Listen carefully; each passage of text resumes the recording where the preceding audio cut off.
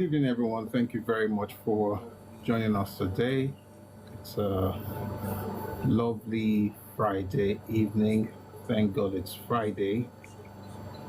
Thank God it's Friday. Great to have everybody join us today. And thank you so much for liking the live, particularly Ibo Jinojo. I see you, sir. Thank you very much for your support. And if you're here on TikTok, please let's keep our tapping. We need to do that in order to keep the live going. That'll be much appreciated. For those on YouTube, thank you for joining us. Great to have you here with us. Facebook as well. Ẹkáàbọ, wow. Please like and share the live. Please like and share the live. We want to help the algorithm to help us. So as you tap and share and those things, the algorithm will recommend the live to others. Okay. Okay. Do we have a show today? I was thinking of what to call today's session, so I just called it "What's Happening? Masses Are Rising," and we'll get into some interesting conversation today. We're not attaching a specific topic to it because I'm noticing some things happening in the country and also in Yoruba that I think we want to talk about, and we'll move to other things much later.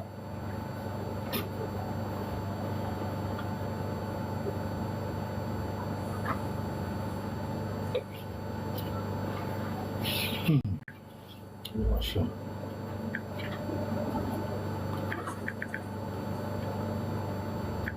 All right, let's keep our tapping, please.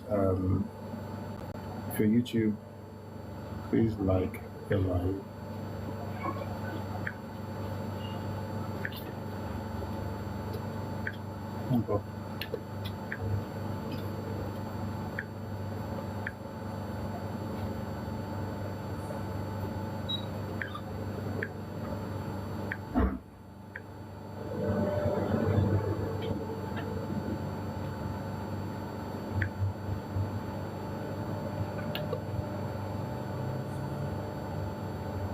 You won't give them see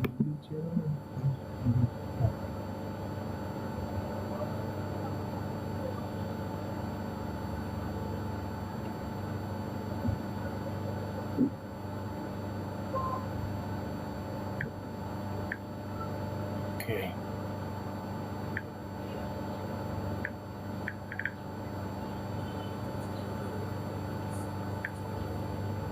Trying to put things together. We're going to have a great show today, and also we'll have some time in class.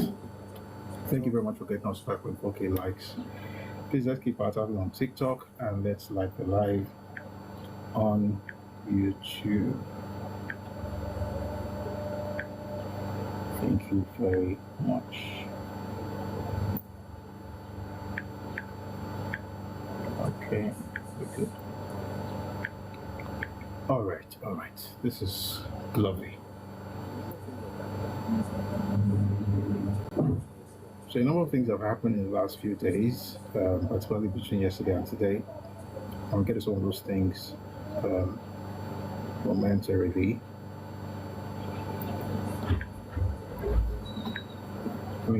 I think the first thing I'd like to talk about, of course, is the fact that One King Wasiu Marshall has decided to go to court, suing the governor of Ogun State, Mr. Abiodun, the executive chairman, the local government, Honorable Commissioner for Local Government and Chieftaincy Affairs, the Attorney General and Commissioner for Justice, Ogun State, the Secretary, Jebo, the local government, the Chairman, Awujale Interregnum Administrative Council, the Chairman, Fusefmoa Ruling House, Otumba Lateef, the applicant's affidavit in support of motion expected the solution process. Essentially what they're saying is, let me just read it to you. I was you and they Olasukon Adewale Nkoshi Marshall, adult male Nigerian of 35 or more, Ojúṣàgbọ́lá Avenue, Ìjẹ̀bú, they do hereby make oath and state as follows that I am the applicant, that I am a member of the Vijaymowa Reading House, an aspirant, that I know,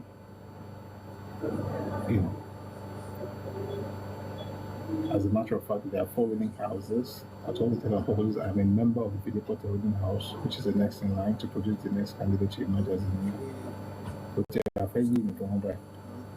I thought he's going in as a member of the Vijaymowa, and if I'm not pronouncing it correctly, it's because Ijebu has an interesting dialect. So by me, it's right with names, Asian names like that. Anyway, they've gone to court now. I think the whole idea really is so that they're going to stall whatever it is they're doing until they decide the path to take.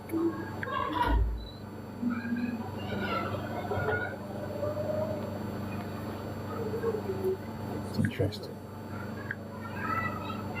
But yeah, so some things have been happening. Some people were caught,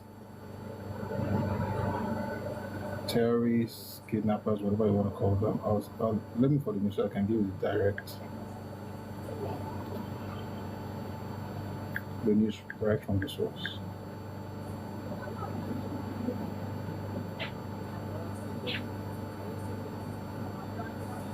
Yeah, Kwara State government confirms arrested armed men and Yeti Allah members involved in NSA Ribadu-led security operation. That's from Sahara Reporters, by the way. It says here, Kwara State confirms arrested armed men and Yeti Allah members in federal security operation. The Kwara State government has clarified that the armed men recently apprehended by soldiers in the state, initially believed to be bandits, are members of Yeti Allah participating in a federal security operation coordinated through the Office of the National Security Advisor. The clarification comes in the wake of public concern following reports by Sahara Reporters that Nigerian soldiers intercepted a group of armed individuals carrying AK-47 rifles while patrolling in a security vehicle in the Ifelodun local government area. Since when has the NSA began to give Yeti Allah AK-47 rifles? Let's just read it. The clarification comes in the wake of public concern following reports by Sahara Reporters that Nigerian soldiers intercepted a group of armed individuals carrying AK-47 rifles while patrolling in a security vehicle in the Ifelodun local government area. The suspects claimed that they were sponsored by the Ilorin government, a development that sparked public anger and renewed fears over insecurity in the state. Sahara Reporters had earlier reported that residents strongly opposed an alleged plan by the National Security Advisor, Nuribadu, to deploy armed Fulani herders, popularly known as Bororos, to combat banditry in Kwara. The plan was said to involve the arming of non-state actors with AK-47 rifles under a controversial security framework. This is actually quite interesting, but this is not all we have, thankfully. The NSA has also responded, the office of the NSA, and this is what they had to say.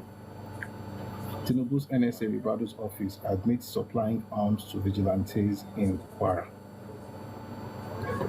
I'll read that report. Again, it's also from Sahara Reporters. It says, Tinubu's NSA Ribadu's office admits supplying arms to vigilantes in Kwara. The Office of the National Security Advisor has acknowledged that it provided arms to vigilante groups as part of efforts to support security agencies in combating terrorism, banditry, and other criminal activities, particularly in hard-to-access terrains.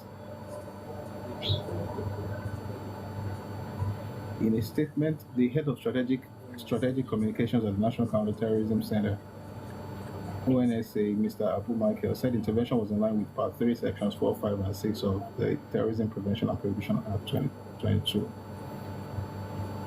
Madam Nuribadu was appointed by President Bola Tinubu as National Security Advisor on June 19, 2023.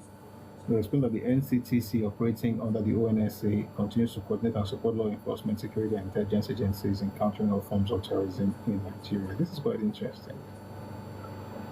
Let me read to you what the spokesperson actually said. According to the spokesperson, recent media reports published on some online platforms made it necessary to clarify aspects of ongoing counterterrorism operations across the country, particularly in forested areas of Kwara State. He said, in line with the National Counterterrorism Strategy, Nigeria's kinetic approach includes the deployment of hybrid forces.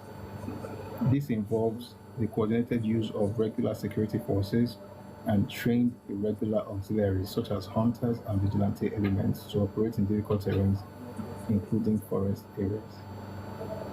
Is that not what forest guards are meant for? And these vigilantes, are they known to the people of that area? Because what we usually have in Yoruba land, that vigilante will be from, the vigilantes will be from that particular, that's what we call them, vigilante. They'll be from that particular neighborhood or at least that town. So all they have to do is to call maybe their village or their town, not to be talking about Abuja or talking about the government.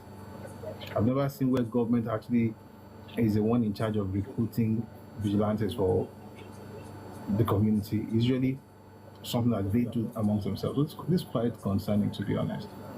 And of course, people have gone to town with this news and people are saying different things, because now the vigilantes, people are saying that they are also the Allah. Right? And I don't see vigilantes carrying AK-47. That's not the kind of, they usually have rifles, they ain't guns, that kind of thing they usually carry. So these ones that have AK-47, they are called military alertness, and they're saying they're actually vigilante. It's not clear. And the kind of guns they're carrying is something that only the government can issue. You're saying you give them the guns, okay. You can't just say that there is hybrid. We speak a lot of English sometimes, but I don't know if this is the way to actually guard, or protect Nigeria, especially when it looks like those people themselves are non-state actors. But it is well. Let me greet someone on YouTube or TikTok. Good afternoon. Good afternoon, sir. So you're always up late. It's not clean shape now, Shay. Thank you. Thank you. You have to keep it looking good. All right. Let's go on.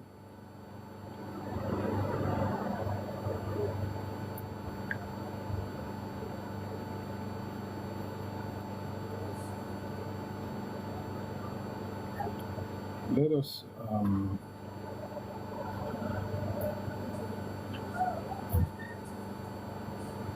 move on to the news about death penalty for kidnappers. A while back, the National Assembly, I think it was actually the Senate, they're talking about the fact that they should have death penalty as perhaps the maximum sentence for kidnappers. But in a twist, apparently the AGF, Attorney General of the Federation, Lateef Fagbemi, has argued at the Senate public hearing that capital punishment could create safe havens for terrorism suspects abroad, fuel extremist martyrdom narratives, and leave no room for correcting judicial errors. I'm going to read from Premium Times. Nigerian government opposes lawmakers' move to prescribe death penalty for kidnappers. The Attorney General of the Federation and Minister of Justice, Lateef Fagbemi, has opposed a proposal by the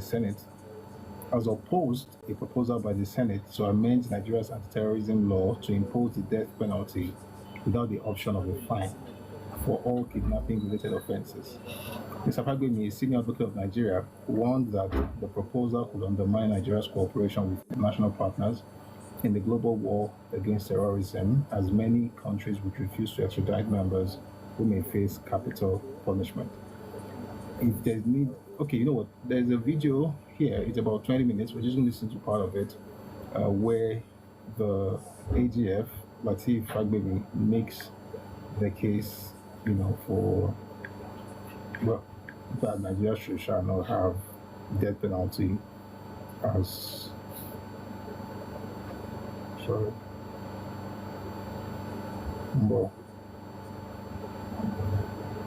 I'm doing a number of things at the time. Just give me a second, please. Why Nigeria should not have the death penalty for kidnappers, but please take a listen to the Attorney General of the Federation, Lateef Fagbemi.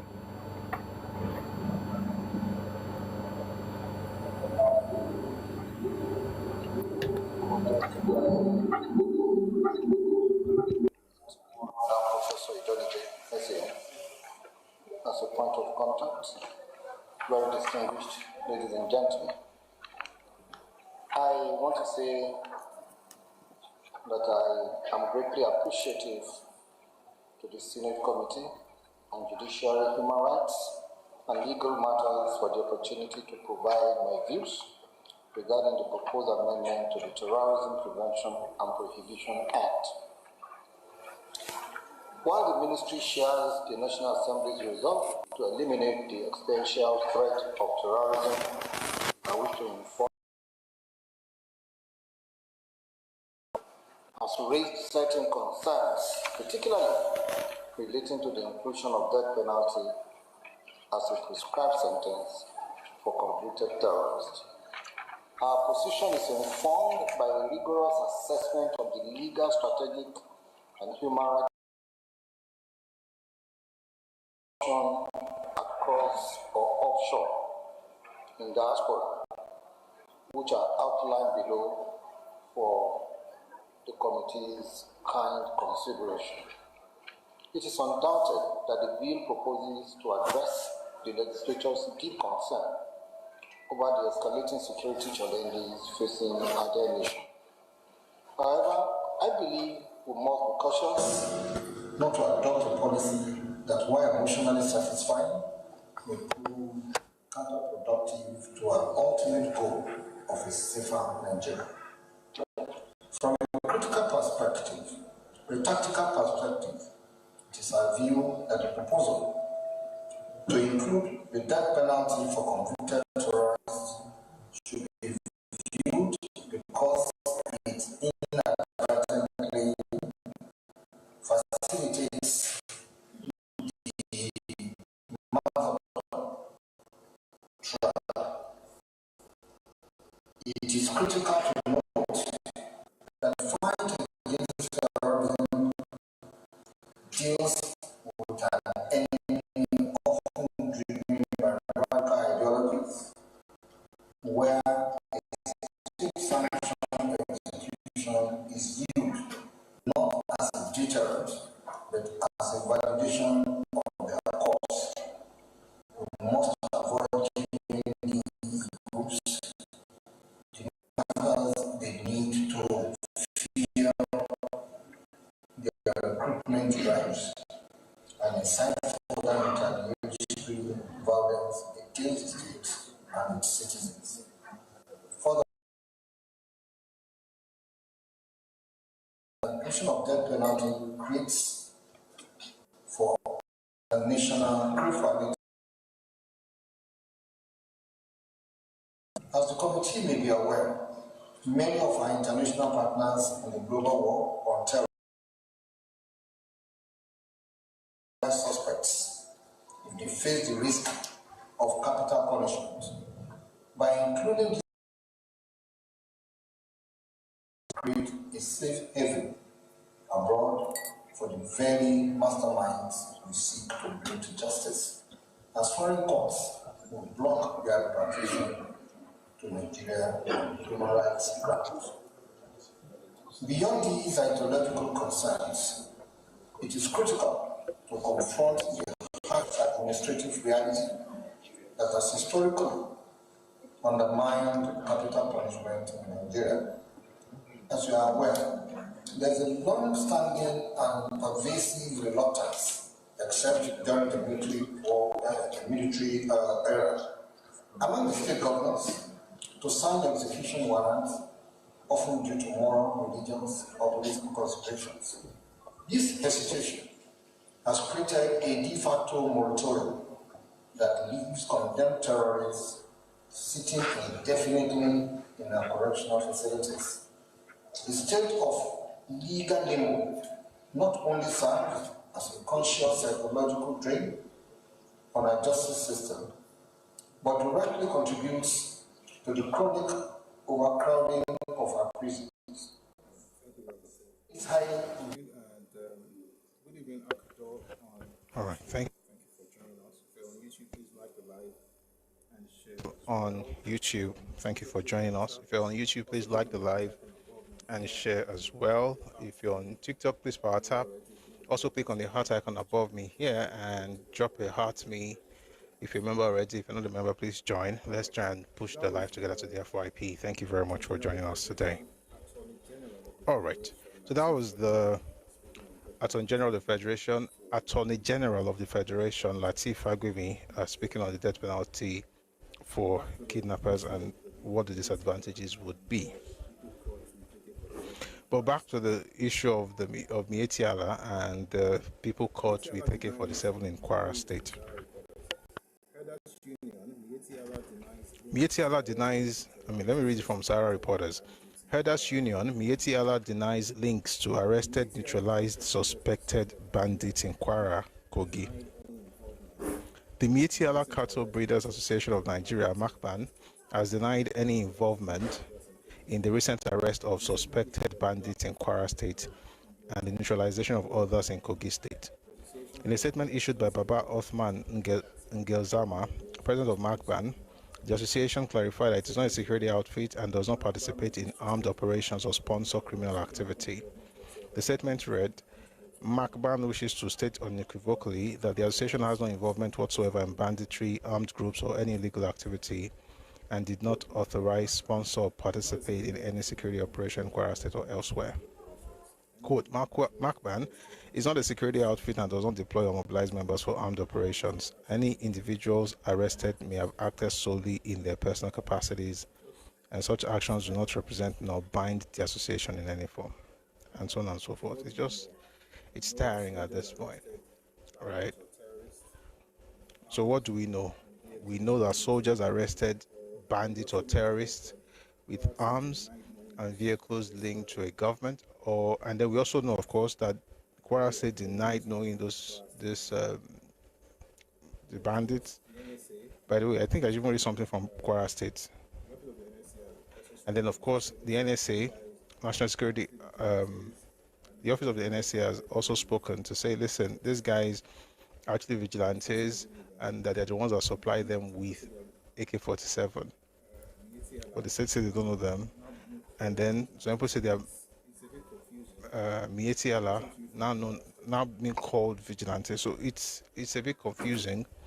Let me read to you from Kwara State. Excuse me. I think I read this earlier, but this is okay. Yeah. So Kwara State government actually put out this news report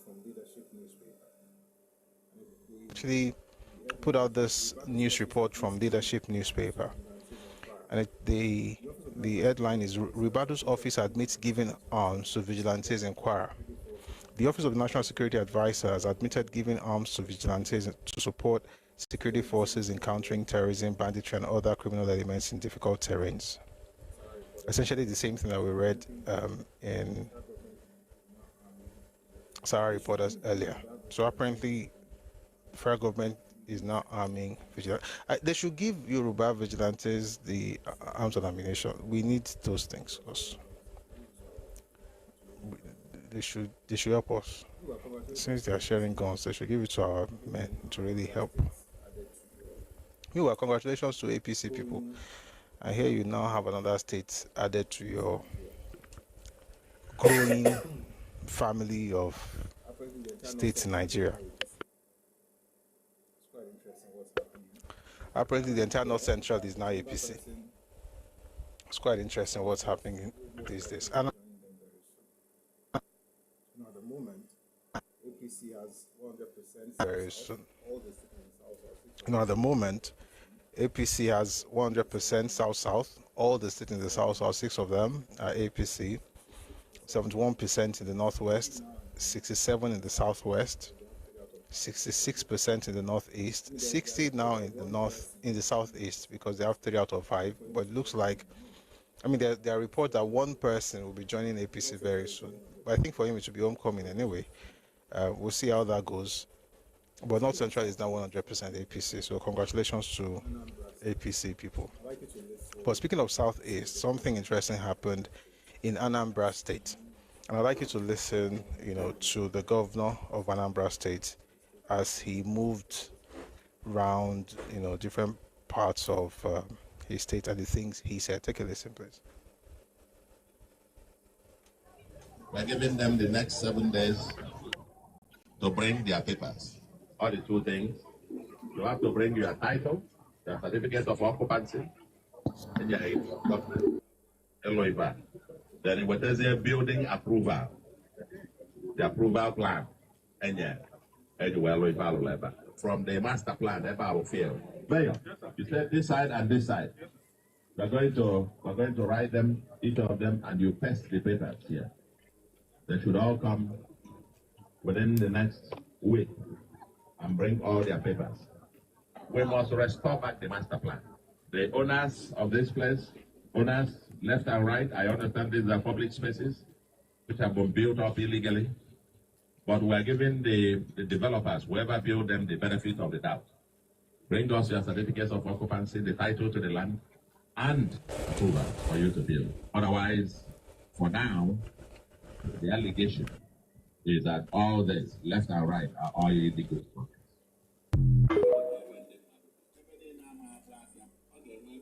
A ga-edozi Ọnịsha ọ dị ka ebe ndị mmadụ bi ebe niile ama agba afịa ọ ga-enwe ebe ndị mmadụ na-abi nwee ebe ndị mmadụ na-apụta ụmụaka eje gwurie egwu nwee ebe mmadụ ga-apụta ije negharị anya Ọnịsha amaka edizaịnụrụ Ọnịsha ọma mma mana ndị isi ochie emebisi gị ebe a kwesịrị ịbụ an open space nke ndị lụchisịrị ife ebe a ma ebe a esere ebe a si ya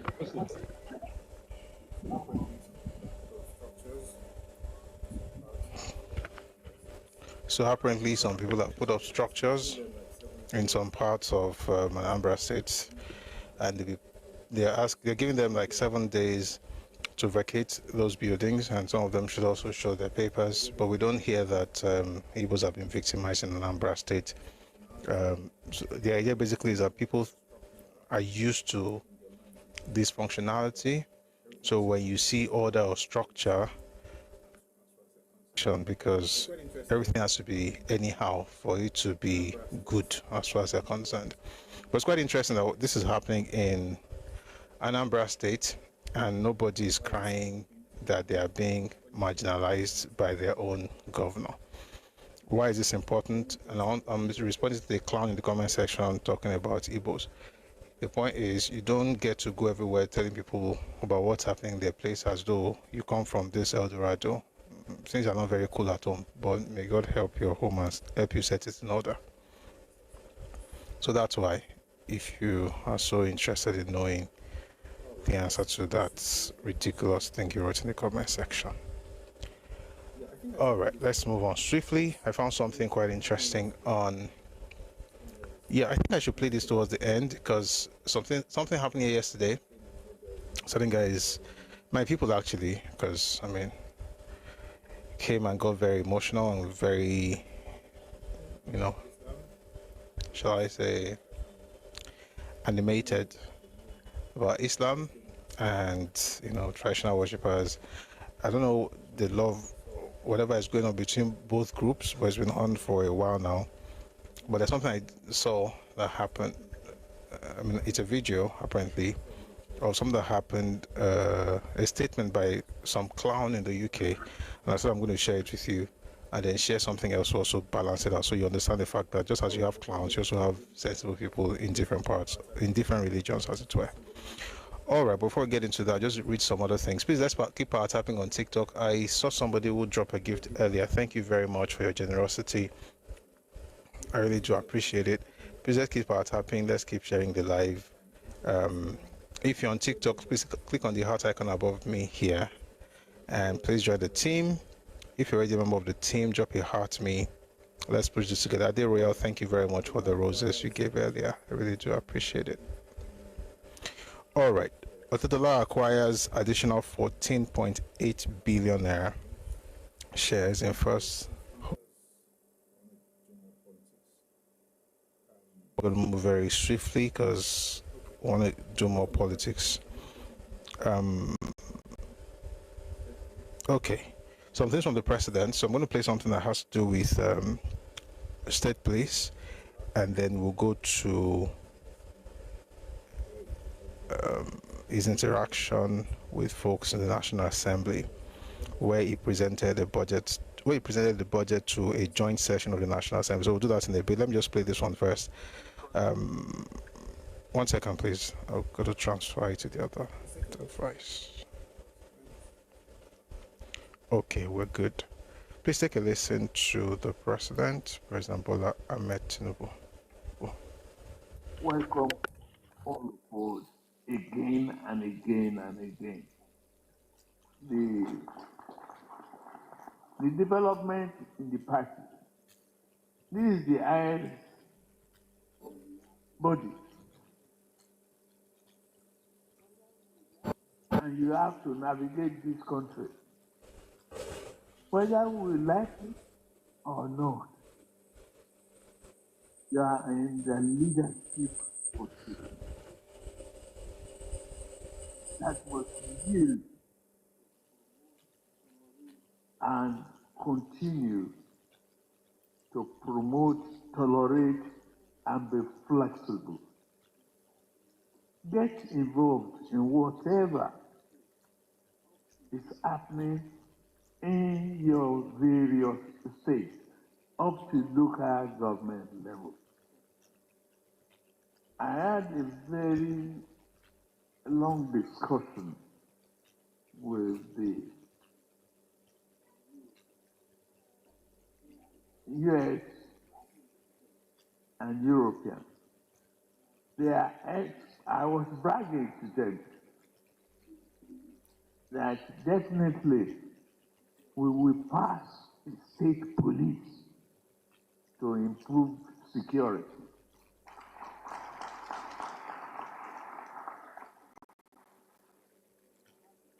They asked me if I'm confident, and I say yes. I have a party to depend on. I have a party that will make it happen. And if at this level we fail, God forbid, we will not fail.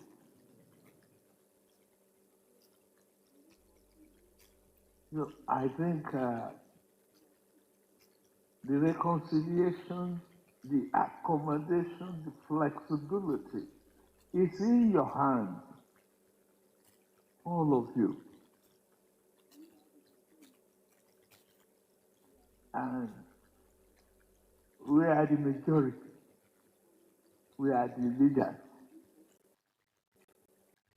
Let us equally look at the recent Supreme Court judgment. What can we do with it? And how well we can position our country and our party.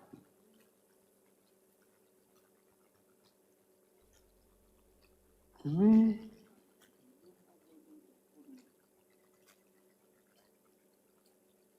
the local government autonomy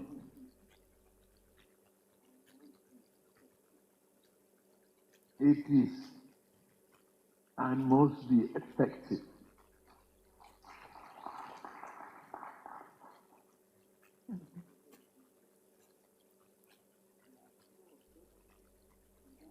Let us give them. There is no autonomy without funded mandates. We'll give them their money directly. That's the truth. That's compliance with the Supreme Court. Take the leadership seriously. I would turn to Bayelsa to appeal to to accept our condolences for the deputy governorship. May so rest in peace. And let's continue to pray for our country and work together. We need more women in this circle. I think we should make provisions for that. Patricia Ete, so join the hands to to bring additional. Okay, thank you very much. So have a nice evening, and I think I'm facing uncommon leadership of National Assembly tomorrow, right? Yeah. Okay, for the presentation of the project. Okay, thank you very much.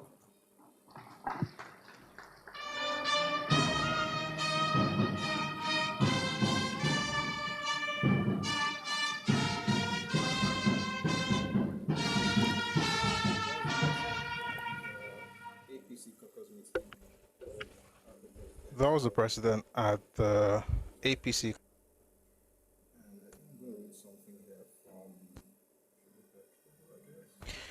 And I think I'm going to read something here from, should be the cable, I guess, where they went a bit deeper into some of the things that he talked about. Okay, great. Found it. Says Tinubu, I'm confident state police will be created to improve security. The president spoke on Thursday. Take it again. President Bola Tinubu says he's confident about the creation of state police to improve security in the country. The president spoke on Thursday night while addressing governors elected on the platform of the All Progressives Congress (APC) at the party's caucus meeting held at the State House, Abuja. Tinubu said he recently told US and European leaders during a meeting about the establishment of state police as a way to improve security. Quote, I had a very long discussion with the US and European leaders. I was bragging to them that definitely we'll pass a state police to improve security, he said. They asked if I'm confident, and I said, yes, I have a party to depend on. I have a party that will make it happen, and if at this level we fail, God forbid, we will not fail.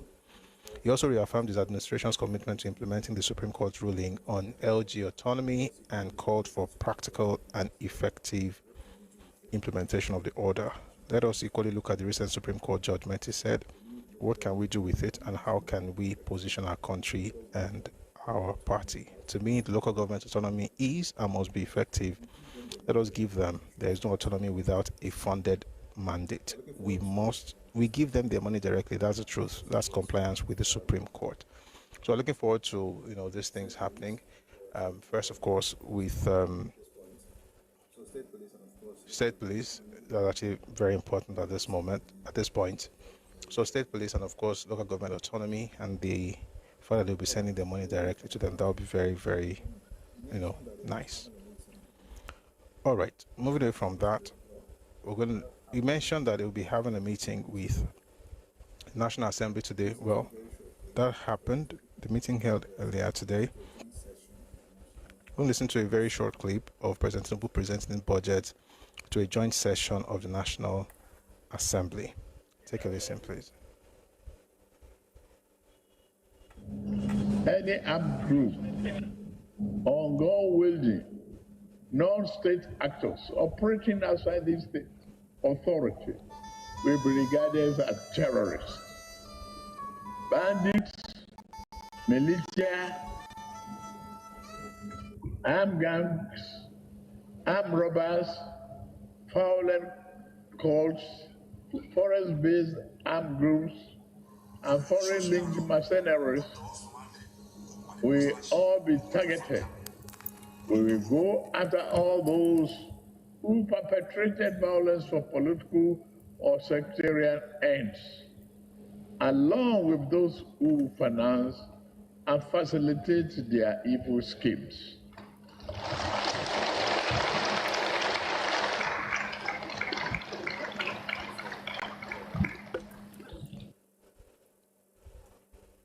Okay, sorry, another one.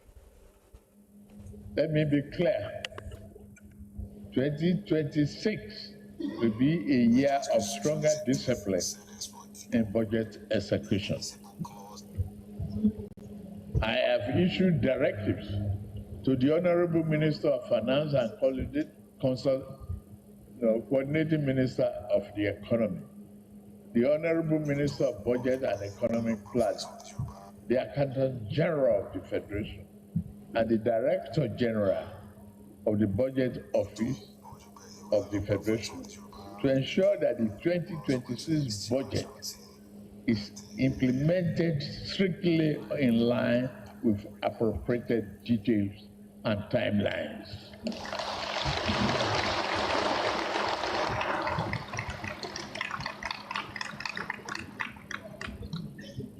We expect improved revenue performance through the new year. The new National Tax Act and the ongoing reform in the oil and gas sector.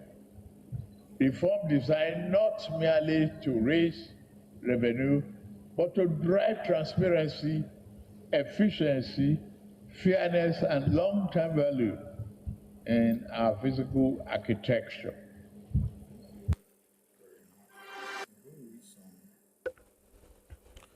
Thank you very much for listening. We're going to read something here from AIT. Put all this news 2026 budget anchored on realism, prudence, and growth. This is from Africa Independent Television. 1 second, please. President Bola Tinubu has said that the 2026 federal budget is anchored on realism, prudence, and growth. President Bola Tinubu has said that the 2026 federal budget is anchored on realism, prudence, and growth-oriented policies aimed at ensuring fiscal sustainability and delivering measurable value to Nigerians. Presenting the key aggregates of the budget, the President said the total expected revenue stands at 34.33 trillion naira, while projected total expenditure is 58.18 trillion naira, including 15.52 trillion naira earmarked for debt servicing. Recurrent non-debt expenditure is set at 15.25 trillion naira, while capital expenditure is projected at 26.08 trillion naira. The budget deficit is estimated at 23.85 trillion naira, representing 4.28% of GDP. The President says these numbers are not just accounting lines, but a statement of national priorities, stressing the government's commitment to fiscal sustainability, debt transparency, and value for money spending. The President explained that the 2026 to 2028 medium-term expenditure framework and fiscal strategy paper provides the basis for the budget, with projections built on a conservative crude oil benchmark of $64.85 per barrel. Crude oil production I'll take that slowly. The President explained that the 2026 to 2028 medium-term expenditure framework and fiscal strategy paper provides the basis for the budget, with projections built on a conservative crude oil benchmark of $64.85 per barrel, crude oil production of 1.84 million barrels per day, and an exchange rate of 1,400 naira to the US dollar for the 2026 fiscal year. I'd like us to listen to more stuff from the President himself. Please take a listen. President, the Speaker, the Vice President, the House, the remark of the Senate President has gotten me relaxed and happy to be back in a club of great people, great minds, great thinkers, and the essence of our democracy.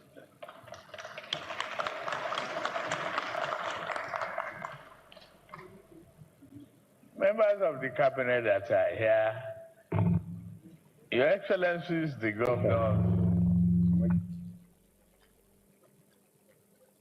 past and present, members of this honorable hallowed chamber.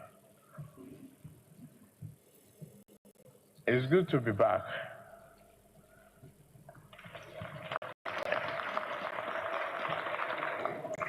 To a well-familiar terrain. Ladies and gentlemen, and fellow Nigerians, I am here today to fulfill an essential constitutional obligation by presenting the 2026 appropriation bill to this esteemed joint session of the National Assembly for your consideration. Before I go any further, let me be upfront with you. This is a reset, a very hard one. Avoiding abandoned projects, unpaid contractual obligations, and running a multiple budget, both inherited and unfulfilled mandates, is a problem staring the nation. So we are terminating the habit of running 3 budgets on one. The APC. Okay, so it was cut off.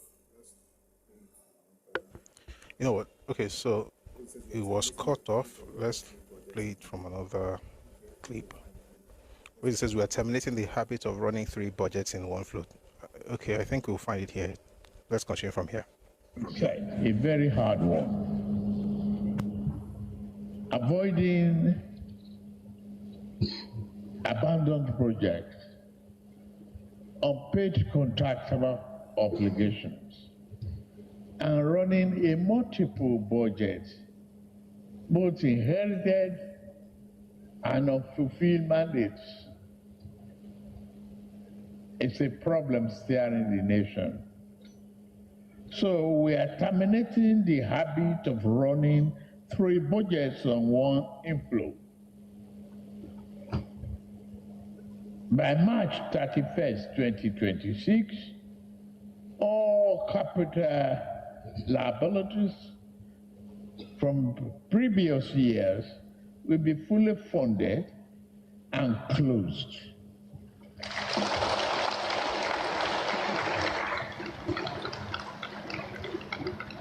From April, Nigeria operates on a single budget, backed by a single revenue cycle.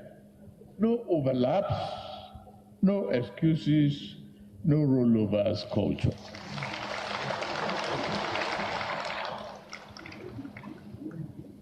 This budget presents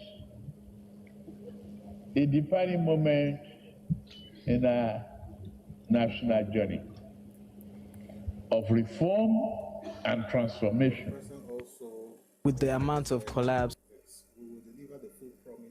Well, the president also said this: we will deliver the full promise of the renewed hope agenda. Tinubu says as he lays the 2026 appropriation bill titled Budget of Consolidation, Renewed Resilience and Assembly. You would like to hear this? Take a listen, please. We'll be here for a bit before we move on to other things. Let's listen again, please. We deliver the full promise of renewed hope agenda. Thank you very much. Please be seated.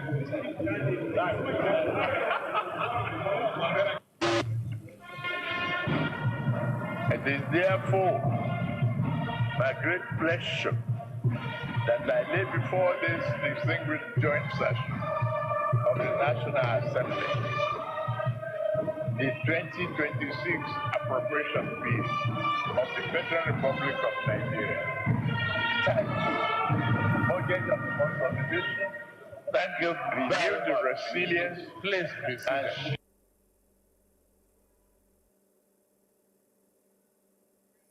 We will deliver the full promise of renewed hope agenda.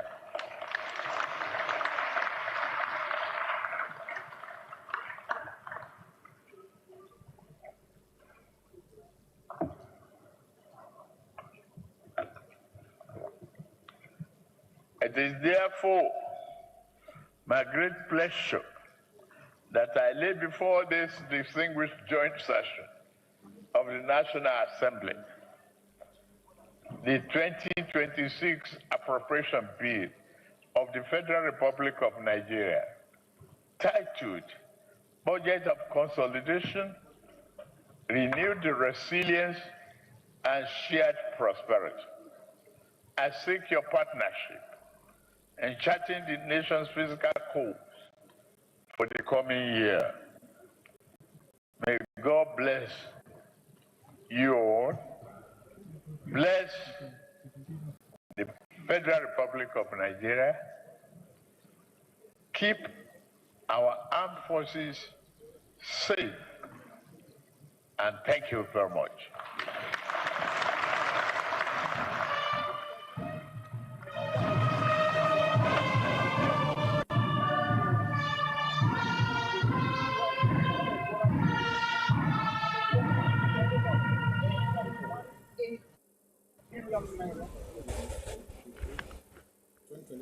All right. Just from Business Day, quickly. 2025 budget faced competing demands with poor revenue performance, Tinubu. President Bola Tinubu has acknowledged challenges in implementing the 2025 budget, highlighting the realities of transition, competing execution demands, and poor revenue performance. Tinubu acknowledged this in his budget presentation speech before a joint sitting of the National Assembly on Friday. The president presented the 54.47 trillion naira budget, 54.47 trillion naira 2026 budget, which he christened the budget of consolidation, renewed resilience, and shared prosperity to the Assembly. He informed that as at Q3 2025, the country recorded 18.6 trillion naira in revenue, representing 61% of the target. That's poor, Tinubu said. The president also reported 24.66 trillion naira in expenditure, representing 60% of the target. While fiscal challenges persisted, Tinubu said government met its key obligations. However, he noted that only 3.1 trillion naira, about 17.7% of the 2025 capital budget, was released as at Q3, reflecting the emphasis on completing priority 2024 capital projects during the transition period. I'll quickly do like a breakdown, right?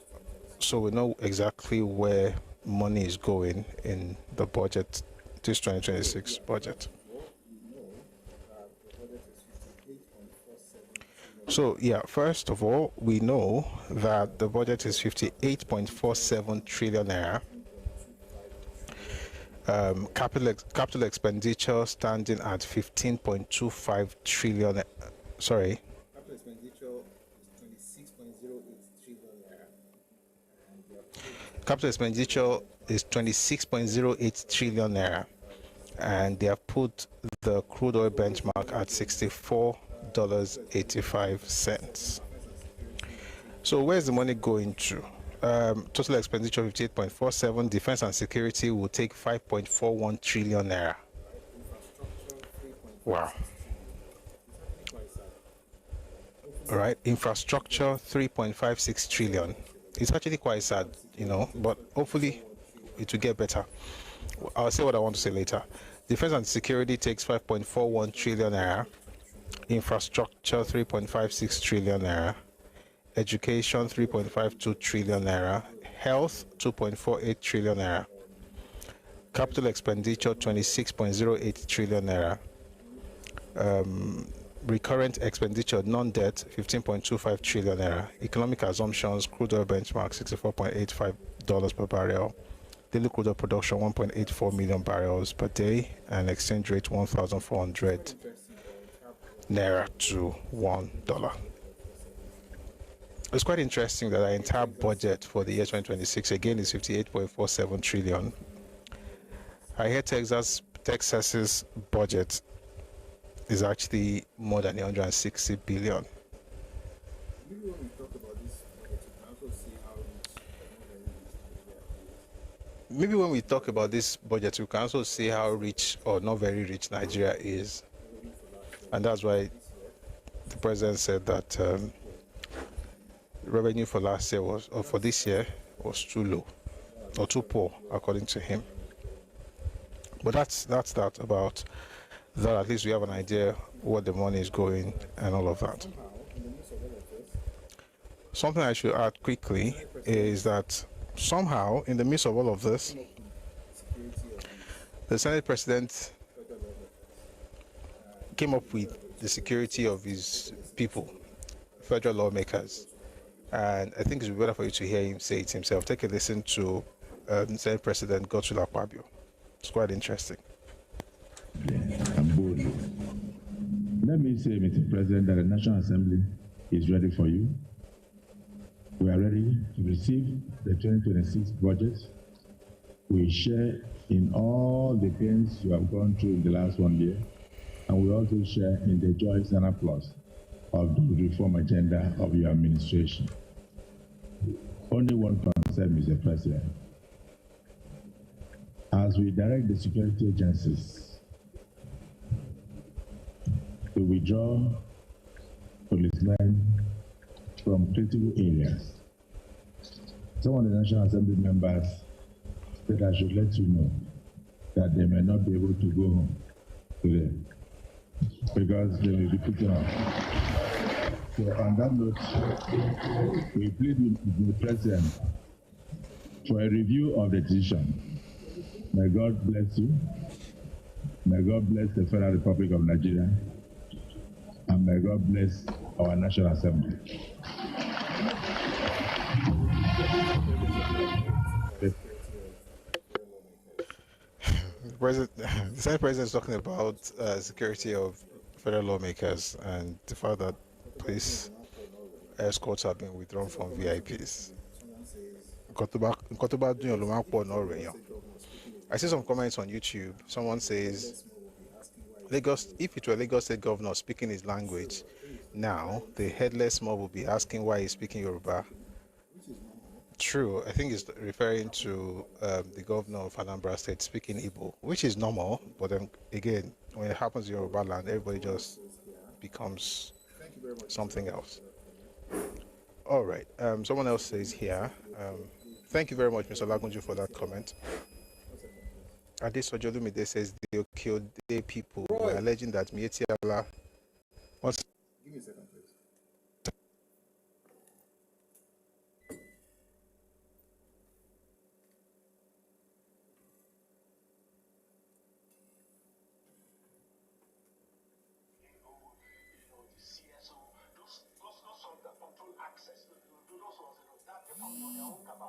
And then the fifth cabal, which the president head himself, actually had the what I call the geriatrics. There are quite a few old people that have influence that he listens to. So some of them, I understand, some of them are even complaining. I've not seen him in a long time. They are not allowing us to see him. No, I want to see there is a conflict of cabal. Part of the danger of having multiple cabals like that is decision making is slower. Because one cabal pushes a decision, the others fight against it. And then, it takes a while for the man. And I can resolve like whoever gets to the president first and when he hears the story and take action, probably will get an upper hand. I think that's a problem generally with old people generally. For those of us who have old people in the family, the first person to report tends to be the Muslim party. So be the fault of the business is a very hard one.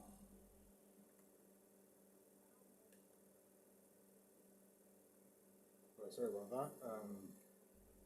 Didn't switch over, supposed to switch earlier. But we're good now. All right, sorry about that. Where were we? We didn't switch. We were supposed to switch earlier, Yeah, but we're good now. the voice of Professor Charles Where were we?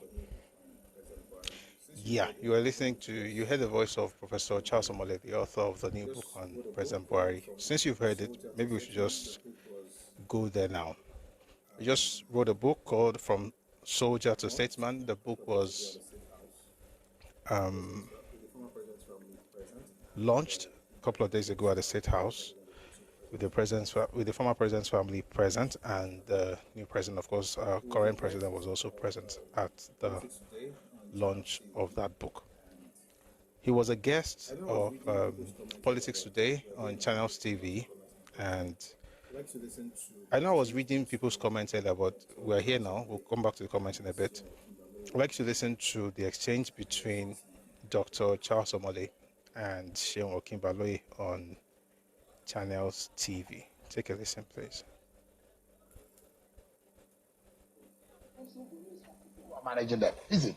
That is true. I mean, the thing is, the president will always have people around him, but you need to put systems in place to avoid state capture or presidential capture, as for want of a better word. Because, for example, the current government have, from what I can see, at least 5 cabals. Within the presidency? Yes. And the interesting thing about one of the cabals actually is headed by the president himself, based on my own analysis. Because if you're looking at the word cabal are people who have proximity to power and who have the ability to influence policy and decisions. So in this current administration, you have at least 5 groups, all fighting. Who are these groups? Okay, if you're talking about the 5 cabals, number 1, there is the chief of staff group. That's Femi. Yes, and by that I mean not just him, people who are in the circle. In that, yeah. You had Wiki to that, you had NSA to that, and people who are in the circle. That's one. Number 2, you have the Sheyi Tinubu's pathway. That's another. The boy is that powerful. Oh yes, and also people he helped to put in government. So that forms another group. The third group, of course, is the first lady. You can't rule that out.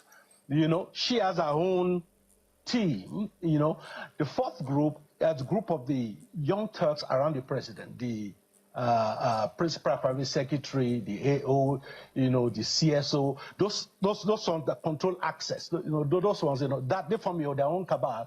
And then the fifth cabal, which the president head himself, actually are what I call the geriatrics. There are quite a few old people that have influence on the that he listens to. So some of them, I understand, some of them are even complaining that I've not seen him in a long time. They are not allowing us to see him. No, what you see there is a conflict of cabal. Part of the danger of having multiple cabals like that is decision making is slower. Because once one cabal pushes a decision, the others fight against it. And then, it takes a while for the man to make a decision. And there's a problem. Whoever gets to the president first, and when he hears the story and take action, probably will get the upper hand. I think that's a problem generally with old people, generally. For those of us who have old people in the family, the first person to report tends to be the innocent party.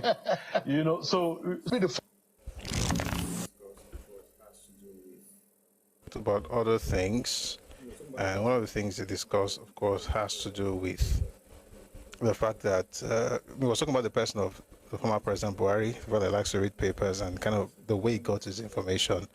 I think we should listen to that as well. Then move on to other things. Take a listen. Again, this is the author of the book From Soldier to Statesman. It's a book on Buhari, the former President Muhammadu Buhari. Charles Omole is his name, and he's here on. He was on Politics Today with Shehu or Kimberley. Take a listen, please. What you ran away from easily here, what maybe you didn't capture or maybe I have not read, was how Buhari was comfortably able to allow people to run riots in their offices without. I've had minister on this program who said, in my years of serving Buhari, he never asked me a question about my role as a minister. That we didn't see much of here. Well, 2 things. Number 1, this book is not about policy, Buhari policies. It's about the man, Buhari. So reference to policies is as it relates to his thinking, about what he was thinking around that policy rather than the policy itself. Now, the thing is this, Buhari by nature, he delegates. Once he delegates, he allows you to do the work. But the problem, what people don't understand is that a lot of what he believed was going on was curated by people around him. For example, there are things I actually did not include in the book that I felt were probably too hot to put in the book. Like what? The subject matter. Without having to state the details if they are difficult. Okay. For example, one of the things about Buhari is that he loved reading the newspapers. Everybody knows that, right from, the early days. He was a newspaper man. And there were reports that the cabal went to the extent of curating his own newspaper for him. A version of the newspaper. Yes, that would plant stories they want him to read. And and perhaps, There are those who even say that this happened to not only President Buhari, that in fact it may be happening to the present president, that he may not be seeing the actual news and he may not be reading the actual newspaper, and that leaders in that form and shape and height get to the point of being fed with whatever those who are around him and managing them wanted. That is true. The challenge, of course, with someone like Buhari is there's one overarching cabal. But in the current government, there are multiple cabals, and that, I think, has its plus and minus in the sense. So there's a possibility that a president may not know what is happening in the country for 3 days. Of course. Because everything is teleguided. Even the channels he watches. Yeah, that's true. Yeah. Everything is teleguided, is being managed in a way that those who are around him. And that's why the name of Tunde Sabiu, for example, came up as his level of education, his experience, those who, they say, controlled what went on, who saw the president, what kind of, in fact, the daughter of the president wrote, who somewhat is, what's it called? Auditor. Yeah, and went and discovered that some of the signatures of the president in documents were forged. That's correct. And that's how powerful some of the people around the president. So it's not the fault of some of these presidents sometimes. It could be the fault of those who are managing them, is it? That is true. I mean, the thing is, the president will always have people around him, but you need to put systems in place to avoid state capture. All right. So, that was again Charles Somebody. I'm waiting for the book, put out feeders. Hopefully, we're going to get the book in the next few days, and one of these days we'll review it here. I'll of course read it before we bring it here, but it would be nice to discuss it with you all. Meanwhile, I'm sure you must have heard that following Aliko Dangote's push against Farouk Ahmed, the MD of NMPDRA, that the man has resigned. That you must have heard of. What you may not have heard, though, is Senator Adams Oshomole's perspective of what happened. I'd like you to listen to him and what he had to say about what he called the removal of Farouk Ahmed. Take a listen, please. Repeating to congratulate, particularly, Madam, because there is no question, sir, that this issue about women empowerment and equality is an issue in Nigeria. So I commend the president for finding you worthy of being appointed. And Mohammed, looking at your CV, you are all qualified. The issue for me is not qualification. It's your policy choices. And that is where I would like to learn from you. Everywhere in the world, the nation state make deliberate effort to protect local industries, not because we like the owners of those industries, but because we want to create jobs for Nigerian people. Those jobs will not be achieved by whipping for the jobless. It is by supporting businesses, particularly manufacturers that are labor intensive, like refineries. Over the years, NNPC, which you were a part of, invited and issued refinery licenses to so many. Fortunately, we have had one big one, and others not so big, and some modular refineries. Unfortunately, access to crude by these small modular refineries has been an issue. And your predecessor that was removed, and I celebrated it last night, he needed to be hanged. In my previous statement, I said, if we don't hang him, he will hang Nigeria. Because anyone who is opposed to jobs being created in Nigeria, who prefer importation, importing poverty here and exporting our prosperity abroad, do not deserve to live. I want to see how his case will be pursued to conclusion. With you, sir, having been in the industry, and I imagine in your heart, you lament that refineries that worked before. I was in Kaduna. Many of my relations were getting jobs and contracts, LPO, to the Kaduna refinery. They are all dead. Now that you are here, and in view of the very shameful performance and policy choices of your predecessor, will you be informed by the spirit of patriotism and the details of jobs for Nigeria, not the details of the owners of refineries, the people who work there, who are our brothers and sisters, our children who read chemical engineering, mechanical engineering, etc. What step will you take to balance national interests with this idea of run down the country so that you can import and people who are adding no value make money without effort? But I want to congratulate you and more importantly salute our president for acting properly without allowing for a vacuum. And I'm still going to drink tonight because of the removal of Farouk. Already baked the cake, let me put the icing. Straight to the point. Engineer Aliusa, what will you do different? Your predecessor did not do well. It's on record. What will you do different? Number one. Two, Mr. Chairman, we are in Dangote Refinery early this month. We have seen a lot of things, we hear a lot of things. And I can assure you, Nigerians like me, I'm close to the ground, I'm already on the ground. And he that is on the ground, fear no fall. I want you to tell us here, what are you going to tell Nigerians, what are you going to do different with what the SAC predecessor did to correct that impression, because there are negative impression about that. Number two, ma. Number three, over to you, ma. You are an experienced person, according to my distinguished colleague, Ẹkáàbọ. You are predecessor to 0/0. When you go in there, we want to see difference and be friend to the stakeholders, especially the committee. Your predecessor, let me call it the Komolafe, has no any relationship. He is above everybody. And I will join you, sir, this evening to drink on his removal. It's not sack. This one is just window. There is not. They are sack, not resign. Sack. That is it. Thank you. Our senators are just interesting. Well, they're talking to the replacement.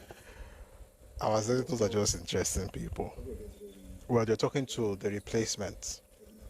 So, of course, a couple of days ago, we read the news that Engineer Farouk Ahmed, who was the MD of NMDPRA, and Gbenga Komolafe, who was the chief executive of NUPRC, had resigned. Well, the senator is telling us that they were not resigned, they were removed.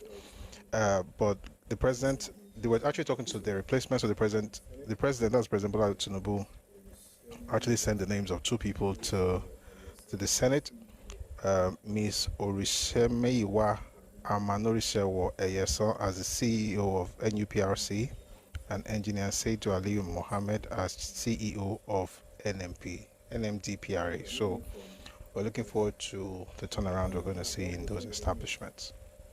All right, moving away from all of this. We're almost done with the news.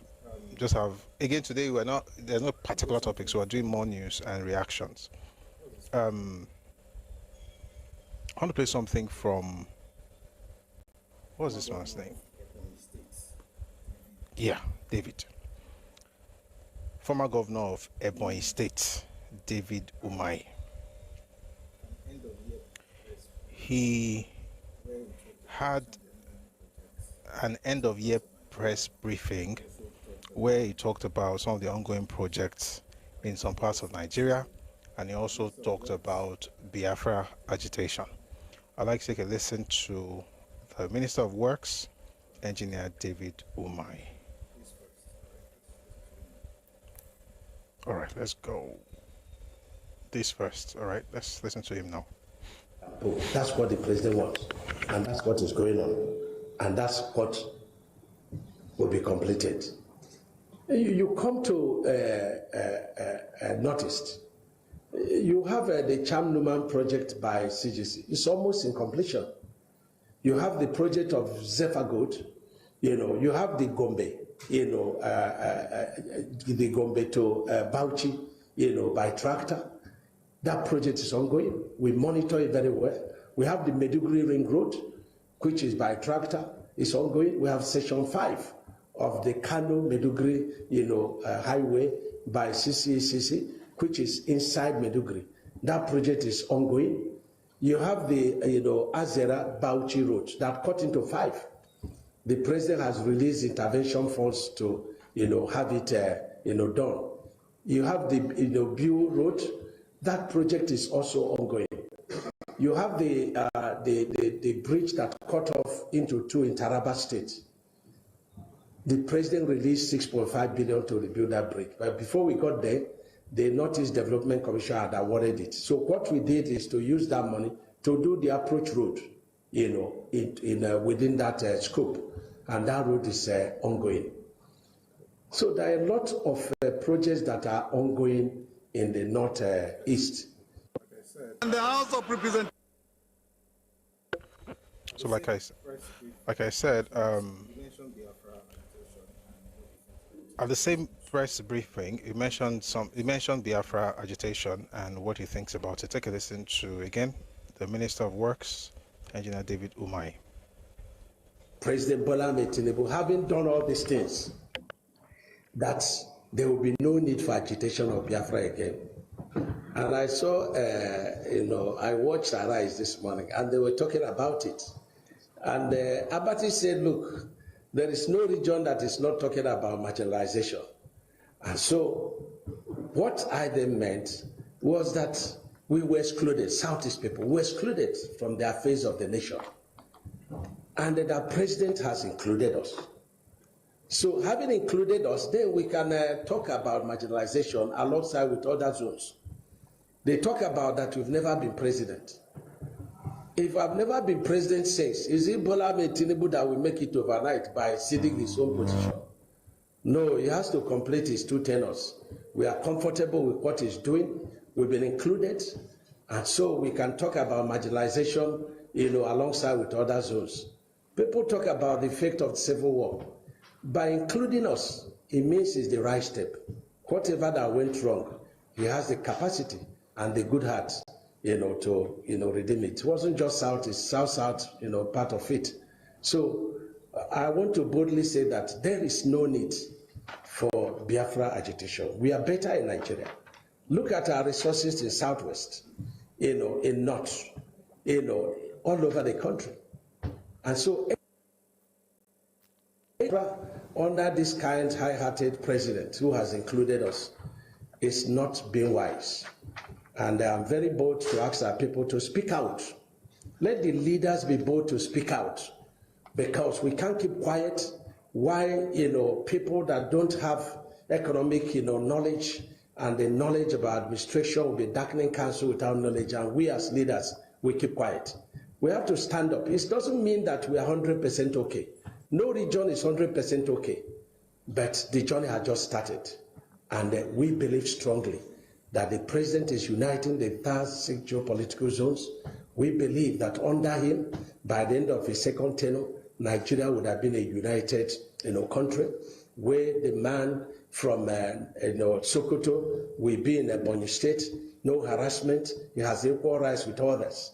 And this is very important. And to every region, I ask you, when you move from one region to the other, obey the laws of the people, obey the culture of the people. Don't be more Catholic than Pope. Respect the people.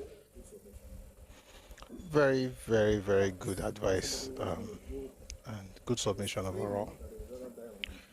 But there's somebody who is claiming that he would rather die on the heel of Biafra. And he has a lawyer who is becoming very popular these days on social media. His name is Maxwell. That's Nnamdi Kanu's lawyer. Well, he released, I don't know if it's a content, let's just say video, right? Put out a video recently, and I think it's something that we should all listen to, whatever it is. By the way, I've not really listened to everything in this video, but I'm very sure it's not going to disappoint. Take a listen, please. I'm in Sokoto State for 2 days now. This is a Court of Appeal, Sokoto Division. this Court of Appeal, Sokoto Division. I've been here, of course, you know that it's no longer news that the freedom fighter, Martin Namikana, is in this town. So I was asked to come and carry out some research for him. So I decided to use Court of Appeal Sokoto here. So, lovers of freedom, it's my pleasure to inform you that what has been happening. I want to start by telling you that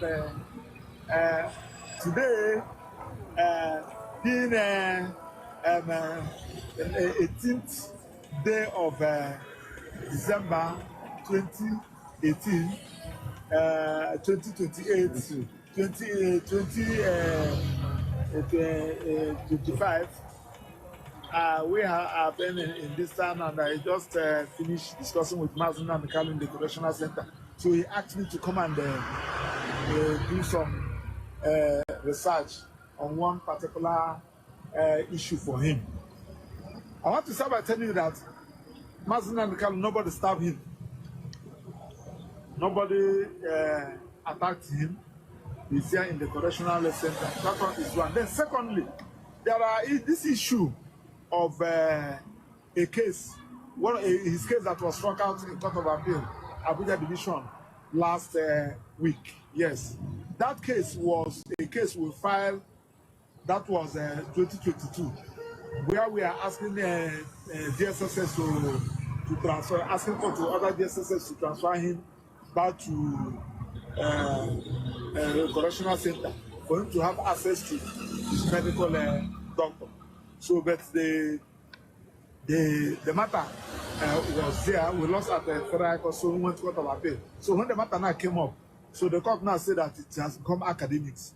Court to now struck it out. That one is on that. Then secondly, on the issue that has to do with the one he filed in Federal High Court, asking court to order that so that he can come back to Abuja to face his, to handle his appeal.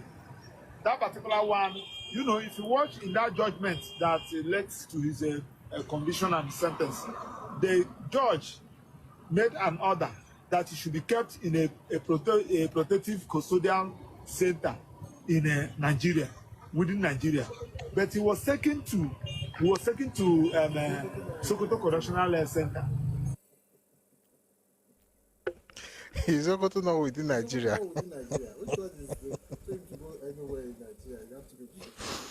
Is Sokoto not within Nigeria? Which one is the told him to go anywhere in Nigeria? You have to go to Sokoto. Sokoto is part of Nigeria now. I beg. This guy be like, it's actually quite funny, but I'll tell you what I gained something from this video, by the way. I'll tell you once it's done. Let's continue listening. Condition and sentence. The judge made an order that he should be kept in a protective custodial center in Nigeria, within Nigeria. But he was taken to Sokoto Correctional Center. So we try to confirm from correctional facility services why they should take him to Sokoto. As against, are they trying to say that Sokoto is more protective than Abuja? So they said no. After indicating that in the judgment, the judge now in the warrant of remand warrant, the judge specifically mentioned Sokoto. That's why they took him to Sokoto. So that's why he filed that motion in Federal High Court. That one is on that. So on the issue of his main appeal, just like as I said, a lot of professionals, experts have indicated interest, and they have been working tirelessly to ensure that the appeal is being filed and entered. So a lot of people has volunteered, professors, senior advocates, serving judges, retired judges, yes, who has conscience, who believe that what Nnamdi Kanu is facing is injustice. What he is suffering is suffering from unjust prosecution and trial. So, and they decided to come in. They have been doing their best So that's just it. So for those of you who say that I've been arrested, I've not been arrested, I've not been kidnapped, I've not been adopted, rather we decided to walk from behind. So I will be giving you updates. So whatever information you need that has to do with this trial, don't wallow in ignorance. You can call me. My number, you have my number. You can call me today to whatever information you needed to get. So that is so going. Flying into Sokoto every now and then, it hasn't been easy, but God day we overcome. So thank you and God bless you. I also want to thank the Igbos in Sokoto and the lovers of freedom, the MBA, the MBA in Sokoto, the chairman of Nigerian Association of Sokoto branch, the lady is also has been of help. I also want to thank the staff of the Operational Center that is doing well. Thank you and God bless you. This guy is doing a lot of work. He needs a microphone at this point because the car keeps moving and the sound is distracting us from the content. But it's actually quite nice. And it's good too that we know what's happening in Sokoto.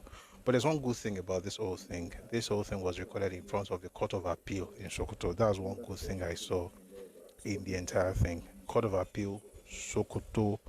I don't know whether they call it Sokoto Division or whatever. Sokoto Division in Sokoto State. Which means that if he wants to appeal, he doesn't need to appeal in Abuja. He can appeal in that Sokoto and he'll be well taken care of. It's quite interesting what's happening, but we're glad that we had that information from, some say consultant. Well, he's still a lawyer, but he's his consultant. It's quite interesting. Anyway, we'll move away from that for a bit. Excuse me. I'm going to read a statement from the White House where partial restrictions and entry limitations, some countries have been added to the list where they have partial restrictions and entry limitations. There are 15 countries: Angola, Antigua and Barbuda, Benin, Cote d'Ivoire, Dominica, Gabon, the Gambia, Malawi, Mauritania, Nigeria, what's up? Senegal, Tanzania, Tonga, Zambia and Zimbabwe. So now we have partial restrictions as Nigerians. It's quite interesting. I have my thoughts, but rather than tell you what I think, I'd like you to listen to a gentleman. Okay, I'm going to play it on this other device. A gentleman talk about what this means or why this didn't need to happen. Take a listen, please. Might happen is for the U.S. government to put an economic sanction, economic embargo on Nigeria. If that happened, it will not discriminate between Muslims and Christians. We will all be poorer. We will all die of economic malfunction, and all of us will pay the price.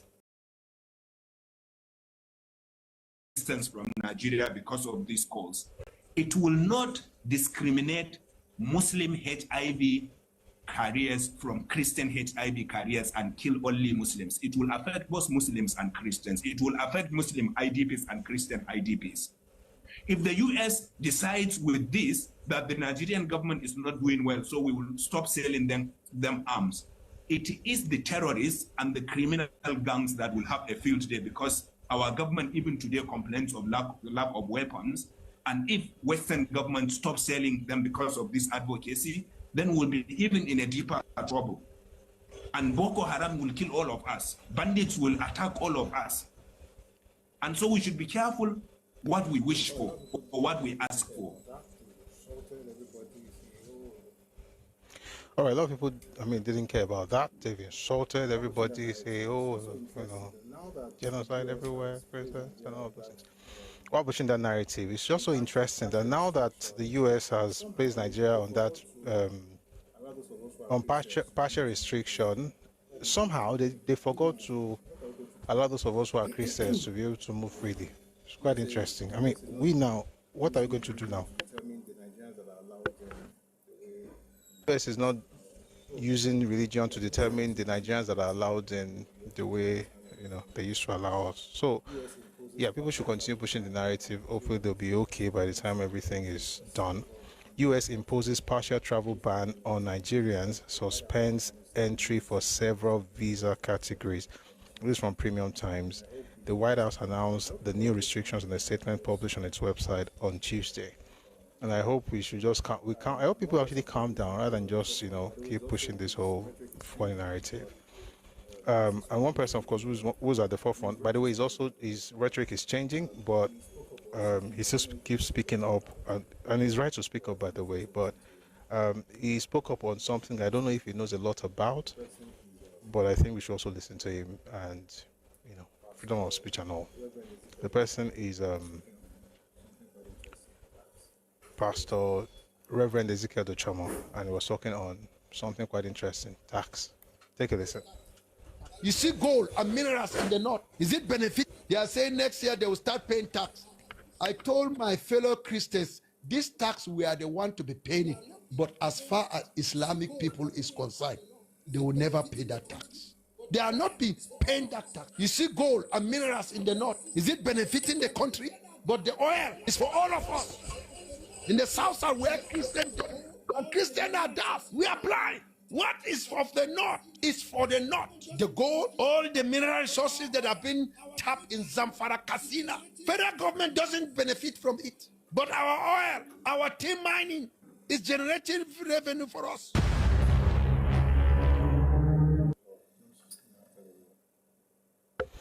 China put out a law, just enacted a law, where they said you have to be educated in something you want to talk about. I don't know if Muslims are exempted from taxes. I do know that Muslims that work with federal government, state government, private organizations, they pay taxes, and taxes are even deducted from source. So I don't know exactly how the taxes are meant for Christians. These are the issues. These are the real issues, and I hope people actually be moderated when they are putting out statements like this. Interestingly, I have another video here of a Muslim who is telling us why we need to pay taxes. And I will say this, I think he pays the most taxes in the country. Aliko Dangote. Take a listen to him. Sometimes it pains me when I go to the local airport, whether it's here or Lagos. You see that to even find a parking of your plane is impossible. Everybody has a private jet. Those private jets should be in industries so that we can create jobs. Because today, luckily, some people maybe they don't know the position of the country as we speak, because population growth is 8.7 million babies every year. So 8.7 million babies every year, we have to be in a lot of things. We have to deliver power, we have to deliver infrastructure, we have to deliver this. That's why a company like ours, really, we are never really, if you look at all companies, the taxes that we're paying is high. We don't mind, because like what I keep saying, in Nigeria, anytime when you have a company, the number one shareholder is government. But, so what we are looking for is that government should facilitate. They should give us, an enabling environment to do this thing. But then, we too, as corporate citizens, we must make sure that we pay our taxes. We must behave. So it's a partnership. I cannot be cheating my partner. So when government now give us the environment of making money, we should also be conscious about doing our own civic duties. That is to pay tax. Because if I pay tax, your children will be able to go to school. Your children will be able to go to hospital. None of us, really, we don't need to go to Cairo, London, or US for medicals. All right. So that was a Muslim speaking on taxes, and I think he actually pays more taxes than, his companies pay more taxes than just about any other organization I know of. If you know anyone, please let us know. But we have to be very careful with this religious rhetoric. And to be honest, I don't think it actually helps a lot. However, it's also important to acknowledge certain things. Can you hear me?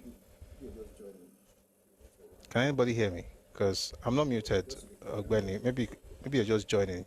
If you wait a while, you will hear. But just to be clear, can anybody hear me? Okay, good. All right, so I think it's important that, thank you very much, Dr. Badru, for that. It's very important for us to be very careful with the rhetoric that we spread of, oh, this thing, Muslims are not going to pay taxes. However, it's also important to acknowledge when certain Muslims are saying some things. And something happened yesterday, like I said, when some of my people came up on stage and were pushing hard against Islam. And I remember saying to them that some of the things they're talking about, I already know, and one of those things I'm going to play. I'll play 3 clips in quick succession. They're short, so not very long. But the last one is actually the one I'm most interested in. But I want you to listen to, if you're Muslim, I also want you to listen to certain things to understand why people are pushing back the way they're doing, and why you should be doing what the man in the third clip is doing if you're a Muslim, so that we're able to have that balance in our conversations on religion. We'll take a listen to, first, this man is called Imam of Peace. He says something about why Muslim Gulf states don't have a terrorism problem. And then we're going to move from that to a person who is actually an immigrant in the UK talking arrant nonsense in the name of Islam. And they'll listen to another person who is definitely wise, and hopefully more of us will follow in his own path or in his own footsteps. Take a listen to the Imam of Peace. We'll start with him. White flag with England written on it without the crucifix. We are not going anywhere. This is our country. We are here to stay. We are settlers. You can't do that in Saudi Arabia. You can't open up it's so safe because extremists are not allowed to wave the Al-Qaeda flag in the UAE. You can't do that in Saudi Arabia. You can't open up a Facebook page in Saudi Arabia and support the Muslim Brotherhood. And you can call it democracy and free speech, and people have the right to express their views. With all due respect, if your view is to behead me, I will make sure you do not exist in the same society that I exist in. It's as simple as that. This is Muslim logic. This is the logic of the rulers in the Middle East. Muslim countries, most this than any. It's so rewarding the Palestinians because extremists are not allowed to wave the Al-Qaeda flag in the UAE. You can't do that in Saudi Arabia. You can't open up a Facebook page in Saudi Arabia and support the Muslim Brotherhood. And you can call it democracy and free speech, and people have the right to express their views. With all due respect, if your view is to behead me, I will make sure you do not exist in the same society that I exist in. It's as simple as that. This is Muslim logic. This is the logic of the rulers in the Middle East. Muslim countries, most of them, are better at this than anyone, yet Western countries feel like they know better. It's so rewarding the Palestinians with a Palestinian state gets you exactly this. And you'll hear this around the world, in the UK, in Australia, in Europe, whenever there's a terrorist attack, they were known to. What does a watch list mean? What does a watch list mean? What does that mean? It means you're watching them carry out terrorist attacks? What does that mean? There are no watch lists in Dubai. There is no watch list in Saudi Arabia. There's no watch list in Bahrain. If you're a threat, you're out. Yes.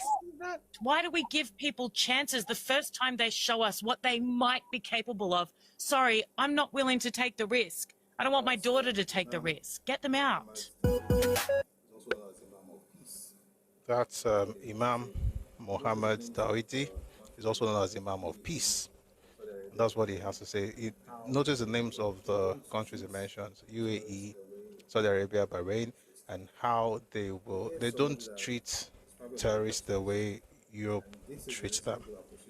But here's somebody that is probably on a watch list, and this is the reason people are pushing hard. And well, just a very tiny example. There are worse examples. We're going to get there some other time. But just since this person is supposed to be a sheikh, lives in Birmingham, and judge if this makes sense, especially when you are not an indigene of this place you are speaking of. Take a listen. Not going anywhere. This is our country. We are here to stay. We are settlers. And also, I would like to point out that some people said, what about the crucifix on the English flag? And it's Crusader history. Well, I responded, if you place a white flag with just England written on that flag, there is no reason in Sharia Islamic law why that would be forbidden. So you are permitted to place a white flag with England written on it without the crucifix. The owner of the land is permitted to put England on a white flag without having that cross because it has crusade history. When crusade itself came about because of what jihadists were doing in Jerusalem and other parts of that area. This is what makes people talk the way they do. So I'm trying to also tell those people that I was talking to yesterday that I get you, I understand where you're coming from, and right now, if you notice, I've not mentioned anything about Yoruba land. We're still in Europe. There's another person who is actually a minister from the UAE who says something very chilling and very, very instructive. Not very sure people in Europe actually thinks it makes any sense, to be honest, but here's what he has to say, and I think everybody should actually listen to this. Take a listen, please. And let me say this in English so you can understand what I'm saying. I have translation. No, I know you have translation, but I just want to make sure you get it right. There will come a day that we will see far more radical extremists and terrorists coming out of Europe because of lack of decision-making, trying to be politically correct, or assuming that they know the Middle East and they know Islam and they know the others far better than we do. And I'm sorry, but that's pure ignorance. European politicians to maybe make sure that this ignorance. So just one more thing. This person I'm about to play to you now is the Minister of State for Foreign Affairs from Saudi Arabia. It actually aligns with what the UAE minister said. Just very quickly, take a listen to this. What kind of advice would you give to European politicians to maybe make sure that this ignorance doesn't continue? We have a policy in Saudi Arabia of zero tolerance for extremists.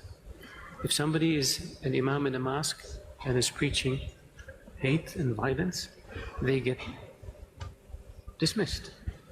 And I say to people in Europe, European country, if they're not a German citizen or French citizen or British citizen, deport them. That's what we would do. If they're your citizen, then stop them from preaching hate. But then they go into, well, no, we don't want to infringe on their freedom of expression. Well, it's either, if they preach, it's hatred, and if you stop them from preaching, it's, we can't do that because of freedom of expression. So then stop complaining.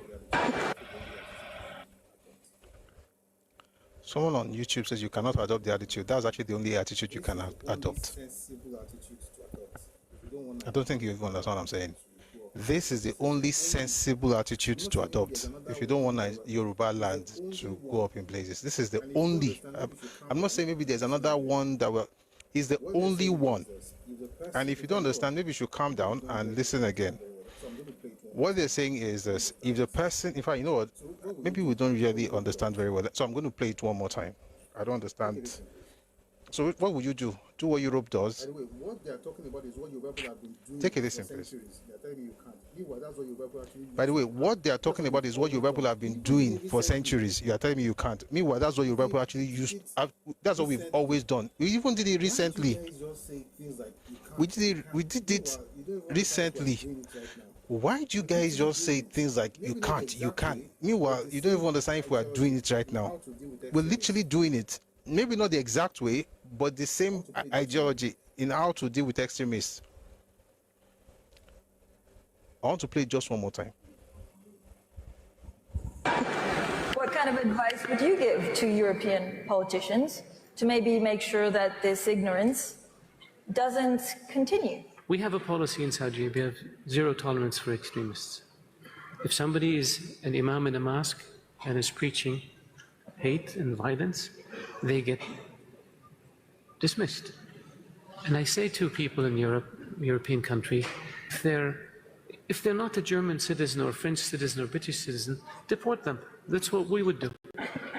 If they're your citizen, then stop them from preaching hate. But then they go into, well, no, we don't want to infringe on their freedom of expression. Well, it's either, if they preach, it's hatred, and if you stop them from preaching, it's, we can't do that because of freedom of expression. So then stop complaining.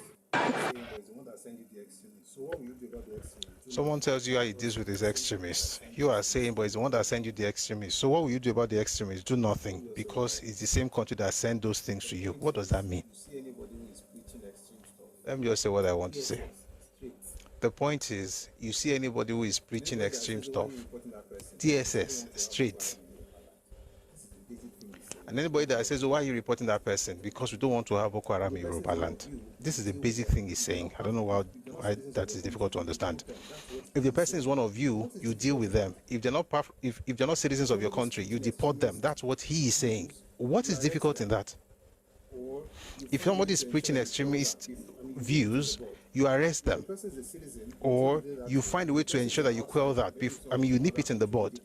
If the person is a citizen, you deal with it that way. If the person is an outsider, maybe someone from another country, you deport them. That's the Turenchi that he's saying. And you say you cannot do it. What do you mean you cannot do it? So what should you do? You should be worshipping the person who is preaching extremism in your land. That's what Europe is doing. I see what they're getting out of it. Now, in order to be able to answer, I decided to play this video because of the conversation yesterday. And I thought I'm going to read some things about Islam, maybe very, very quick, not a full session on it, but just something to help us understand how we got where we are and what has happened in the past as far as relationship between Yoruba society and Islam has been. And if time permits, we'll get into some of the critique, right, the works that have been done on the matter of Islam in Yoruba land. If not, maybe we'll do that some other time. But let's start with a book by Professor Stephen Banji Akintoye. The book is called A History of the Yoruba People. I see a lot of comments, but thank you very much for writing. Someone on YouTube, Sandra says he's also an extremist. So the point is, listen, you don't have to, I want to answer this before I start reading. You don't have to take ideas from perfect people, right? A person might be imperfect in one area and be saying the right thing in another area. If you need his advice in that particular area, you don't say, oh, he's an extremist in another area. As long as what I need is not in that area, that's not my business. So, for instance, if you say things like, oh, that particular person is an extremist, but he's telling you the best way to deal with an extremist in your place, if that thing works, I will do it. I'm not going to say, oh, I can't do it because the person is an extremist. It's like saying that if you have a doctor who is treating you or who is telling you, prescribing drugs to you, but apparently he's a chain smoker, because he's a chain smoker, I'm not going to believe his prognosis. I mean, if I'm thinking of my health, I definitely will not be smoking like him, because I don't want to have lung problems. How to fix this? For whatever reason, he's still smoking. That's his business. But if you're sick and the one that's attending to for whatever reason, he's still smoking. That's his business. But if you're sick and he's the one that's attending to you, you take his medication. You not muted though. Excuse me, please. Now switch. Listen. 1 second, please. Malokwa change show. Come on, Lord, petrol. 1 second, please. Go and call him for me.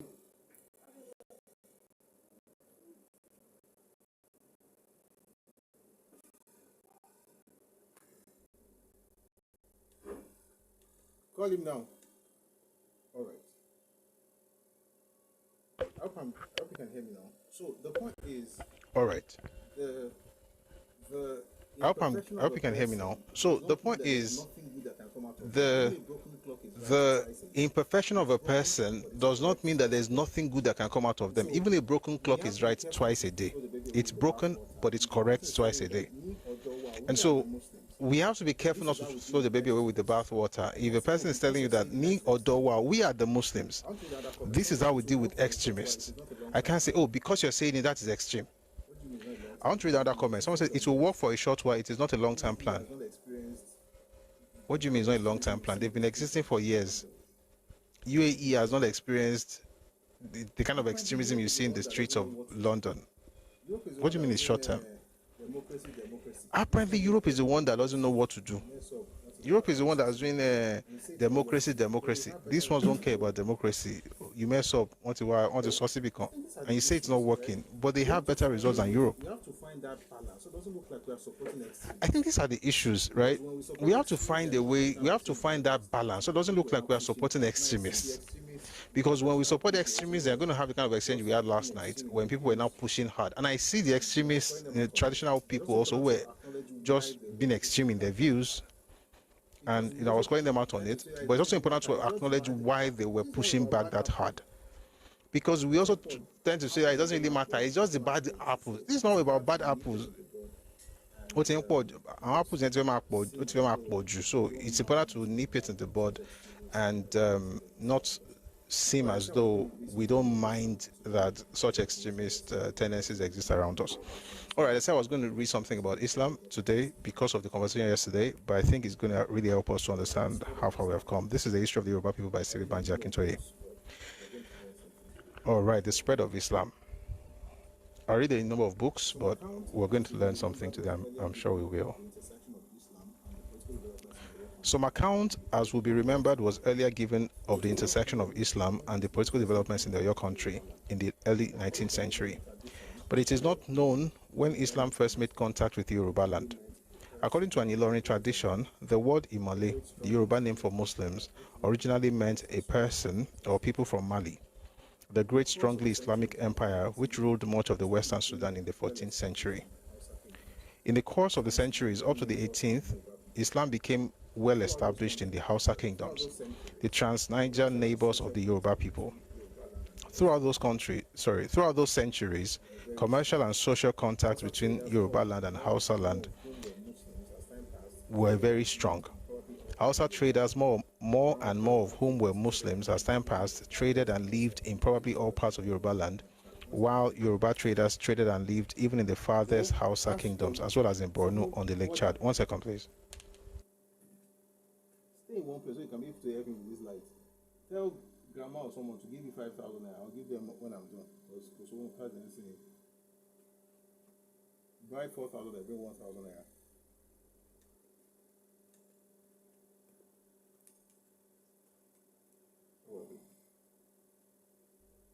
Thanks for staying tuned. Also traders more and more of whom were Muslims, as time passed, traded and lived. Thanks for staying tuned. Hausa traders, more and more of whom were Muslims, as time passed, traded and lived in probably all parts of Yoruba land, while Yoruba traders traded and lived even in the farthest Hausa kingdoms, as well as in Borno on the Lake Chad, another Islamic country.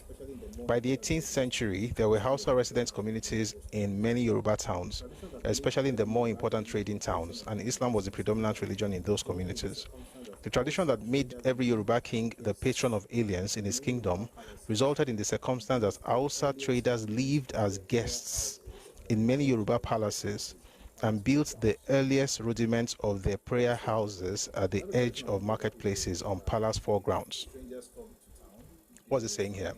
We have a tradition among Yoruba people that if strangers come to town, they will find a place to raise their heads in like part of the living quarters in the palace. So when our Hausas, arrive in different Yoruba towns, they'll be allowed to stay in parts of the palaces.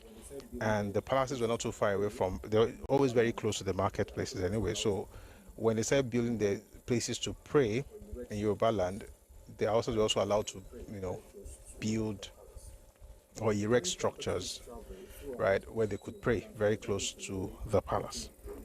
During Clapperton's travel throughout Yoruba land from Badagry to Oyoile in 1825 to 1826, there were smaller Hausa communities in a few large towns along his route. In spite of all these contacts with Islam, however, Yoruba land did not experience the kind of widespread and deep Islamization that Hausa land did. The indigenous religion of the Yoruba people held its ground against the incoming faith. That does not mean that there was any intolerance of Islam. There was by and large none. Yoruba cultural perception of religious faith made it easy for members of the same lineage in the same Agboile to belong to different religious cults and worship different gods. When Islam came, it found its place in this cultural setting, so that the Yoruba converts to Islam practiced his Islamic worship in complete social harmony with the people of his lineage in the same compound. The Yoruba king who housed and fed alien Muslim traders and priests did so as, quote-unquote, father of all people in his kingdom and patron of aliens, and for him there existed no conflict whatsoever between his doing that and his worshipping the gods of his ancestors. I said something yesterday that what I would rather do is to have a conversation where we talk about our Yorubaness rather than a critique of different religions. And I know why I'm doing what I'm doing. I could sit down to tell you what's wrong in your faith. And the truth of the matter is that the way people are, most of us, and I'm going to say this, including all those ones that are always shouting on social media, most of us are very ignorant of our own religions. Very. And I've heard people very shallow. They will learn one or two things to say about how bad your religion is, and they will just be saying those things. But ask them about their own, they'll begin to curse you because they don't really know what they believe in. And that's why I don't have religious conversations like that on social media, because for the most part, people are just emotional. Very, very few of us actually know what we're doing. That's one. Number two, I think, and I said this yesterday, I said 2 days ago as well, the way to actually reduce this influx or the rise of extremism in Yoruba land, by the way, those who are pushing back on religious basis, they should continue doing so, but at least let them get more knowledge so that they're not just doing it based on Itara Nika. Itara, by the way, I mean, that means zeal. Not just zeal is important, but you need knowledge to balance it out. So if you want to push back from that perspective or in that way, do your work, but please try and understand what you're pushing out against and understand your own faith as well, because it doesn't work. It's not a one-way street. You don't just push out at people. They may also push out at your own. When they do, don't curse them. Answer their questions. And I'll tell you this, for the most part, I see them on both sides. They don't really know so much about their own faith, let alone another person's faith. That's why I don't think it's a very, very good path. But for those who know what they're doing, I think it's a good path. Okay? Well, generally speaking, I think the better path is to actually remind ourselves who we are and tell ourselves how we do things. You see, in Yoruba land, the idea of having several deities and gods and, it is not new. It is not a new thing, right? We've always had a situation where people will have different, in the same family compound, like Bele, you could have different, shrines, or adherents of different faith in the same place. And I've said something before, I'll say it again. There's really nothing like Yoruba traditional religion. We use it as an umbrella term for all of them, but in reality, they are different deities, and each of them has different ways of worship. I see people talk about stuff as though everything is just, they're all in the same, there's one faith and all these deities and orishas are part of one thing. We can say that, but in reality they're actually different. And I mentioned it in passing the other day, the way each of them is worshipped is different from one to another. What you put on a shoe, which is Adin, if you want him to fight your enemy, will not do much on another deity. Okay, so what I mean basically is that the taboos are different, their priesthood different. In some cases, the uniforms are different. You can't wear red if you are going to a Batala shrine. Okay, their priesthood is also different. Some you have women as the priestesses, some it's men. The way of worship is also different. The music is different. If you have not studied them, you just sit outside and assume that everyone, there's a Yoruba traditional religion and they're all doing the same thing. They are not. Why is that important? Because we've always had multiplicity of deities in our culture, so we're used to having several religions in the same space and everybody can live together in harmony.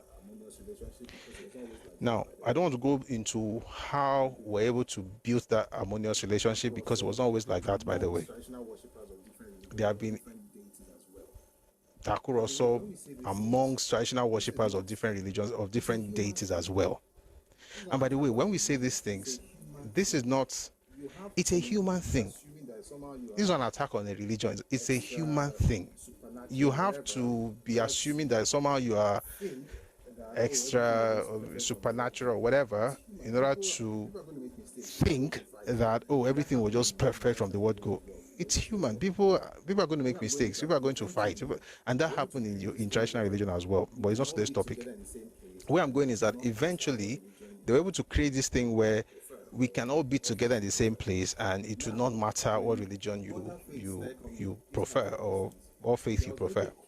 Now, when other faiths started coming in, like Islam, for instance, there was already a cultural context that we had as Yoruba people, which we still have, by the way, which is what I try to preserve in our conversation, so that we don't get to the point of fighting family members because of a faith. And some people say, oh, that's not the way. Let's tell them,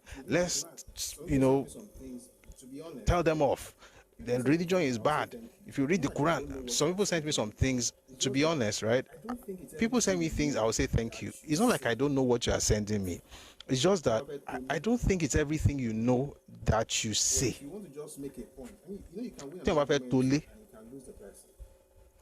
But if you want to just make a point, I mean, you can win an argument and you can lose the person. I don't think the goal should be lose relationship, lose your city, but you have won the argument. I don't think the goal should be, personally, and I'm not saying that, again, I've said it earlier and I'll say it again, if you are knowledgeable in your faith and in the other person's faith that you want to critique, feel free to do what you want to do, okay? But at least be knowledgeable in your faith and that person's faith.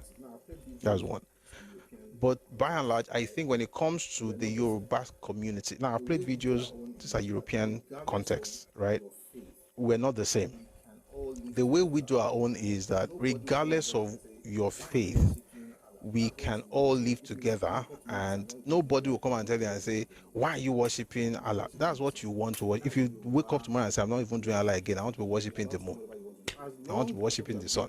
That's the Yoruba way of doing things. You'll be allowed to do whatever you want to do, as long as what you are doing does not affect you negatively, not affect the collective. We start doing things now to they will now start saying that, okay, so they want to make sure, as long as it doesn't affect your well-being and the well-being of the society, you're fine. And by the way, it doesn't mean that they will not critique it. And when we get to that point today, we might get to the point where I will read some of the things that Yoruba traditional folks, especially in Oyo, what they said about certain things in Islam and how they were able to resolve it. Okay, it's not necessarily by shouting. Our forebears they fought. They were humans, but they also were thinkers. I think we can learn a lot from them. Sandra Hill says, that is the beauty of being Yoruba. We are respectful of everyone's conviction, and it hasn't always been easy. Yeah, it's not always easy, to be honest. But, and we said something yesterday that this seems to be one very unique trait that Yoruba people have, and there are those who are who have asked questions about how do they maintain this thing, and for some reason they actually want to get into that place and destroy the place. And here's the concern I have. Those of us who are very passionate, especially from the Muslim side and from the traditional worship side, your passion might actually help exacerbate whatever thing, or even not just catalyze, but even, maybe catalyze and exacerbate whatever it is on the ground already. In other words, what they really want done, you may be the one that will do it inadvertently. So you'll be the one to actually help them accomplish their goal because of your zeal and passion. Because you want to make a point. In making that point, you fight your brother. In fighting your brother, you cause chaos. In causing chaos, you are fulfilling the desire of the outsider. That's the thing that I'm actually very concerned about in Yoruba community or Yoruba society. Let's read a few more things here. When Islam came, let me just go back a bit. There was Yoruba cultural perception of religious faith made it easy for members of the same lineage in the same Agboile to belong to different religious cults and worship different gods. When Islam came, it found its place in this cultural setting, so that the Yoruba converts to Islam practice its Islamic worship in complete social harmony with the people of his lineage in the same compound. The Yoruba king, who housed and fed alien Muslim traders and priests, did so as, quote-unquote, father of all people in his kingdom and patron of aliens. And for him, there existed no conflict whatsoever between his doing that and his worshipping the gods of his ancestors. There are some things you hear these days when people say things like, the Kabisi should not go to mosque, should not go to church. Who are you, first of all? A lot of us, we need to calm down. The king is the father of all. We need to be telling ourselves. So they'll go anywhere. And to be honest, there's something that we need to be telling ourselves. Yorubas don't practice democracy. It's not like you'll be the one to tell the king how things should run. There's a structure. And it took a while to create that structure. And it can change. It is dynamic, but it's not based on the whims and caprices of people on social media. So people just calm down. All right, let's get back to this. Though therefore Yoruba converts to Islam, where many as the 19th century opened, they amounted to no more than a very small minority of all Yoruba people. So although Islam has been around for a long time, but when it began to really grow was actually in the 1800s. And even then, it was not like a whole town was Muslim. We've had Muslims, we've had, again, if you were here from the beginning, the traders, I mean, he started with Oyo. Excuse me, he started with Ilorin, as a matter of fact, Ilorin account. But you see, the first people that actually had contact, I mean, the major trade area in Yoruba land way back in the 9th century AD, 10th, 11th century AD was Ife. And even this author, also mentioned how, there was trade relationship and, network between Ife and Western Sudan, all the way to Mali. So that relationship has always been there. Many of them have been Muslims for a bit, so they will travel and meet Yoruba people. And again, they connect. The way Islam got to Yoruba land was through the people we call Imole. The word Imole for us, again, is not Imolile. However, some Yoruba people also say, "Oh, Imolile." That's what they call it, Imole. It's not Imolile. It's not Imi O. It's actually Imi A. That's the spelling. Imi Ali E Imale. That's what they call the people who brought who were Muslims. They didn't bring religion to proselytize. They were traders who happened to be Muslims. And of course, if you have traders, I mean, they're foreigners, they come to your place, you sell to them, you go to their place, by the way. Your Bible also used to travel to Mali. They used to go in caravans. Okay? And I'm not talking about last year, I'm talking about more than 1,000 years ago. And if you read this book, A History of the Yoruba People by Stephen Banji Akintoye, or Yoruba, The New History by Akinwumi Ogundiran, you find these things there. So that trade route has always been there. That connection has always been there. And when you see, for instance, say you go to another person and see them don't share ablution, that's different. You want to ask that question. There's a video I wish I could play. It would have been lovely if I can find. I'll see if I can find it. I think I just remembered now. Mombo. I'm going back to Mali or Mombo.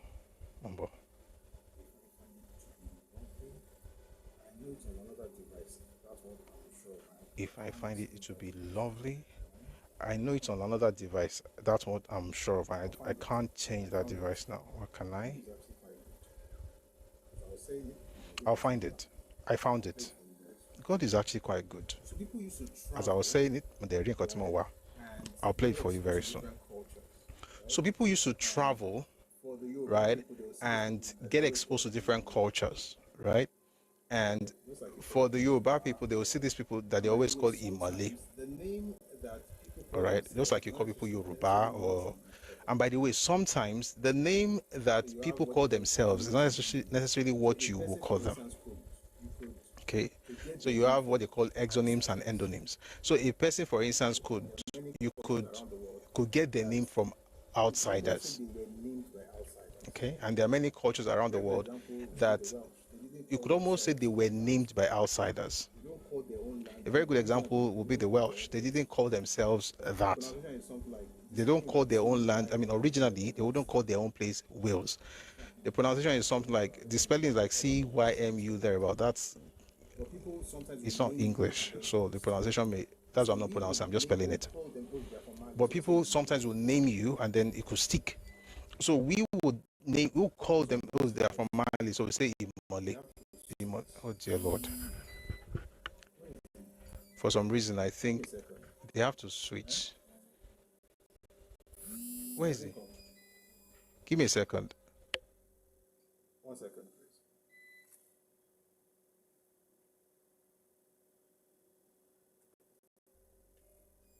So I have someone actually working on this whole stuff. So I have someone actually working on this whole stuff, and the person I think is still out. Umbo. I'm going to do something, right? Bah. I'm going to, let's do it this way. I'm going to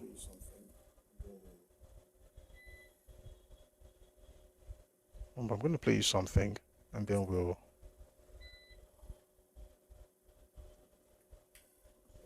Give me a second. I have 3 different light sources, and none of them is NEPA. Obina is not NEPA. I have 3 different light sources, and none of them is NEPA. This is not about NEPA. I don't even depend on NEPA for these live sessions. The reason this is happening is because the person is actually late.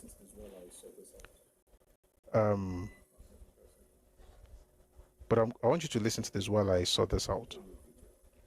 I'll get the person down. Okay. Let me play you a video. I'll come back. We might listen to this one more time, but let me play this one for now. Roy.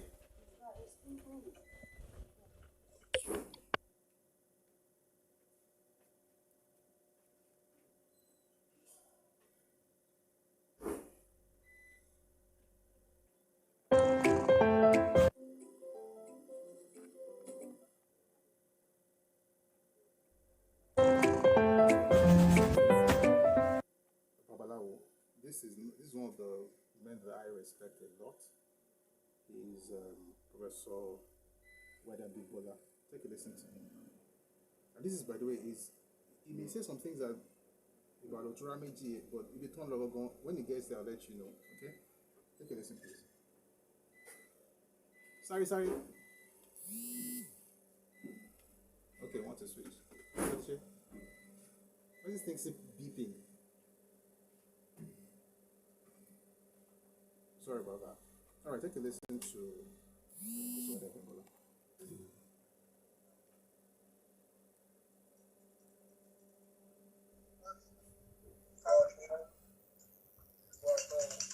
Orúkọ tèmi ni Adékúnlé Caxton Martins. Wọ́n wà lára wọn tó já àǹfààní láti ilé Ifẹ̀ nígbà náà. Ìbéèrè mi ó dẹ́kun lórí ẹ̀jùlá ẹ̀sọ́ mi ti ń sọ̀rọ̀. Ó sọ̀rọ̀ láti ìlú Canada. Saga Ontario, Canada. So ìbéèrè mi dẹ́kun lórí Oturameji bàbá wa. Àwọn kan torí argument máa ń wà lórí ọ̀rọ̀ Oturameji yìí pé tó Oturameji bá bí ní kóòtù wọn á ní kó lọ láti ṣùgbọ́n òkú bẹ̀rẹ̀ sí ní gba mọ́ṣáláṣí lọ. Mo fẹ́ kẹ́ obìnrin fún wa bàbá mi. Àlọ́ sọ báwọn. Àti bá ń bọ̀ argument máa ń lọ káàkiri ní sàbílì different forums. Lórí àwọn yóò gbọ́.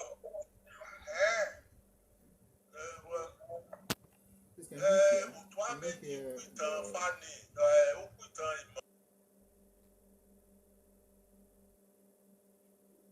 Can you hear what they're saying? I just want to be sure you can hear.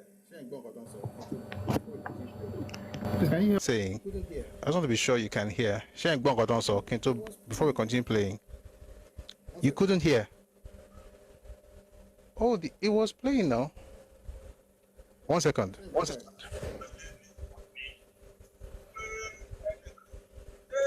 Sheng, bye-bye. It's not everything. Okay, you can hear. Okay. But it's not everything. It's just a part where I talked about what if It's not everything.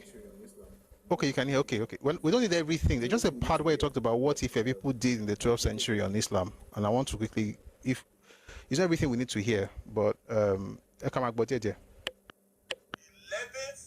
century AD. Sẹ́rí lóòótọ́ ni ẹ̀sìn ìmọ̀lé ti dé ilẹ̀ Yorùbá ti pẹ́. Láti 11th century AD ìmọ̀lé ti wọlé Yorùbá. Àwọn babaláwo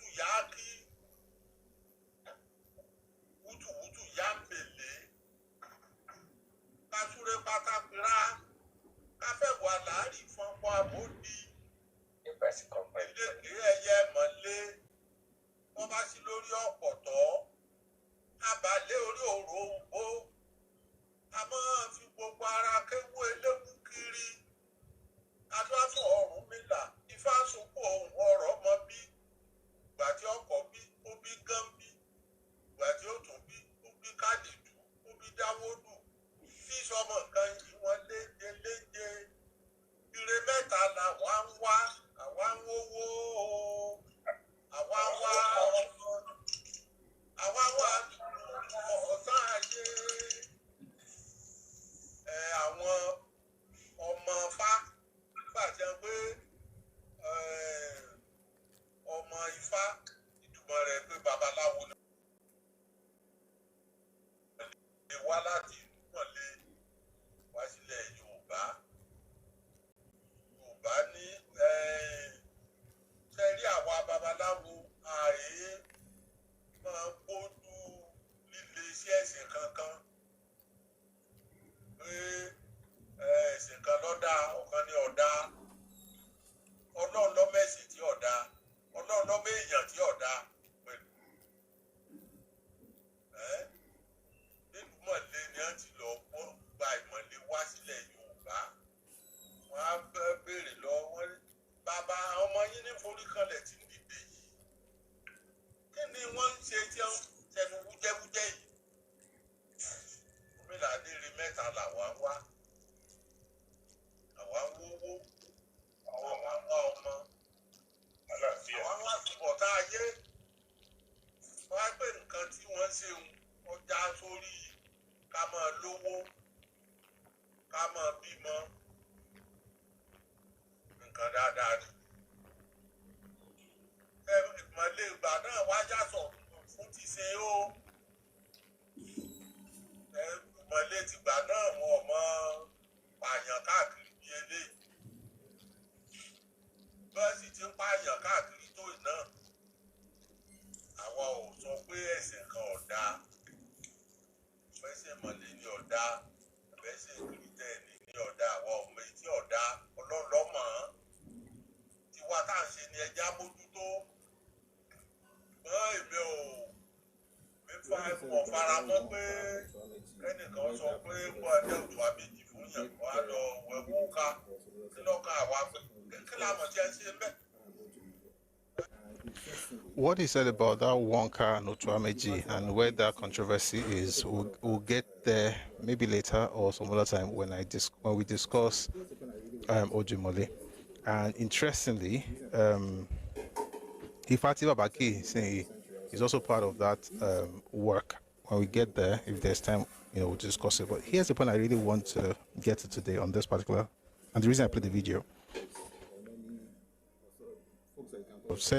He said, by the way, I'll say this straight up, and if you've heard me speak on Ifa before, you must have heard me say this.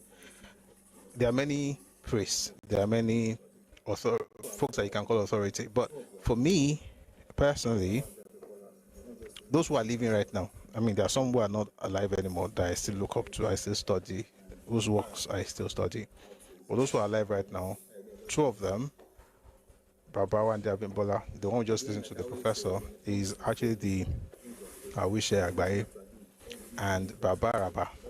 That is Ifayemi Elebuibon. Right? Again, like I always say, when it comes to faith, things of faith, I don't necessarily have to agree with everything a person says, but that doesn't change the fact that the person is an authority in that field. Okay? So I'm not going to say, oh, I don't believe I'm a Christian, I don't believe there's something different. It's not just, I'm not in there for the spirituality, I'm there for the history, philosophy, and things like that. Here's the point I'm trying to make. The idea that, and by the way, what I want to say, when you hear him say Ormilani, there's something that I think many of us need to understand. Ormila is a person and also a system. Okay? There's anything that he said as a person, and there are certain things that are said based on his authority. And that's why in some cases you have you have some people find it very difficult to separate Ifa from Orunmila. So you see, you hear Ifa Sokwe. Even though the Ifa itself is the system, the Orunmila was the person, but the Orunmila has become synonymous with the system itself. So when he said that Orunmila says something, it doesn't necessarily mean that Orunmila has to be around in that moment to say what he's saying he said. And I say that because people say things like, oh, was he around in the 11th century when the whole thing about the Mole came around? Was Orunmila there as a person? Maybe when we have a conversation on Orunmila himself, I will talk about that. But in terms of the personality called Orunmila, sometimes it's difficult to separate him from the system that he created, such that you hear people say things like Orunmila Sokwe, Ifa Sokwe, I hope you get the point. Now, the point I'm trying to make from this, what we just listened to, is the fact that Islam did not just get to Yoruba land now. It's been around for a very long time. And that it was done in such a way that some of Omawu that he mentioned, in other words, students, because back then in Yoruba land, believe it or not, we had a school, right, where people would spend, some people say between 7 and 8 years, some even say 9 years studying. And let's make something very clear. It was not all Yoruba people that went to that school. It was folks who wanted to become Babalawo that usually would go to the school. Therefore, from time, and this is very, very important, and you see it in different cultures as well, from time, the core of Ifa has never been open to everybody in Yoruba land. Anybody that tells you anything different is lying. It's not like you have a school where everybody went on Mondays to Fridays, now teach you, okay, or Turari, or Ejogbere, or Warrenre, or Bayenio. It's not like that. It was an exclusive thing, right? And by the way, it's not just something for, it's what you have in many religious orders, including Christianity. The democratization of scriptures actually happened because of Protestant Reformation. Before then, the only people who had access to the Bible were the priests. But I digress. The point is that, what was I saying? How did I get into this? All right. I was saying that they will be in the school, right? If you read the book by Aki Jogme, it was the school in Ife that he was referring to when he used the name Ikedu. And I've heard people also go around and say, oh, there was Yoruba, we're not Yoruba, we're Ikedu. Again, sometimes we hear things, we don't even bother to understand where the thing is coming from. So, oh, we're not Yoruba, we're Ikedu. What do you mean, what does it mean to be Ikedu? The person who popularized that idea in his book in the 1980s, which I have, by the way, and we're not ready to, if I'm tempted enough, I'll probably open it. But the thing is that the idea of Ikedu, I think I'm already tempted, so I might as well start opening it. The idea of Ikedu is not about the people, it's about... Give me a second. Since we are here, I'm a labora one, but we're discussing Islam Yoruba land. And I want to do it in such a way that we're not doing this, we're not combative. We're not combative. And by the way, if you notice I'm not combative, it's not because I don't know some of the things that you're saying. Oh, if you really read the Quran, you understand. There's a book. I'm trying to get this thing sorted. There's a book. I read this book as a teenager. So this was a long time ago. And that was when I began to really question Islam. The book was written by D.J.O. Moshe. The book is called Who is This Allah? You know the funny thing? Yesterday I was going through the bookshelf in the library, and I saw that particular for decades. Right? So if you read that book, you might even have more questions. But it's one thing to have scholarly conversations, and you want to do apologetics, but when it comes to Yoruba as a society, the goal is not to prove which religion is right. The goal is to discuss how we can keep our Yoruba-ness. Ni Okwanyawa. All right, let me read the book I was talking about.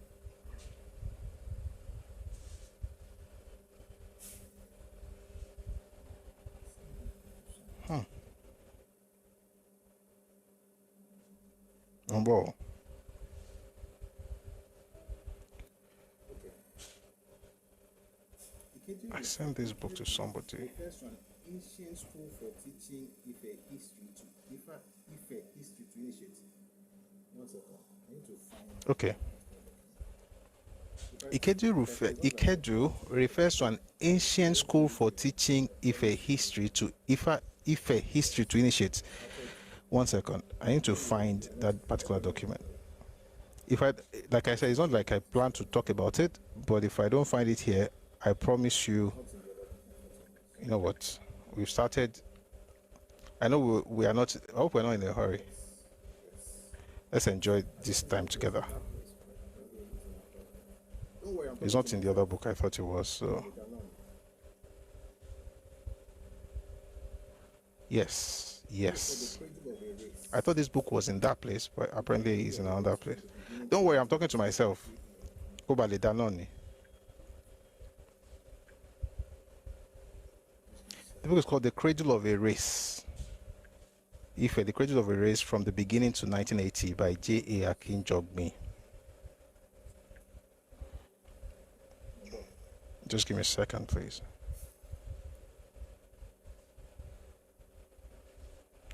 Ah, man, this is Mombo.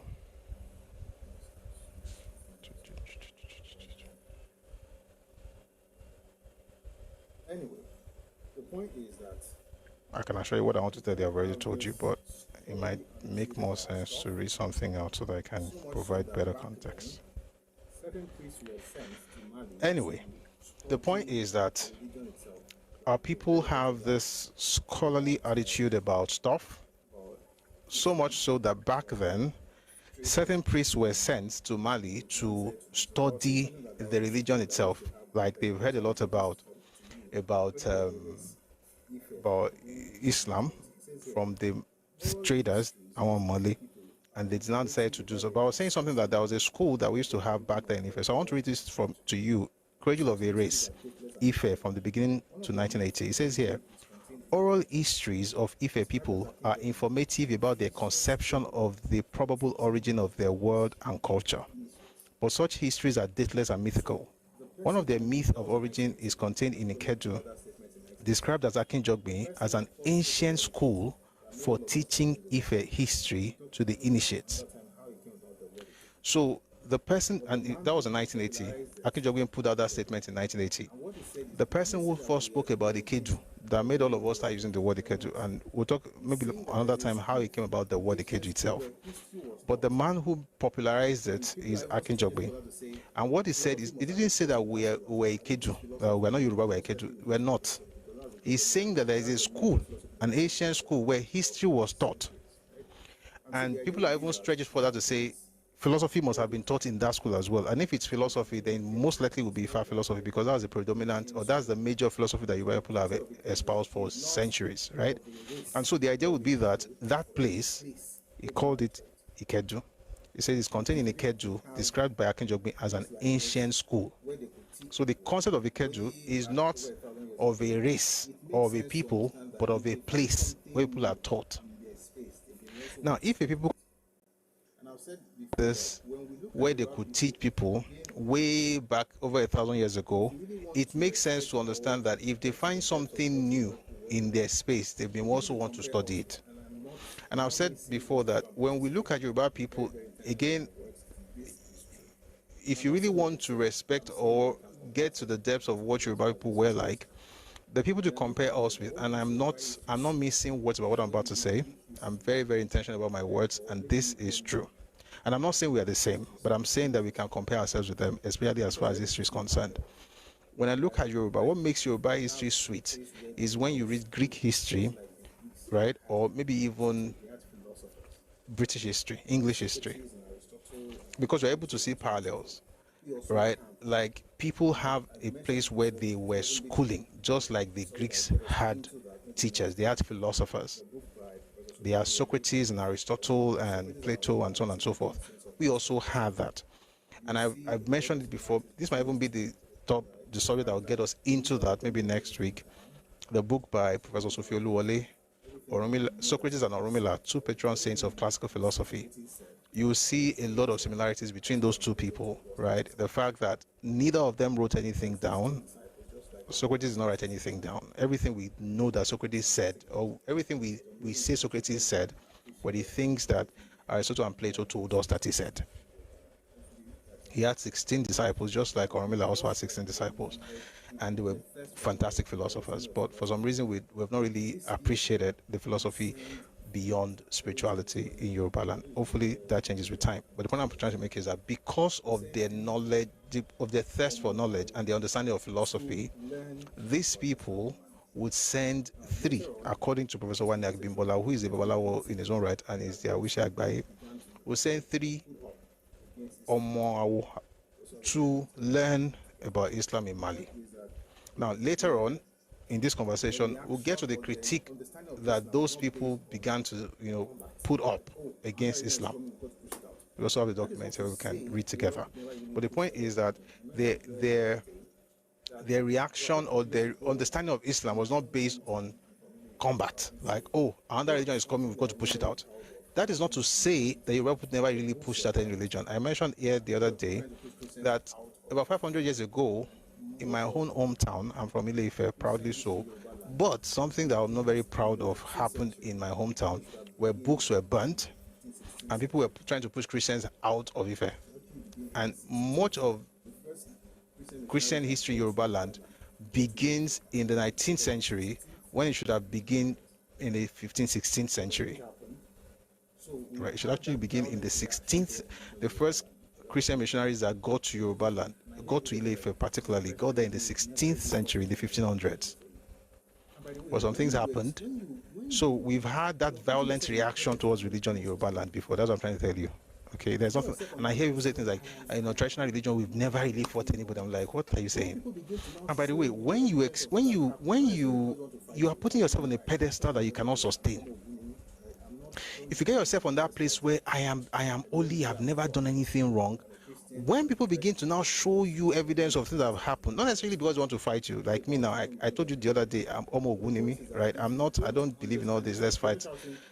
I know where I'm from, but I'm a Christian. My spirituality is 100% Christian, but I know my heritage as a Yoruba person. So it's not about one religion versus another religion.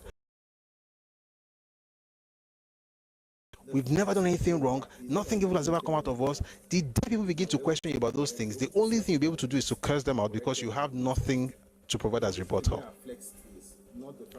And I've said it several times, the flex of being Yoruba is not that we did nothing wrong in the past. It is that we're able to correct, we're able to self-evaluate. We corrected and we evolved. Evolution is where our flex is, not the fact that we never did anything wrong. And any group that claims to have never done anything wrong is a primitive group. It is that thing they are appropriating to themselves that gives them value in the world. They have to tell you that they've never done anything wrong because in reality, they've never really evolved. When you evolve, you acknowledge the wrongs you have done, but you also acknowledge the journey so far. So you're not stuck in the past and you're not living with guilt. I don't have these conversations to say, your people should be feeling bad about what happened. We don't have anything to feel bad about. We evolved. So the flex is that we evolved. It's not that, we never did anything wrong. Anybody that talks like that, to me, they're very, very they're just ignorant people. And people do that a lot, and it's unnecessary. Anyway, So I read that from Cradle of a Race, from the beginning to 1980 by J.A. Akinjogbe. Now let's go back to what we're discussing, original stuff about Islam. So what have we learned so far? We're reading the book by Professor Banji Akintoye. Yeah. So what have we learned so far? Egypt. Someone came yesterday and said Fulanis went to Egypt first. Some things people say on social media, even on this platform, I just maybe don't want to. Fulani did not go to Egypt, Morocco, Tunisia. Those were Berbers. No, it was actually the Berbers. And they were indigenous to that place. That took Europeans as slaves. And in the Mediterranean. If you really think about it, the Berbers, they went there, the Fulani went there, they now turned to Islam, and now started taking them as slaves. No, it was actually the Berbers who were from that place that took Europeans as slaves in the Mediterranean. And that's why when people talk about slavery, and I'm always wondering, you must think that is only one way. Africans also took Europeans as slaves. But that's topic of another day. The point I'm trying to make is that when a person said that Fulani, they are coming to Yoruba land because they also went to Egypt and they went to Morocco, I'm like, which Fulani are you talking about? Their path did not even go to that route, but it's okay. We are all historians. Where was I? So what we've learned so far is that the way Islam got to us is through trade. Consulium, yes. The Barbary coastline. And we'll talk about some interesting things, as we go on. Back to what we're discussing. Islam got to us through trade. The first set of people that introduced it to us are the people that we call Imale, and we named the religion after them because that's the name we call them, people from Mali. We've also learned that when it came, Yoruba people had no problem with it because we already had a cultural setting where we had different deities in our midst, or in a family, and they were able to live harmoniously. And I said that it was not always like that, but that we evolved to that point, and that's okay. And that also, when Islam arrived, when the traders arrived, people started noticing what they were doing, Yoruba people decided to learn and study it. And so, according to Professor Wani Abibola, 3 students, you call them Omao, were sent to study everything about Islam. And like I said, the trade between us and Mali was not one-sided. They would come to Yoruba land. We also would travel to Mali. I will go in caravans. And I mentioned the book where you can find that, A History of Yoruba People by Banji Akintoye, and also Yoruba, The New History by Akinwumi Ogundiran. Having said that, let's now move, let's go on. Early Muslim traders and preachers from Mali, from which term Imale is thought to derive, established a presence as early as the 14th century. I'm back to the book by Professor Banji Akintoye now. So he says here, I think I already read it. Motikaleko now. Motikaleko. Okay, so let's just move on because of time. So, if this was what Islam was like, when did it change? When did it change? Papa mentioned earlier that Batawan Said, there were no people trying to kill anybody in the name of Islam, which is true. So when did it change? Everything actually changed in the 19th century. The same century as the time when it began to grow in Yoruba land was when everything changed. And it changed because of the activities of one man. Let's go back to the book so that we'll read straight from that book.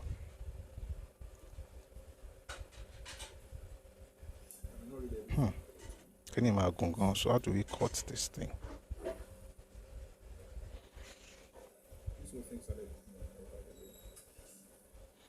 Okay.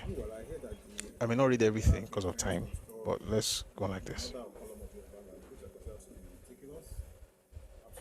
This whole thing started in Oyo, by the way. Meanwhile, I heard that the Alafin is trying to install another column of Yoruba land, which I consider to be ridiculous, absolutely unnecessary, and is very disappointing. I don't know how kings are behaving that way. It's a shame. You have the same title. People are trying to prove a point. That's what people are doing in the 21st century. Just ridiculous. But let's come back to what we're discussing.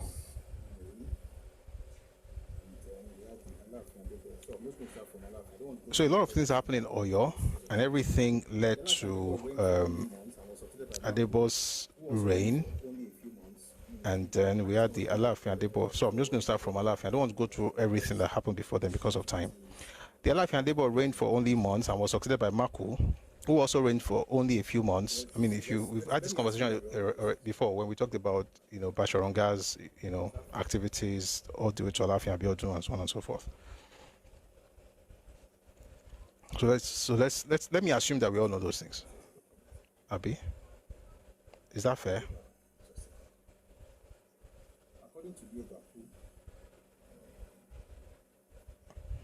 I'm not seeing any answers in the comment section. So let's go back just a bit.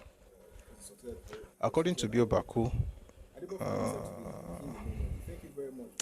Let's just continue, please. Adebo found himself to be a king in name only because he succeeded Aole. Adebo found himself to be a king in name only. Thank you very much, Mr. Watunde Ganiyu, for that response. Adebo succeeded Aole as Alaafin. Adebo found himself to be a king in name only, unable to command the loyalty of his chiefs and subjects. Loss of respect and affection for the Alaafin and the capital city of Oyo-Ile, already growing during Aole's reign, increased dramatically. The Alaafin, the palace, and the capital city had used to be objects of pride and adoration in all parts of the Oyo country. By Adebo's time, they had become objects of some embarrassment, generally derided in crude sayings and songs. Many songs contrasted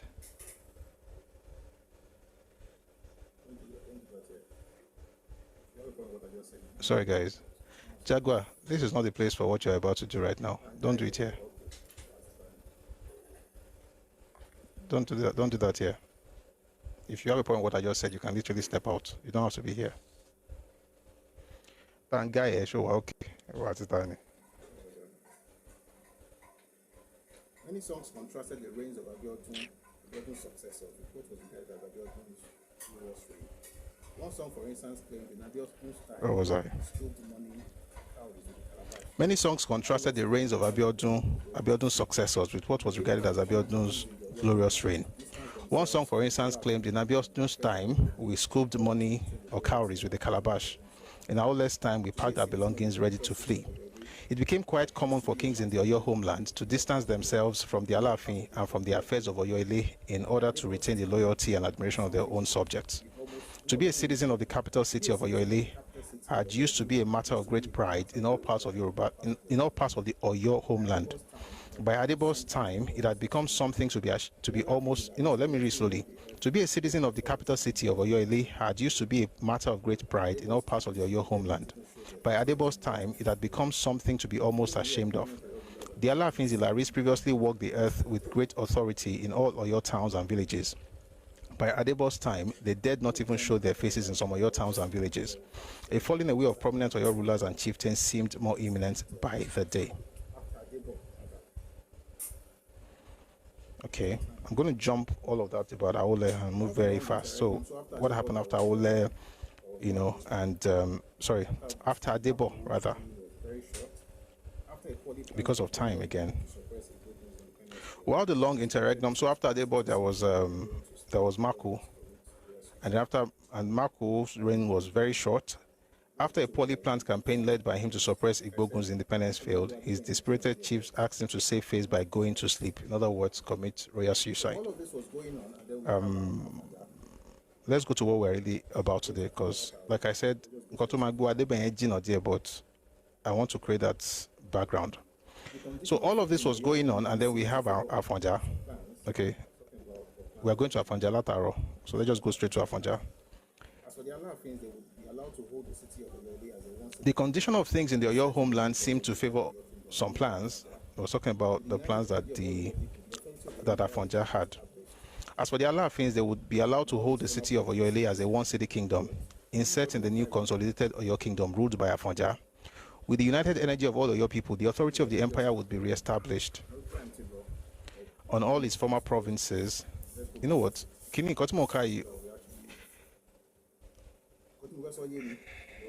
know what? Let's just calm down. I know time till law, but it would not make sense to just jump. Let's go back a bit so that we actually. But they need that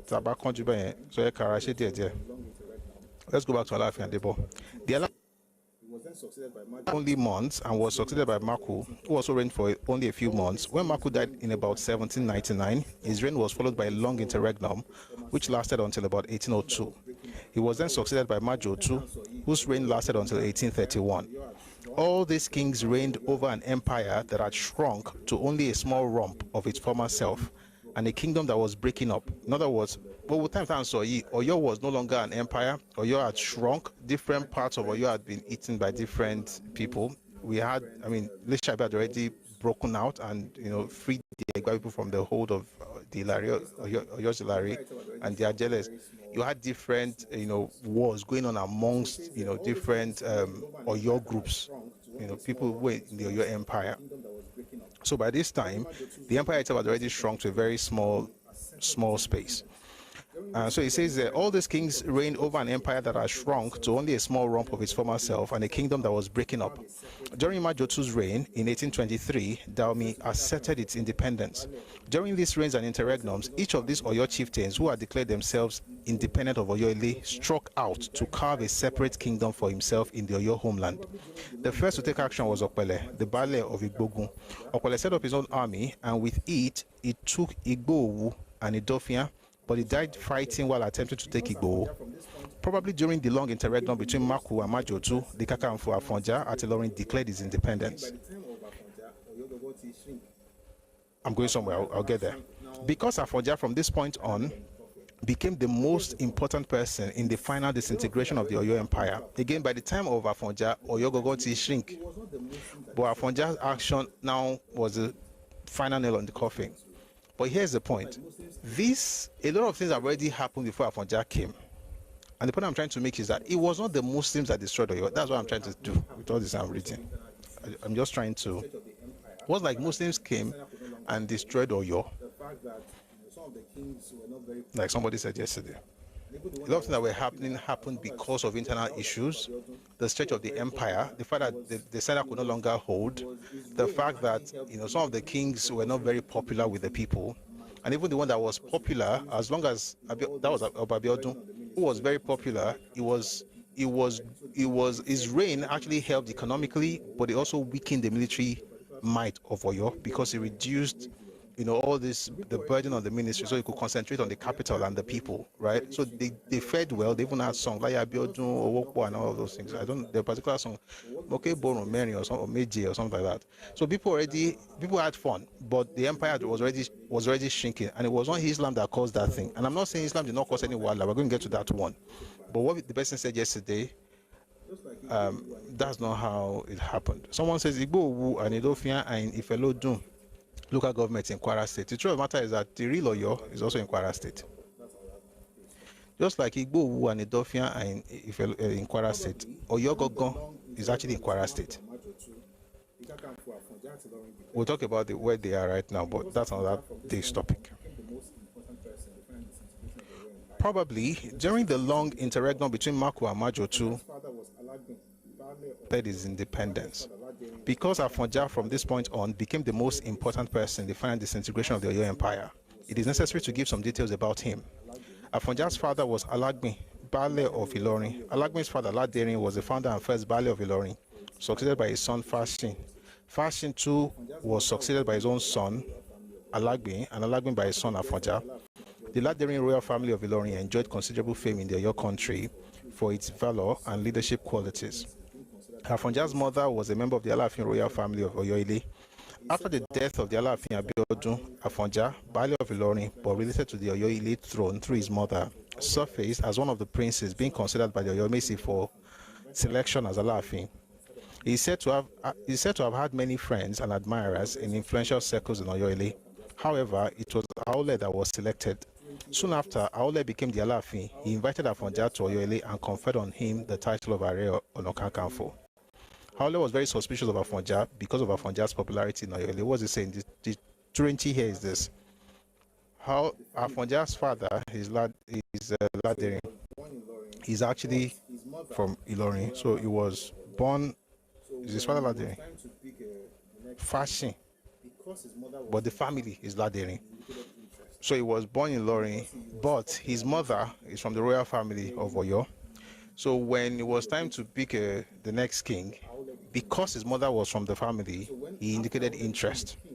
And because he was popular amongst the people in Oyo,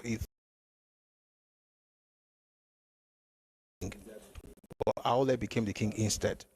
And so after Aole became the king, Aole then invited him to Oyo-Ile and made him the Are Ono Kakanfo. Meanwhile, you see how the desert. Let's go on. You see how this is related to what happened with Islam very soon. Soon after, Aole became the Alaafin. He invited Afonja to Oyo-Ile and conferred on him the title of Are Ono Kakanfo. Aole was very suspicious of Afonja because of Afonja's popularity in Oyo-Ile. His appointment of Afonja as Kakanfo therefore was not out of love, but a stratagem for keeping Afonja out of Oyoile. Why? Because for the most part, once a person becomes Ariana Kakanfo, they can't stay in town. They have to live in another town. So you hear about Toyeja in Ogumosho or Kurumi in Ijaye, so, or Afonja in Ilorin. The idea basically is that Ariana Kakanfo, in most cases, will not be in the same town as the Alafin. Omar Losi Lumi, the same empire, but different towns. So he says it was a strategy that he used to keep Afonja out of Oyoile. But since Afonja's popularity only continued to rise, Aole finally tried to destroy him. The result was the Iwere campaign, the revolt of the army, and the death of Aole. After Aole's death, okay, they didn't talk about it, but let me just quickly explain. Iwere campaign was when Aole mandated Afonja to attack Iwerele, and Afonja felt it would not make too much sense because Iwerele was the town of Abiodun's mom. And Abiodun was the king that was most loved by Oyo people. 1 second. If Afonja then goes ahead to attack that place, then sorry about that. Is Alafin Abiodun's mother's hometown. If Afonja then goes ahead to attack that place, then to make him unpopular. Okay, so that's the story about Iwerele. Of course, a lot of things happen. Eventually, they have to send a message back to Alafin Abiodun Peko Shigba. Oyoile itself is in Kwara. Why take it? Oyoile is in Kwara. There's a place in Kwara State called Old Oyo National Park. That's part of the main place. Oyoile itself is in Kwara. Why take Kubo?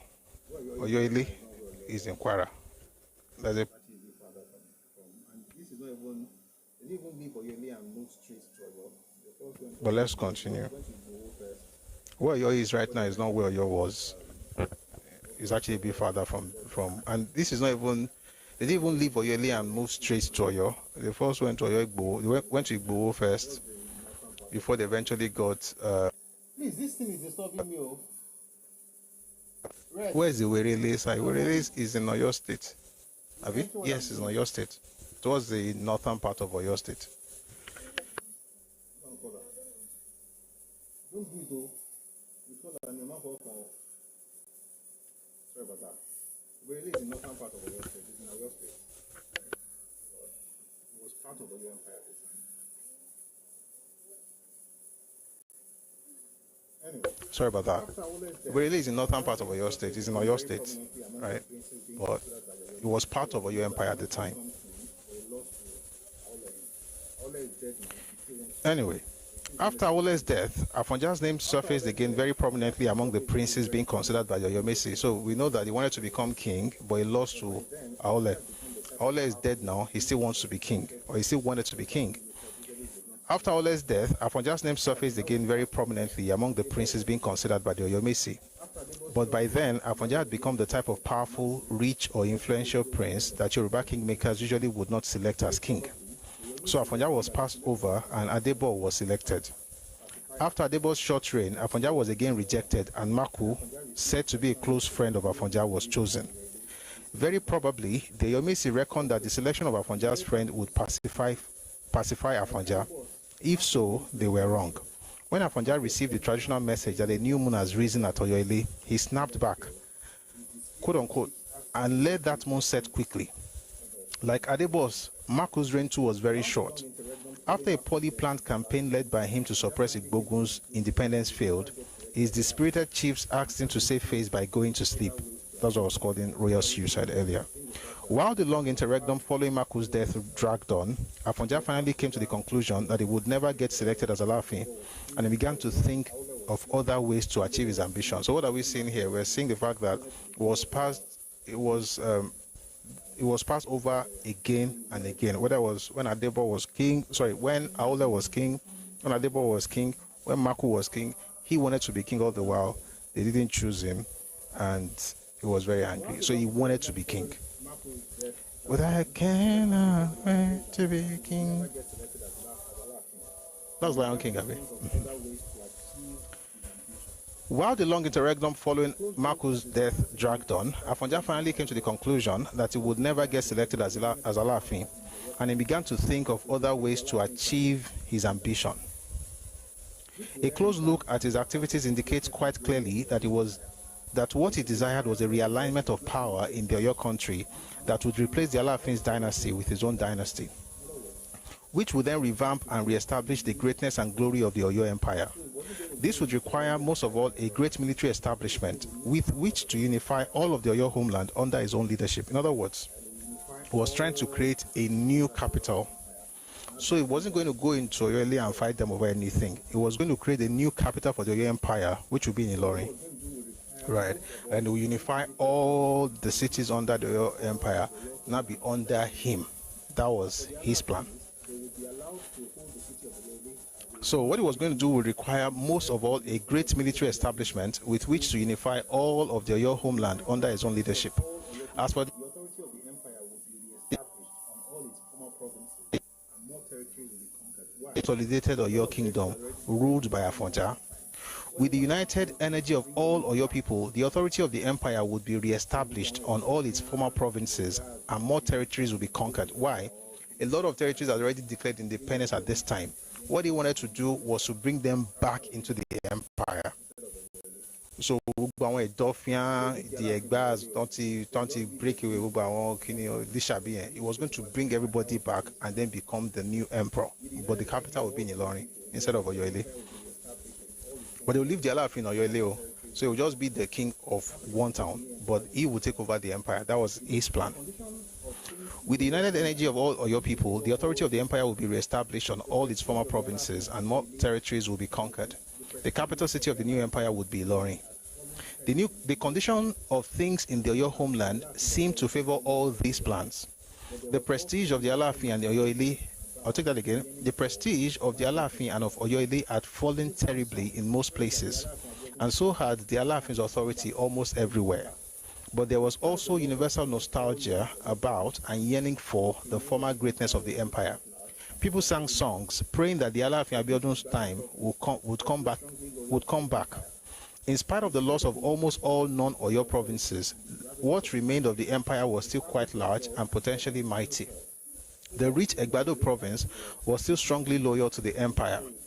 In spite of the weakening of imperial authority and the ravages of the slave trade, the fabric of law and order still held, so that even as late as the 1820s, a foreign visitor would still describe the Alaafin's domains as a fine kingdom. Please power tap on TikTok. I'm seeing an activity. The number is low. Why? 27K, wow. No wonder this is showing activity. Please, let's power tap on TikTok. By the way, if you were here yesterday, I apologize for that. Please, we've got to. I'm going to resume reading, but we have to keep this live going, or else there will be nowhere to read. Yesterday went off, remember? And by the way, if you were here yesterday, I apologize for that. It was because of things like this. Again, I'm reading from the book by Professor Banjakintoye, The History of the Yoruba People. And everything he's saying here is by. So please, let's power tap. I'll keep reading. Boyjo. Let's power tap. Again, I'm reading from the book by Professor Banjakintoye, The History of the Yoruba People. And everything he's saying here is corroborated by many other books. But we don't want to read many books on this story, so we can just flow with the story. Okay?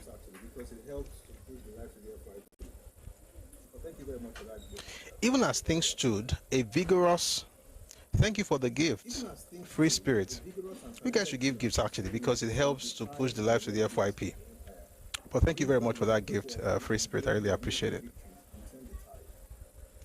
Even as things stood, a vigorous and talented ruler could still solidify the Oyo base of the empire, bring back the enthusiasm and glory of military victories, and turn the tide. Looking all around him, Afonja must have felt that he was specially created for such times and such accomplishments. After the death of Okwele, Baale of Igbogun, no leading person in the Oyo Empire, I'll tell that again. After the death of Okwele, Baale of Igbogun, no leading person in the Oyo homeland stood nearly as high as the Baale of Ilorin and Kakanfo of the Oyo Empire. In other words, while all these kings were coming and dying, he still remained the Ààrẹ Ọ̀nà Kakanfò throughout those 4 reigns. Aole, Adebo, Maku, 3 reigns. When did Majotu become king? We'll talk about that later. I think Majotu must have done it. Was it before him or after? I thought it was before. I can't remember now, but let's just continue. Where were we? Good.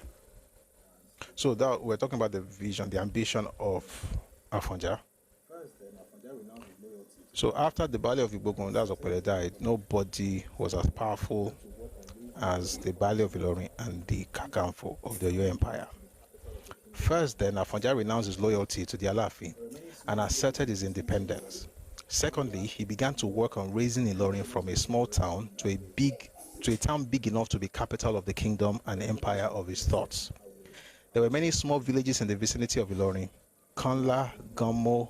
If I'm not pronouncing the name correctly, I'm from that place. You can be putting them in the comment section. I will repronounce them if I have to. Kanla, Gamo, Idofia, Elenjare, Okioyi, Igbon, Iresa, Ibare or Ibare, and others. Kosami Lori, one by one, Afonja persuaded the inhabitants of these villages to relocate to Ilorin. Let me pause to say something here. One thing I appreciate about Afonja is that he is a fantastic student of history. Well, at least to a point.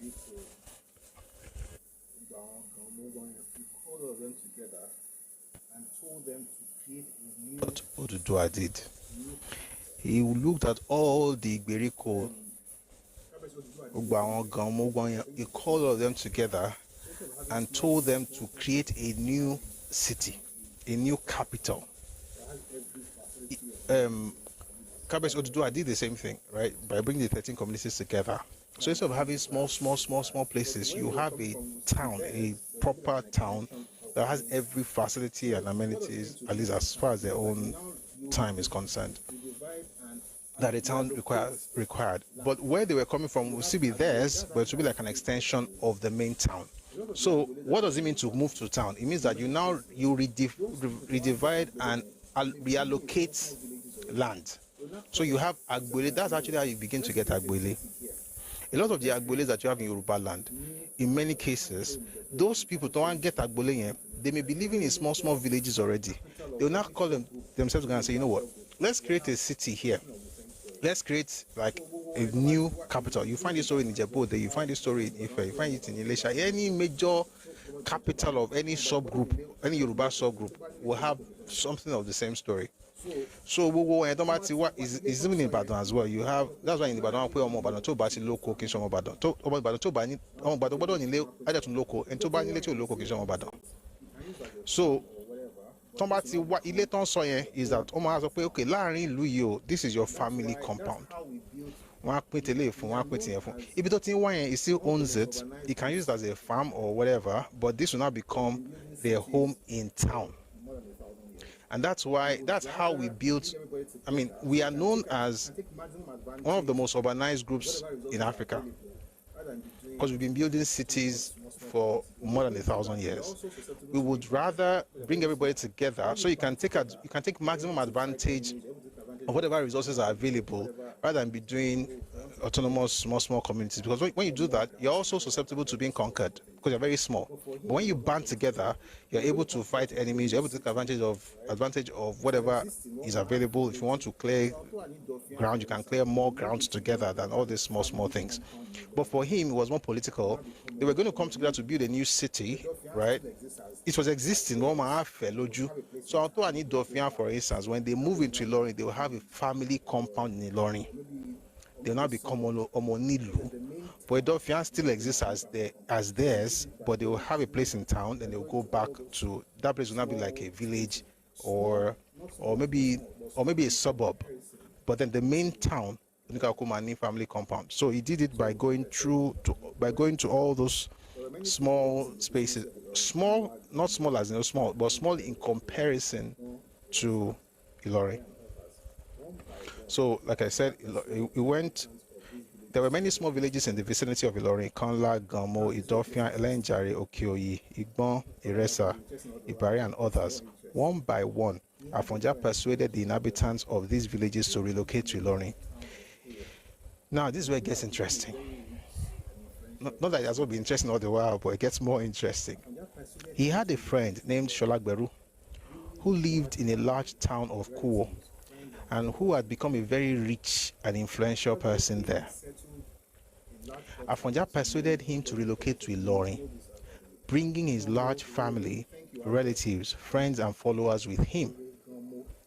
Sholagberu came and settled a large quarter which he named, anybody in the comment section, you must know this by the way, Gomo Rere. Thank you, Hardball. Thank you. Rere Gomo, not Gomo, Gomo Moticon Constant. Thank you. Someone said Ilorin extends to Dauphin. Oh, really? Oh, really, Gonio. So, anybody in the comment section, I want us to get a little interactive. Niboni, let me read. I won't read his name. I just want to. I'll read it. Then I'll leave the gap. You fill in the gap. Sholagberu came and settled a large quarter which he named Dash. What is the Dash? It's not Gomo now. Oh, it's Gomo. John Toloma Agaba to your long. Hey, come on for music in you. Gomo. Okay. Gomo. You have to go away. Okay. I say, Olowori, your wife. Change this your name, you will not listen. We're able to be calling you the Olowori of them. I get that you're correcting me. Thank you. Oh yeah, where did Sholagberu settle when he moved to Ilorin? You're from the area. No, I know you're from the area. No, I'm sorry. I get that you're correcting me, and I take the correction. I'm talking about your username. That your username is a very is suspicious. Olowori, your wife. All right.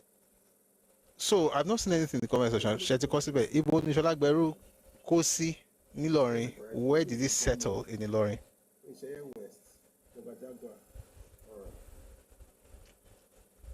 Oh, somebody wrote occasional Lekon. Yeah, that's true. Thank you very much. Is the person correct? Or maybe it's in Gomo. Oh, Ishaya West. Joba Jaguar. All right. The way he got that place, that he named the person, is the same way everybody got family. The way he got, thank you very much. Nothing. Everybody, you are correct. Nothing. Joba Jaguar, Shaya West, Obatune Ghana. You're very correct. That is why you notice. The way he got that place that he named the casino is the same way everybody got family compounds. That's actually what I was trying to actually establish, but I got most of the here. Once you move, you now have Agbole. That is why you notice. If you go to any Yoruba town and you want to claim to be an indigene, the question they will ask you is that Nibula Agbole. Anybody with that Agbole cannot be from that place. Since you don't have Agbole in this town, you are not originally from here. Or you are new. Maybe you can now they can discuss whatever will happen to your future, but we can tell that since you don't have Agbole in this town, you are not originally from here. So the Agbole that this man did, he now named it Okesuna. Okesuna means quarter of the faithful ones, because he was a Muslim convert. So Sholagberu was already a Muslim before he was invited. Now, again, I think this session will also help us to appreciate Afonja's issue or Afonja's dilemma. Someone said Afonja was not a good student of history. So I said to a point, I know what I was saying. He learned history to the point where in order to organize cities, settlements together, on that point, he understood history. Doesn't mean that he understood all history. I'm actually very careful when I speak. That's why I said he understood it to a particular extent. I was very careful to say that. Anyway, the point is that in the beginning, he wasn't doing this thing to destroy whatever. He was trying to create a new capital to achieve his ambition because he wanted to be king. And they passed him over several times. According to this author, most likely because he was too powerful. Now, what he means basically is this. If you remember, under Bashorunga, about 7 Alaafins ruled. When they don't have a lot of money and stuff, they are malleable, right? They are able to exert pressure on those kings, right? The chiefs, the Oyomesi, or whichever one is interested in exerting power or influence, like Bashorunga, will be able to easily control them. But it will be very difficult to control Afonja at this time, according to this author. And so it might be the reason why it was passed over, but he still wanted to be king. I think there's a lesson to learn from this. So ambitions can be very crazy. Anyway, in trying to be king, he decided to create a city. In trying to create a city, he went and talked to people and told them to move into town and create a new capital. One of the people he brought happened to be Sholagberu. Sholagberu, of course, from the name, is a Yoruba person. He then gets into Ilorin or they allocated a particular portion of that place as his own Agboile. Right? That place they allocated to him, he now named that place Okesuna. Why? Because he was already a Muslim before moving to Ilorin. We're together, Abi? Let's go on. Sholagberu came and settled a large quarter, which he named Okesuna, Quarter of the Faithful Ones, because he was a Muslim convert. Using Sholagberu's Islamic connections, Afonja also persuaded a well-known Fulani Muslim preacher named Salil, called Alimi by the Yoruba, to come and reside at Ilorin. Alimi had come on visits to Ilorin and many other Oyo towns before preaching Islam. I'll tell you again. Alimi had come on visits to Ilorin and many other Oyo towns before, preaching Islam and selling charms. Alimi came and invited his sons down from Sokoto. The coming of Alimi was especially important to Afonja's plans. Afonja needed Alimi to make charms for him for the wars he was about to embark upon. Within a few years, Ilorin had become quite a large city and continued to grow. So the relationship he had with Alimi originally was to make charms.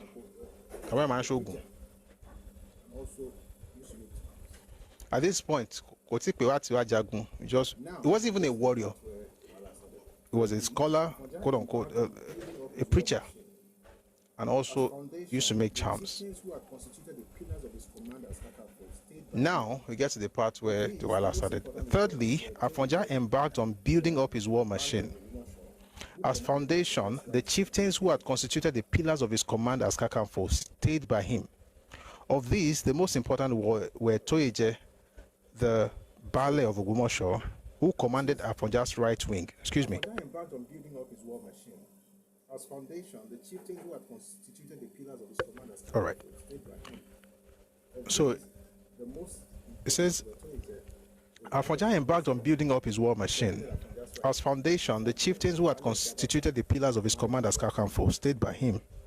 Of these, the most important were Toyeje, the Bale of Ogumosho, who commanded Afonja's right wing, and Fagbohun, Bale of Jabata, who commanded his left wing.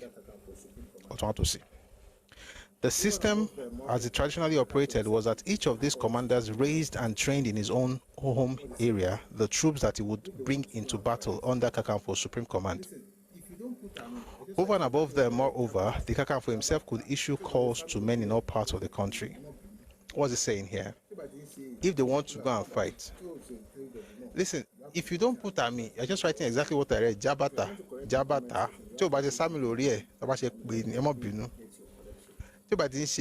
Popular,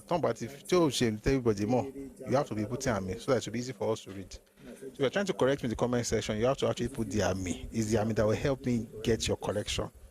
And I'm hoping to it, but I can't tell. Jabata, that's what you else wrote right now. Yeah, I said Jabata. So please, if you think I'm pronouncing it incorrectly, just kindly write the army on. So man, they be able to help me with that. Where was I? Yeah. So the way it was is that the person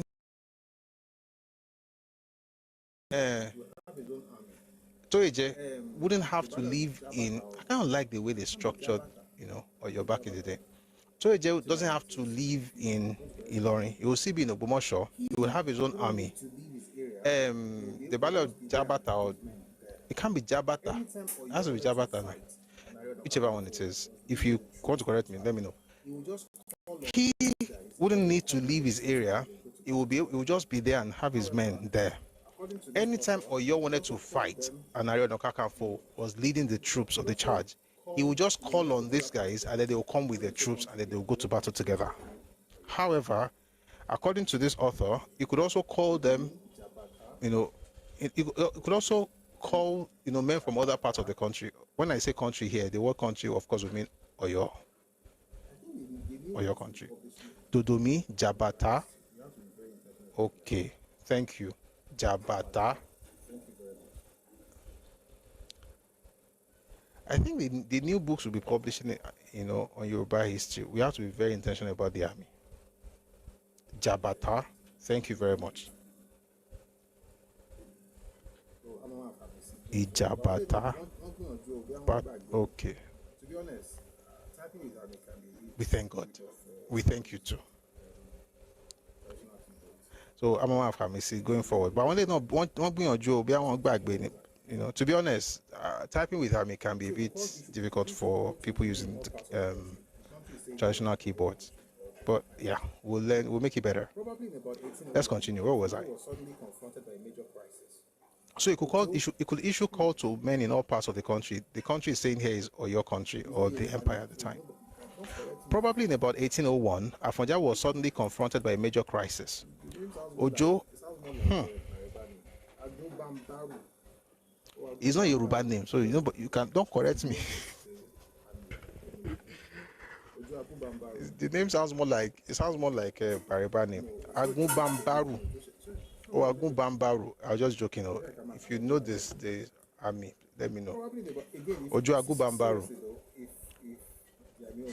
No, show Josh Kushere. No, Josh. Show no Josh. Probably in about 1801. I come back to watch me. Probably again, if you seriously though, if the Amio is wrong, let me know in the comment section. Probably in about 1801, Afonja was suddenly confronted by a major crisis. Ojo Agunbambaru, one of Gas' sons, who had escaped as a youth to the Bariba country at the time of the massacre of Gas people, returned to the country at the head of a large army, which he had recruited in the Bariba country. Claiming to be fighting for the Alaafin and the kingdom, Ojo Agunbambaru went after Afonja, and as his army moved through the country, some sympathizers joined it, because they said he was fighting for the Alaafin. Afonja marched his own army out to meet Agunbambaru, but he was defeated in 3 successive battles and had to fall back on Ilorin. Agunbambaru then besieged Ilorin. Again and again, it looked as if Ilorin would fall, but Afonja managed to hold on until Agunbambaru's army was worn down. Then in a main engagement, Afonja won a victory outside the walls, thereby forcing Agunbambaru, though his army was still mainly intact, to withdraw from Ilorin and return to the Bariba country. With this victory over Agunbambaru, Afonja's fame increased enormously. Before the coming of Agunbambaru, he had no rival in the country. After the victory, he became the undisputed military lord of the whole of the Oyo homeland. From all over the Oyo homeland, young men went to offer their services to him, either directly under him or under the chiefs belonging to his command. Then, in about 1817, Afonja took an action that must rank as one of the most momentous in Yoruba history. This is where we are going with our long Turenchi. He offered freedom and protection to Muslims and slaves who would flee to him in Ilorin.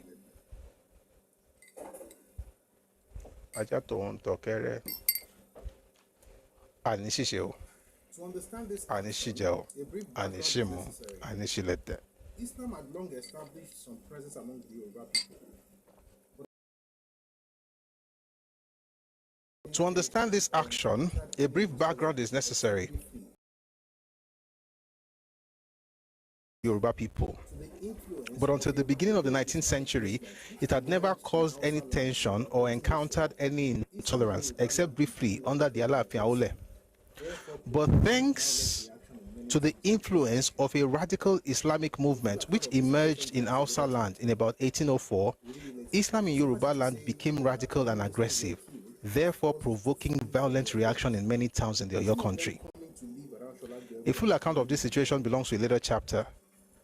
We'll read it later. Suffice it to say here that many Muslims were killed or forced to flee from their homes, some of them coming to live around Sholagberu and Alimi in Ilorin, the city whose ruler Afonja had declared himself independent of the Alaafin's kingdom.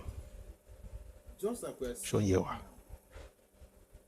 There was a rise. We'll read what happened, if not today, maybe on Monday. But the summary is that, just like we are seeing now, there was a rise of an extreme or extremist sect or radical, let me put it this way, a sect of radical Muslims or radical Islamists. And they influenced some Yoruba people in Oyo. And the Yoruba people and the non-Muslims revolted because they were misbehaving. We'll get to the details later, but the point I'm trying to make is there's a lesson for us from here. And I hope people are going to get it. You know, when I was saying yesterday that it's not like we have not been violent before, but kill again, the point I was trying to make, I'll make it today. What Yoruba people did, they had to. They had to, in Oyo. They had to push back violently, destroy people's homes, killed a lot of Muslims, Yoruba people, as in Muslim Yoruba people, because now, but here's the thing: when they were chased, they ran to Sholagberu, they ran to Ilorin, and they now became properly radicalized. I believe that it is getting, we have these people growing in Yoruba land now. Hopefully the number, they will not go to get too much for us to control. But I think that the best way to attack it will not be, and what I'm saying may not sound, you may hear it and say, oh, forget, no, you're not understanding. Okay. I don't think the best way is to lay more Echo in this case being other Yoruba people who are also radical themselves. I think before we get to that point, we can bring ourselves to the place where everybody, regardless of their religious affiliation or religious profession, everybody begins to understand the fact that you are Yoruba. So that when they bring that seed of extremism, there's a force field around each individual that doesn't allow that thing to penetrate. That's what I think may give a better, and it may seem pacifist, but when you remember what happened in Ilorin and Oyo, maybe you see sense in this. But let's continue reading the history. I hope you're enjoying yourselves. Please don't stop our tapping, and please be on TikTok. Click on the heart icon, drop a gift. Let's try and push the live to the FYP. It's Friday. I want us to end on a high note. If you're on YouTube, please like and share. If you're on Facebook, thank you for being here as well. Please like and share. If you're on X, please like and retweet. If you're here on TikTok, please power tap and give a gift. First of all, it's good to be generous. But second of all, giving gifts actually help the algorithm to push our live to the FYP. So back to the story now. So when the Muslims koja ye once, if I let me just read it, because I already explained earlier. So it says here, until the beginning of the 19th century, Islam had never caused any tension or encountered any intolerance except briefly under the Alaafin Awole. But thanks to the influence of a radical Islamic movement which emerged in Hausa land in about 1804, Islam in Yoruba land became violent reaction in many towns in the Oyo country. We'll talk about what really happened much later. But suffice it to say here that many Muslims were killed or forced to flee from their homes, some of them coming to live around Sholagberu and Alimi in Ilorin, the city whose ruler, Afonja, had declared himself independent of the Alaafin's kingdom. As these Muslims refugees came, the men among them sizzling with anger against the Alaafin and the Oyo rulers who had persecuted them were very zealous to join Afonja's army and fight for him against the Alaafin's establishment and against the communities from which they had fled, even though Afonja's political plans and wars had nothing to do with their Islamic faith. It's a case of the enemy of my enemy is my friend. I don't like Oyo. Not me. The person doesn't like Alafin, doesn't like Oyo. Afonja has issues with Alafin and Oyo. Therefore, you are aligned with Afonja. Talk about what happened amongst Yoruba when we told the path of violent reaction. Someone says coalition. Yes, coalition. So when I say Ẹkáàbọ, so it's not like but we have to learn from history. Let's go on.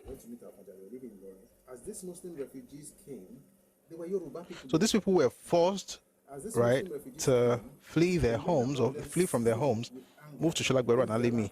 They went to meet Afonja. They were living in Lorin. As these Muslim refugees came, they were Yoruba people. As these Muslim refugees came, the men among them sizzling with anger against the Alafin and the Oyo rulers who had persecuted them were very zealous to join Afonja's army and fight for him against the Alafin's establishment and against the communities from which they had fled. Even though Afonja's political plans and wars had nothing to do with the Islamic faith, and even though Afonja himself showed no desire to convert to Islam. From this circumstance, Afonja came to the idea that he could easily and quickly build up a large army by tapping into the fears and anger of Muslims in the Oyo homeland. Moreover, there were, in fact, before we go do moreover, the point is that there are extremists, or by any, there are Muslims into the radical ones. The ones them will join the radical ones and will go against everything. That is the thing I'm talking about. I'm not talking about Afonja right now. I'm talking about us. Whether you're a Christian, you're a moderate Muslim. By the way, I don't even like using that word moderate, but you get the point. What the context, right? Right. You are a proper, sensible person, Yoruba person, and you happen to be a Muslim, and you are. And I'm not saying Yoruba people and other Muslims are all sensible. You get the point. And then you are doing traditional worship. If you find extremists among you, and you think the proper way to push back is to do violence, you will be satisfied emotionally in that moment. But what history has taught us is that ideologies don't die. They can be repurposed. And that's what you do with people's zeal. That's what we do as Christians, or we preach. The thing is that you can rechannel it. So, instead of going to the person and saying, Islam is wrong, and you can do it if you, like I said earlier, if you are very knowledgeable in Islam and in your own religion, you can toe that path. Not that when you insult Islam, they will not insult your own. You now be cursing people or shouting and saying, you are deceiving yourself. If you insult somebody, they can insult you and your own religion as well, regardless of what it is, whether it's Christian or traditional worship. Gloves are off. So know your religion. So when they ask you questions, you know how to also throw it back. It takes a lot of knowledge. And I'm sure a lot of people have it. But if you just go by sheer force of Muslims Eru Arab, everybody dànù. Ó ṣeé mi ṣọlọ́run, ṣùgbọ́n ó ṣeé emotionally satisfied in that. Kó jẹ́ pé àwọn tẹ́ ti fẹ́kùn pàjẹ́ yẹn, wọ́n wá di ẹkùn gangan fúnra wọn. And I've said it before, it is you will emotionally satisfied in that moment. I told them off. All of them, get out. We must take our religion back. These ones that were chased away went to meet others who were even more radical, and then they began to create something against their fellow Yoruba people, not because Islam told them to do so. That's not even the point. The point is that they have to also get their own pound of flesh. Religion was not introduced to Yoruba people.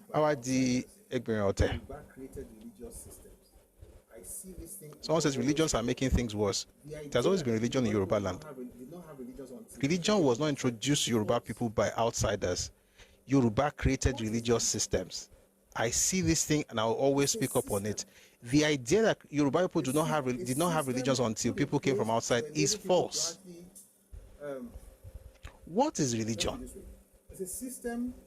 It's a system. To worship whatever. A system put in place to enable people to actually. What they are doing. Let me put it this way: it's a system put in place to enable people to worship whatever deity they have. That system is what is called religion. Religion is a system. What they are doing is belief or spirituality, but the system is religion. Religion is not Islam or Christianity. Religion is Shogo. Religion is Oya. Religion is a system that you put in place. And to say that we have no religion, I'm responding to somebody in the comment section, by the way. To say we have no religion before Igbo came is to say that we are primitive people who could not create a structure for themselves. You hear the taboo. We had structures. The praise. And I mentioned earlier, and we had different structures for different deities. What does that structure entail? You hear the taboos, the praise, the mode of worship, the kind of songs you sing, the order, the priesthood. Someone says we didn't force it on each other. Who told you? Who told? Where do people think that Yoruba people never force anything? You know, I don't want to, like I said, I don't like to go to it because people will get very emotional. Who told you? What did you study? Where did you find that information that we never? Where did you get this thing from? I mean, well, number two, who told you that Islam was forced on Yoruba people? We took it. As a matter of fact, we even sent people to go and learn about Islam. Where did you get this thing from? From what we just read right now, Islam was never forced on Yoruba people. By the way, we took it. As a matter of fact, we even sent people to go and learn about Islam in the 11th century. It makes us feel. Where do people get this idea that Islam was forced on Yoruba people? Colonized. By the way, when we say this thing, do you know how it sounds? I'm sorry, I'm stopping. I have to really stop. See, it's painful. Why do we reduce ourselves to this? Colonized. They now force something on you. It's the truth for some places. It is not true for Yoruba land. Yoruba land did not become. People in Yoruba land did not become Muslims because of the edge of a sword. And are there radicals? We became Muslims by choice. Excuse me. I am not a Muslim, by the way, so I'm not defending my religion. We're discussing. And are there extremists rising right now? Yes. And we can't deny it, and we can't hide from it and say, oh, I don't want to talk about it. They exist. Should we push back? Yes. But how should we push back? That's where the issue is. Do you want to push back to be right and feel emotionally satisfied in the immediate? Or do you want to push back in order to build a society where every single person remembers exactly who they are and they fight for this land rather than fighting against this land because of their religion? That's the question. And guess what? There are Muslims who are also pushing back against those extremists. And if you Arabs and slaves of Arabs, you do it every day. Do it later. When you are done, your enemy that has not been able to get into your midst, they will be the foot soldiers for those enemies. Now, here's the point. Our numbers have now reduced. So you are 100. Say you have, let's even say all the Muslims amongst the 100 in Yoruba are just 30. What 70 people will be able to do? Sorry, what 100 people will be able to do? Oh my, you're led to buy 70 loshe. So if out of the 30, about 15 or even 10 are very radical, we now insult the 30 for the 10. The 30 now pull out and join another 50 coming from outside. Another 20 from somewhere, another 10 from somewhere. They will overpower the remaining people that are at home. That's the point. You know, I see people in the comment section. I'm not going to answer that sincerely. This is not about. Not yet. Maybe later. You know what? Let's get back to the book. I'm not going to answer that question. What's the law of the land? No, not yet. Maybe later. These are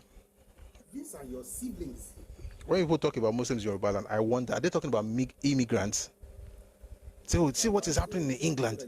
Those are migrants. These are your siblings.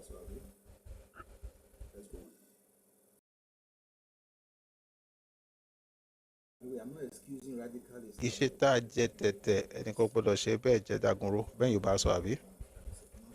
Let's go on.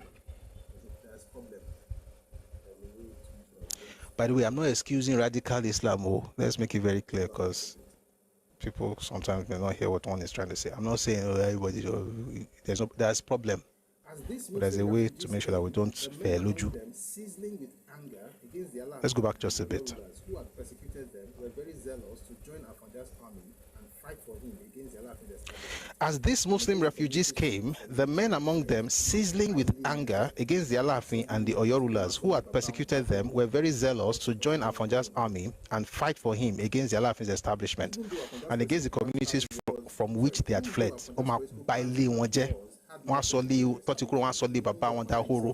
Because From this circumstance, Afonja came to the idea even though Afonja's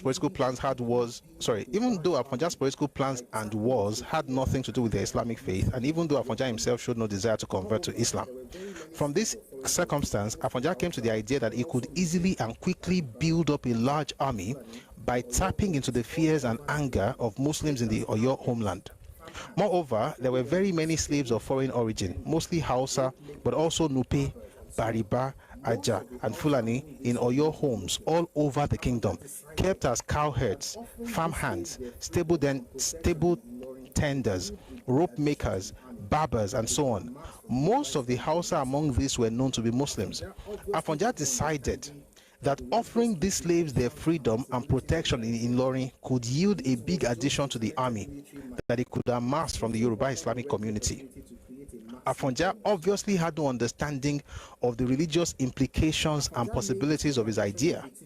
His was just a talented military mind, seizing upon a ready opportunity to create a massive war machine. most of the refugees were on your people. Afonja made his proclamation in 1817 and provoked an immediate surge of Muslim migration to Ilorin from all over the Oyo homeland. Most of the refugees were Oyo people, but a large number consisted of slaves of foreign origin, Hausa, Nupe, Bariba, Aja, and others, fleeing from their owners. What's it saying basically? You are declaring Jubilee in Ilorin. It's a sanctuary. This is before whatever Alimi did.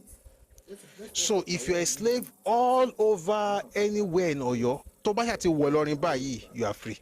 Who will not go? This is before Alimi. This is before whatever Alimi did. Let's first talk about what we did to ourselves. I'm not Afonja. I'm not from Oyo, but we are all Yoruba. So he said, once you step your foot in this place, you are free. Only everybody everybody just wanted to get to the place of freedom. I have to change my audio source. Please give me a second.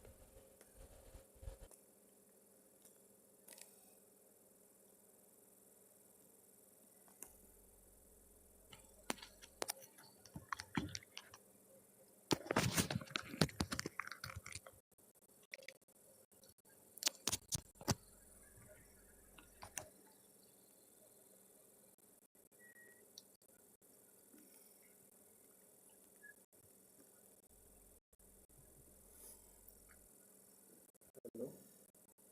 You can hear me. Okay. All this works because this one was misbehaving yesterday. It looks good. Why are you laughing? Hello? Hope you can hear me. Okay. Get the point, sir. I hope this works because this one was misbehaving yesterday. What looks good? Why are you laughing? What did I say? Anyway, you get the point, sir. Actually, it wasn't amnesty because amnesty would mean that maybe they had done something bad. You just declared Jubilee, essentially. Once you get to Ilorin, freedom, freedom, you are free. So what happened? Iruwa Ogiriwa, Ataja, Ateron, everybody made their way to Ilorin. By the way, to be fair, this is actually very, very smart militarily. Like, if you're talking about military strategy, this makes a lot of sense. But you see, we say culture eats strategy for breakfast. Well, that's true. You have to understand the worldview of the people you are dealing with. Don't just be shouting strategy, or else all of my strategy is try work on more G. Where were we? Afonja made his proclamation in 1817. All right. Afonja made his proclamation in 1817 and provoked an immediate surge of Muslim migration to Ilorin from all of the Oyo homeland. Most of the refugees were Oyo people, but a large number consisted of slaves of foreign origin: Hausa, Nupe, Bariba, Aja, and others, fleeing from their owners. Since the Hausa were the majority among these, Oyo traditions tended to refer to all of them as Hausa. Training and arming these men as they came, Afonja achieved his ambition of amassing a very large army.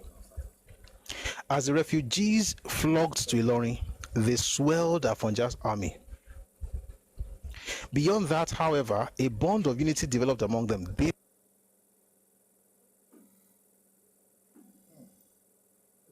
Let's just get down a little.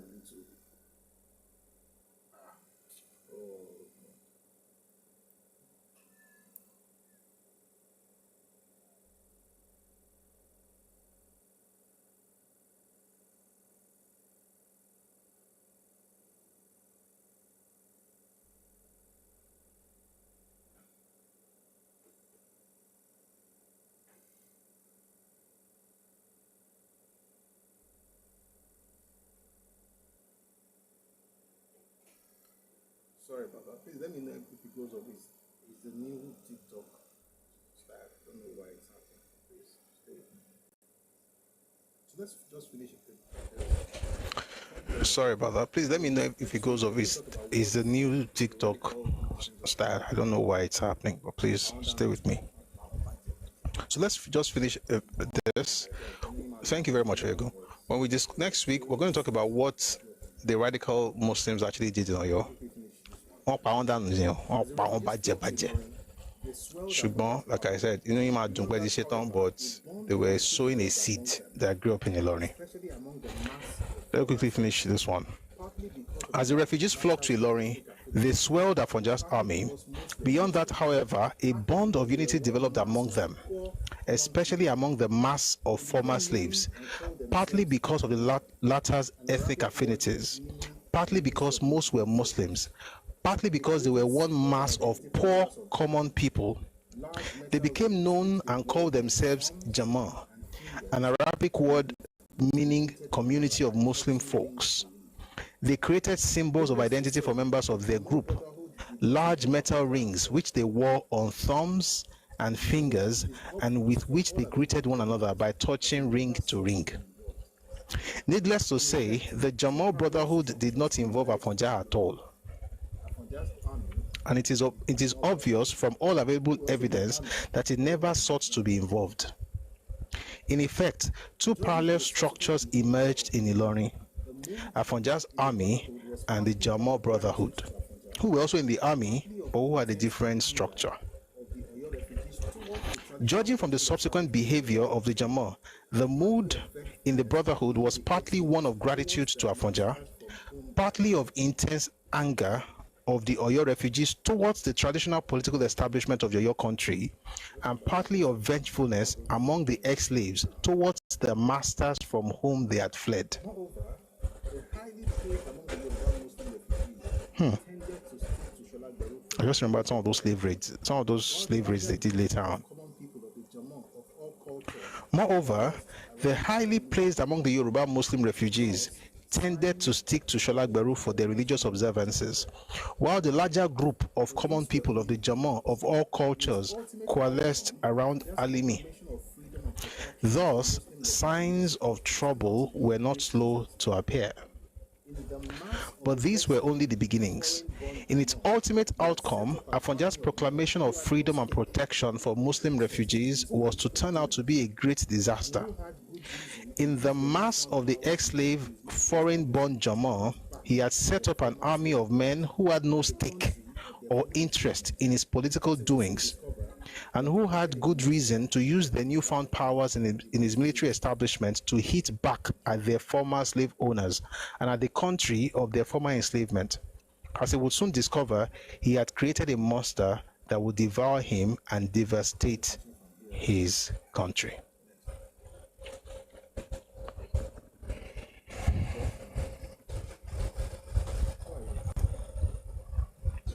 I think we should continue from here next time.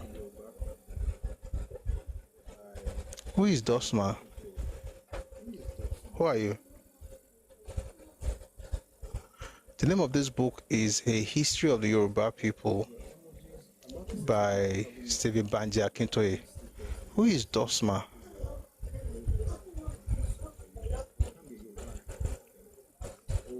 Because your emojis, I'm about to say something that will probably make you not sleep well tonight. So I want to know who you are. If you're Yoruba, I'll be a bit soft on you. But you can't be a Yoruba and type that thing. Okay. You have shown yourself to be a very stupid person. He's one of the children that your parents had to mate on the tree. They literally mated on the tree to be able to birth you. Retard.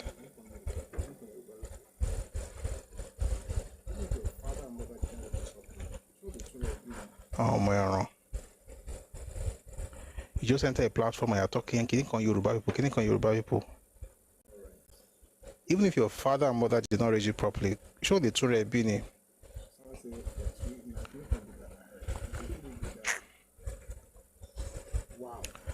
All right.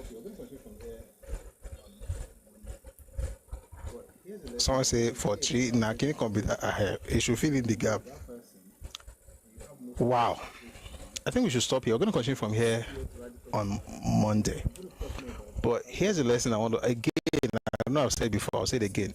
If you are a Yoruba person and you have Muslims close to you and you see what radical Islamism is doing, I'm going to talk more about the practical things that we should do when we come next week, because I see it as a major problem. That's why we're changing our topic, because of what happened yesterday and on Wednesday. I was like, let's not rush into something else. Let's just stay on this for a bit. Please, if you notice a Muslim toting the extremist, ẹ jẹ́ ká rántí pé àwọn kan náà ti jáde kúrò lọ́yọ̀ọ́ torí extremism. And when they were pushed out, they didn't go to Igboho. They didn't travel to Ife. They didn't join the Egba. They went around other radicals and they became a thorn in the side of Oyo, of the empire itself. And together with those that Punjab freed, they destroyed the Oyo empire itself. I mean, they literally destroyed that empire. I mean, the empire was already small, it was already having its own issues for many years, but they just struck the final blow. But not without killing Afonja himself. But that story for Monday. And then what they did in Oyo, what the Muslims actually did in Oyo that made the Oyo people push back, we'll read that next week. And I'll say this, the Oyo people were justified. They were not wrong. But can we learn from the mistakes? So you can be sincerely right. Sorry, you can be sincerely wrong. Or you can be right in the short term, but wrong in the long term. I don't think they were wrong in the short term. They were right in that short term, but in the long term, it was part of the seed that destroyed the empire. So we'll learn more about that on Monday. It's 8:39. Let's bring some people up, and we'll go on from there. And I hope those who insulted me yesterday were saying that you are pacifist. You don't understand. You are blinded by religion. I don't even know what that means. I hope they see where I'm coming from. But let's bring some people up. I can't bring you up, Abdurrahman. Is it 39? You will use 30 minutes to talk. Unless you can promise in the comment section that you only spend 5 minutes, then I will bring you up. Because once you start, I don't like stopping you, but I also don't like saying too long. Adekomi, good evening. Good evening, sir. Ẹ̀gbọ́n. Ẹ káalẹ́, sir. Sure. Ẹ̀kálẹ́ o, bó ni? Mo wọ. Yes, sir. Dadan, alhamdulillah.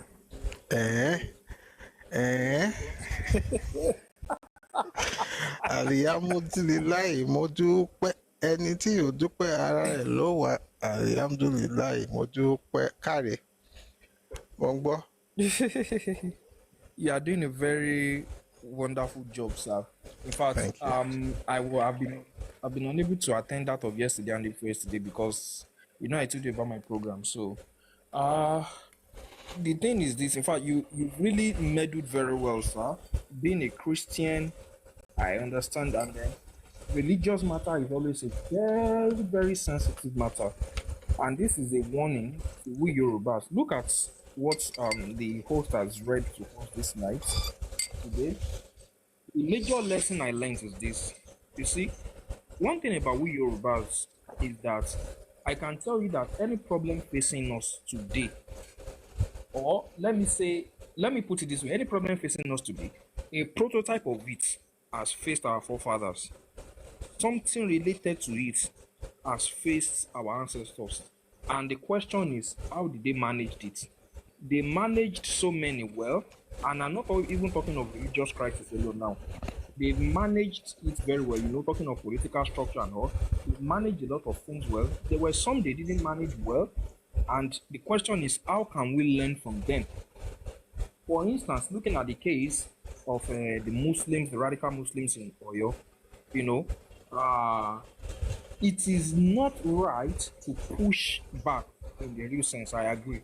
In fact, I think what we need to do as a people is that if we can, have a form of an inter-religious symposium or something like an inter-religious, I don't know how I can put it, not necessarily a symposium, that will make everybody understand that you are first of all a Yoruba person. And I tell you, all Muslims are not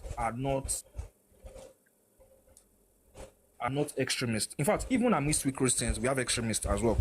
Amidst we Christians, I'm a Christian.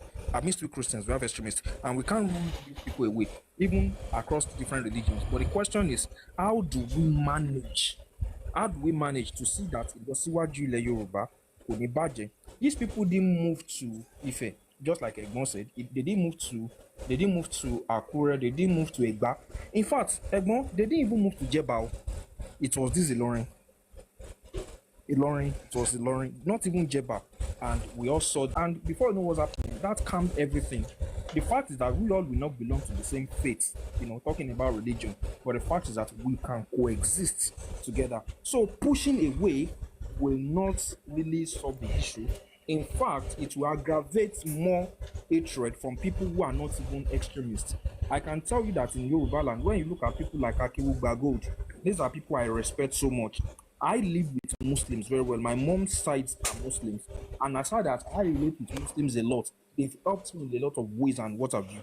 So let's not push back. Instead of cursing out, abusing, insulting, let's divide at every level we are. If you are Yoruba, at every level we are, let's devise a means of propagating Yoruba, making them know that before any other thing, you are Yoruba. We are not saying you shouldn't do your religion as a Christian, as a trad worshipper, as whatever, as a Muslim, but you are first of all Yoruba. And whatever you are doing with your religion, make sure it pushes Yoruba forward. Thank you.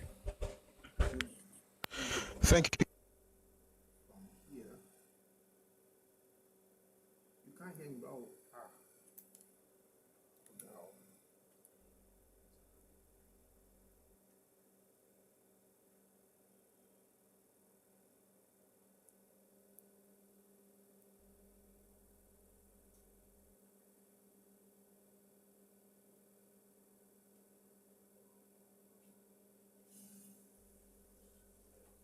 It's TikTok muting me.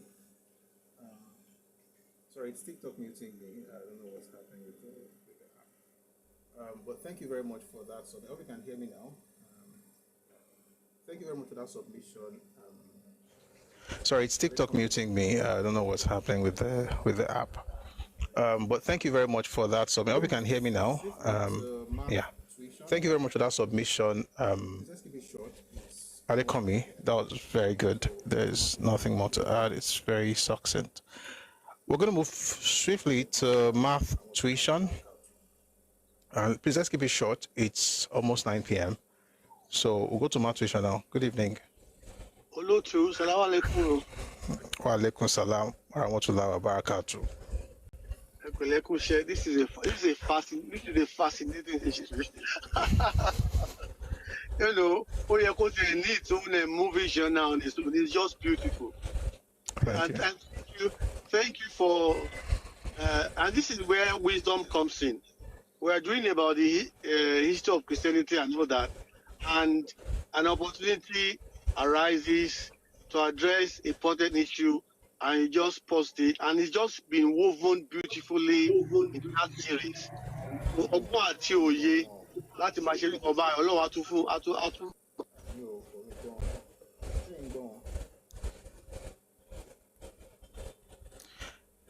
Ṣé ń gbọ́ wọn? Tẹ́mi gbọ́ wọn mọ́ ọ.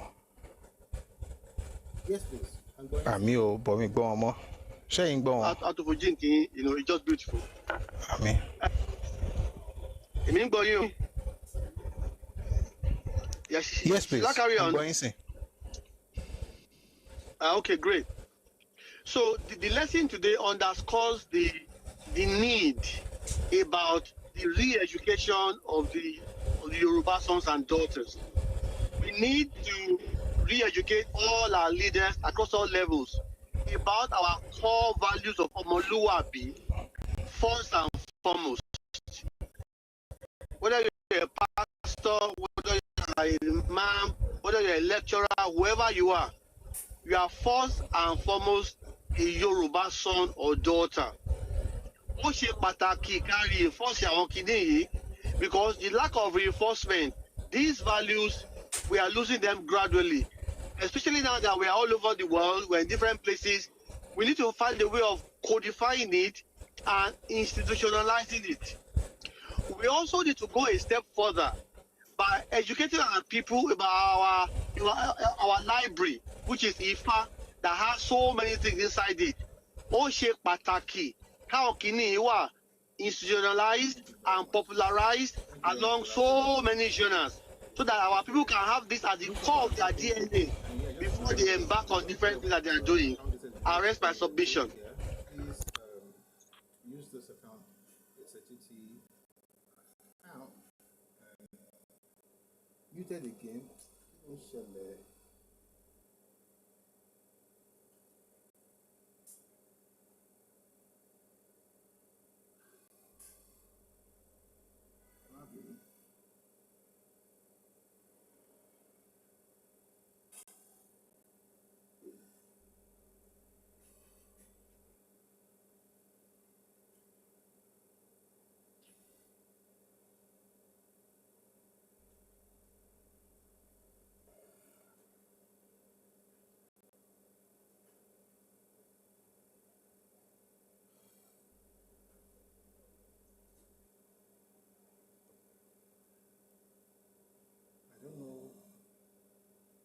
I don't know who advised TikTok to change whatever it is that was working, but for some reason, if you stop for a bit, I apologize. I was actually thinking. I don't know who advised TikTok to change whatever it is that was working, but for some reason, if you stop for a bit, I apologize. I was actually thanking Math Tuition for that submission. It's really good. Thank you very much for, that submission. I was also saying that if you'd like to support what we're doing here, we have, by the way, we have the sessions every weekday, Monday to Friday at 4 p.m. Ife time, West African time. And if you'd like to support us, please use the bank details on the screen. It's a GT account, and your support to be highly, highly appreciated. You'll be able to see it in a bit. Kindly use it, and then we will, of course, thank you for it, because it's very, very. By the way, I want to also appreciate those who are actually supporting us. It goes a long way to help us keep this thing going. All right, so thank you very much for that Math Tuition, for that submission. We're going to go to Ayanfe Dumare and maybe bring one or two more people, and then we'll call it a day. Please, let's keep it short. Thank you very much. I have Jumari, please go on. Please go on. Hello, Bodami. Era. Yes, sir. Yes, sir. Edeku afarada. Ọlọ́run á máa sọ agbára dọ̀tun fún yín o. Àṣẹ o. It's not easy at all. Brother wa match tuition àti Ora Adekanmi mo kẹ́yìn náà. Ẹ má pẹ́ o, ṣé gbọ́? Ẹ fẹ́ Jumari. Yes, sir. Yeah. Okay, sir. Just to be a quick one. So, ní class ni we learn a lot, and from this class now, mi ò tí ẹ mọ̀ nípa títí mo ti kárí pé the Muslims were chased out of Oyo, but I didn't read it up to these details. Give me. I've not even mentioned how they were. Sorry, I've not even mentioned how they were chased out of Oyo. We'll do that on Monday. It's even deeper than that. Wow. All right, I really appreciate that. So then mo wá tún padà wá join the more other things tí mo ti kà. So wá jẹ́ kí n mọ̀ pé nǹkan tí Bible sọ pé a house divided against itself cannot stand. Nígbà tí a allow kí ọgbọ́n ẹ̀sìn kó dàrin wa rú ní old Ọ̀yọ́ nígbà yẹn, that was why it was very easy fún Ọ̀yọ́ ní láti dàrú, because the country was not one again. Àwọn kan ti lọ join àwọn aráàta tó dẹ̀ padà gbógun ja ìlú yẹn, so ìlú yẹn ò lè stand láti defend láti defend ara wọn. So until nígbà tí a tún padà wá tó ara wa pa, tá wá yọ religious division kó láàrin wa, because mo rántí pé ogun tí a ti bẹ̀rẹ̀ sí ní defeat wọn padà ní Ògbómọ̀ṣọ́ àti ní Òṣogbo. They are prominent Muslims láàrin àwọn jagunjagun ilẹ̀ Yorùbá. Balógun Ali comes to mind. So nígbà tá trade war ara wa pa, tá sọ̀rọ̀ wa di ọ̀kan ṣoṣo padà, it was only then that we were able to defend our lands effectively. So mo tún fàtìkọ yí bẹ gbogbo àwọn tí ó jẹ́ extremists on whatever religious lineage tí wọ́n bá ní, it will never favour us at all. We must be one. Who are very, very, very important. Then another thing tí mo tún fẹ́ pàkíyèsí gbogbo wa sí ni pé tá a bá ń sọ̀rọ̀ láàrin wa mi báyìí láàrin àwa Yorùbá, irrespective of the ideology tá a bá ní, a gbọ́dọ̀ gba ará àtàláyè láti máa dá sáàrin wa. Bá ṣe ń sọ̀rọ̀ lọ́wọ́ lẹ́ẹ̀kan, àjòjì kan ó wá bọ́ sáàrin wa, ó máa béèrè lọ́rọ̀ ọ̀rọ̀. So èmi àti àwọn èèyàn kan aleko ní comment section ni pé ọ̀rọ̀ family matter lélẹ̀, and we no respect rẹ̀ ó get out. So ẹ jọ̀ọ́ a gbọ́dọ̀ gba àjòjì láyè, because àárín ara wa we want solution la fẹ́, but àjòjì gbódógbò òun kò sí nǹkan tó kàn ó bàjẹ́ kó bàjẹ́ ni. So ẹ jọ̀ọ́ nítorí Ọlọ́run ẹ jẹ́ ká ṣíra wa lọ́kàn. We don't have any other place lẹ́yìn ilẹ̀ wa yìí o, Ọlọ́run fi gbogbo wa o. Ọlọ́run wà pẹ̀lú gbogbo wa o.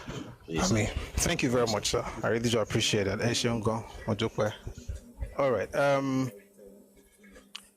Because of our time, it's 7 minutes to 9, and Abdurrahman, I would really love to hear you, but you cannot spend 5, 10, 15 minutes. So that's the only reason I can't bring it because of time. I want to appreciate everybody who came up, and also everybody in the comment section. We're going to go deeper into this on Monday, and if you also notice the way I'm doing it,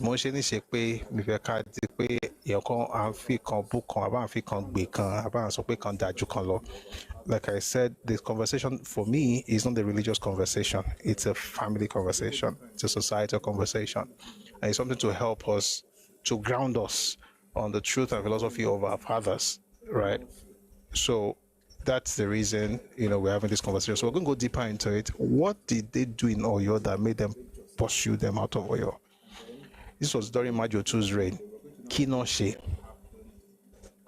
right? And what was it that Oyo people did? And why did they do it? Were they justified to do it? And then, if we don't do this on Monday, we're going to now go to what happened at the Oshogbo War of 1840.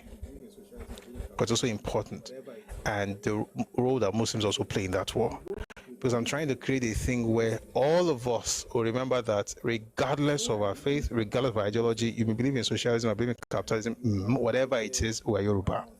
And so the work with, and let me tell you what makes this beautiful. Say I believe in capitalism, you believe in socialism, and you're about the paramount thing. We can rework our ideologies to the point where we can create something that is uniquely Yoruba, but that takes from the best of both worlds and creates an identity, creates a new ideology, but that would benefit the people. So your mindset changes from who is right to what benefits the people. Someone says, what would constitute let me finish that one first. It moves from who is right to what is right for the people, or how do people benefit from all of this. And when you are wrong, you admit, and then you take your L. And then, but the good thing is that unlike socialism and stuff like that, as far as religion is concerned, we don't even have to syncretize. Oníkálukú máa ṣe títí ojú ọ̀run tẹ́yẹ fò láì fara kanra wọn.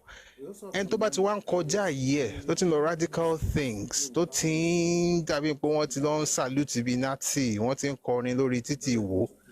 You have to see people like that down. But you also have to remember, like I always say, you will require Muslims, Yoruba Muslims, to do that work. And that's why you don't want to push them away in the name of the extremists that you're talking about. Now, let me answer the question in the comment section. Someone says, what would constitute extremism, especially when I want to define other religions within my own prison? What would constitute extremism primarily would be what would negatively affect the collective Yoruba interest, the collective interest. Whatever it is that could negatively affect that collective interest could be term extremist. Now, I want to say this. It's not extremism based on my faith. I'm not saying you're extreme because you are not of my faith. You could be of my faith and I'll still say something you're doing and I'll call you an extremist. It is that, and let me start by saying this. There are some faiths that the deeper you go in them, the wild, you could, let me say it this way, because of your question. Let's use Islam, since we're talking about Islam. Islam, at its core, is not just about religion. It has a political ideology embedded in it. You have to be honest enough to acknowledge that. Now, whatever ideology is embedded in it, when it gets to your people, it has to be subject to what will bring the best. And when I say best, not best based on that religion, but best based on the worldview of the people in terms of what can help them accomplish something. You can't hurt them to say you are trying to help them. You can't think of forcing something on them, saying that you are trying to help them, especially when their own ideology is not based on forcefully exerting anything on anybody in terms of religion. You cannot say, for instance, we became Muslims without having to, nobody put any gun to anybody's head to become a Muslim. So you can't come around now and say you have a new version of Islam and that we must do it the way you want it. Like, no. Especially when we discover that based on where you are going, Oma affect our way. So if you notice, I'm also not talking about the doctrine. I'm trying not to talk about the doctrine of each religion. You could have different doctrines of different religion, and I try not to discuss those, not because I don't, but because unless you want to have a debate on that, which I don't think I want to do, to be honest. Why? Because many of us are very, very emotional about our faith and maybe not as educated about it, so I don't want us to fight. But the point I'm trying to make is, if this thing you're doing would hurt people, right, or would force them against their will, is extreme. If it will hurt them, or you would take away their agency, it's extreme. And that's based on their own cultural worldview, not based on the religion you are bringing in. And so when you believe in whatever you believe and you get into that cultural setting, you have to find a way to transplant it within their own. For instance, you can't go to China and do all the nonsense they're doing in England. You can't even do it in UAE. You can't go to UAE and do what these people are doing on the streets of London and say, oh, we're in Birmingham, we are settlers here, you cannot remove us from here, we want to change the flag of England. You cannot do it in UAE, and UAE is an Islamic, is essentially an Islamic society. I always ask people that always shouting about this. If you keep saying that this is what my religion teaches you, people will now get to the point where they don't care about your religion. Because and another thing is this, I always ask people that are always shouting about this, they have to go deep in their religion. This depth you are going in your faith, what is it going to produce as a society? I use this example a lot and it's intentional. Is it going to give us Dubai or Afghanistan? Is it going to be UAE or Afghanistan? We're in Islam. So this new idea you're giving to us that you're bringing that nobody else knows, will it produce UAE or will it produce Afghanistan? And I'm not saying one is good or one is bad. Just answer that question to yourself. Does it help the people to make progress? Does it remove the agency?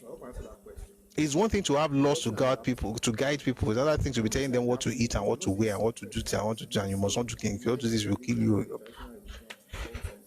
No. So I hope I answer that question. Adopting and adapting, yeah.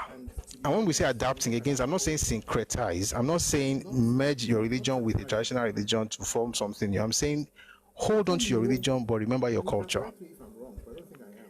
And to be honest, when you look at our culture, not traditional religion, I don't know, and you can correct me if I'm wrong, but I don't think I am. I don't know if there's anything fundamentally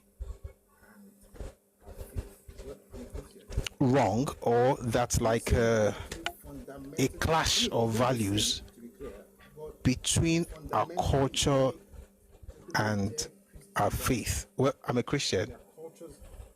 I don't say that is actually fundamentally, I mean, it's not the same, to be clear, but fundamentally, Christian by their cultures. I'm not talking about traditional religion. I'm talking about Yoruba culture. What is it in Yoruba culture that is against my faith? I don't know. Is it respect or boldness or standing for the truth or protecting the heritage? I don't know. How is the faith against culture? So if it's like that, why do I have to choose? Maverick, you are very ignorant. How is the faith against culture? This is what you guys say that actually make people actually now become extremists. How is Christianity against my culture? I'm talking about your religion, your traditional religion. That's your choice.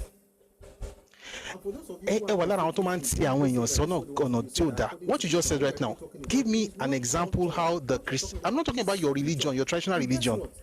That's your choice.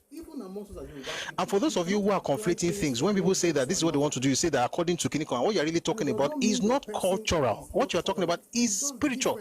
And guess what? And this is the crazy part. Even amongst us as Yoruba people, you cannot apply things from one God to another. That's not culture. That's spirituality. And it does not mean the person is not tolerant. It's just different. We mix a lot of things up, and when the person says, I'm not going to... The taboos of one deity do not apply to the taboos of another. That's not culture. That's spirituality. Even, I was saying something the other day. I said it's... We mix a lot of things up, and when the person says, I'm not going to do this, say, oh, that's because of Christianity. I don't do it. Even I was saying something the other day. I said it jokingly, but it's true. We had a conversation one time. Somebody said, "That's nonsense. I'm not Omo Eshu." Say, you think that I'm talking about Satan in the Bible? I said, no, I'm talking about Eshu, the deity, Eshu, Yoruba pantheon. I am not Omo Eshu. Is this thing people think that they are saying something really grand?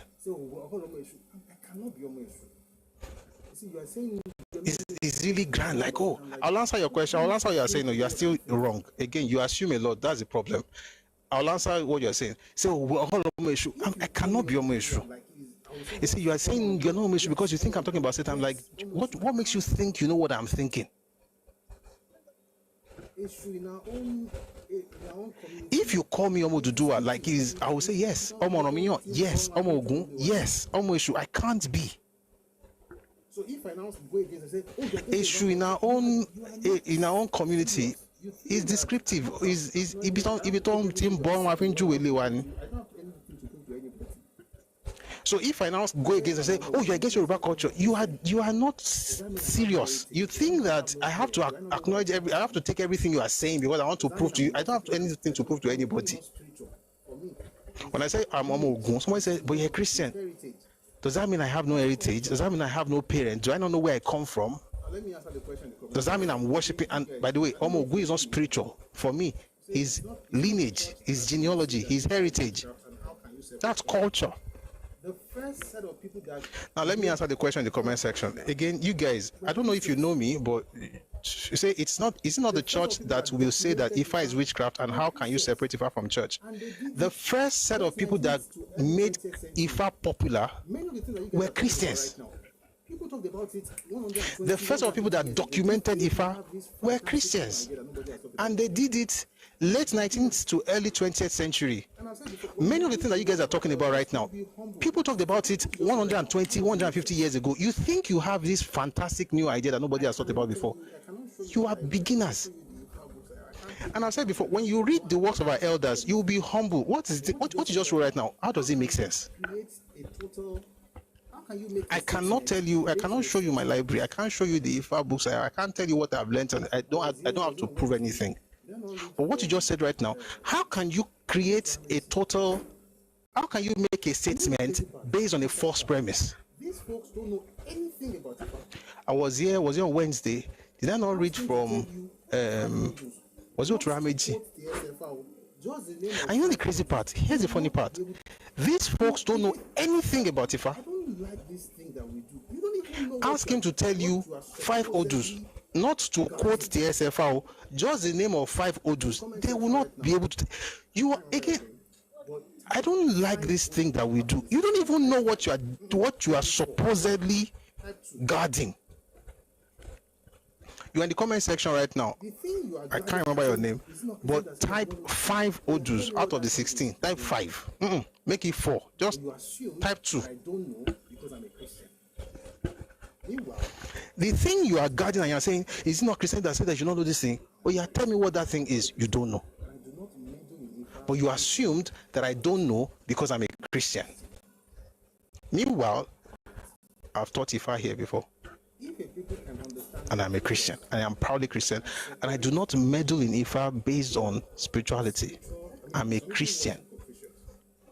But if a people can understand Confucius and separate the spiritual, I mean, some people worship Confucius in China, but majority of China interacts with Confucius based on philosophy. And it's not just China.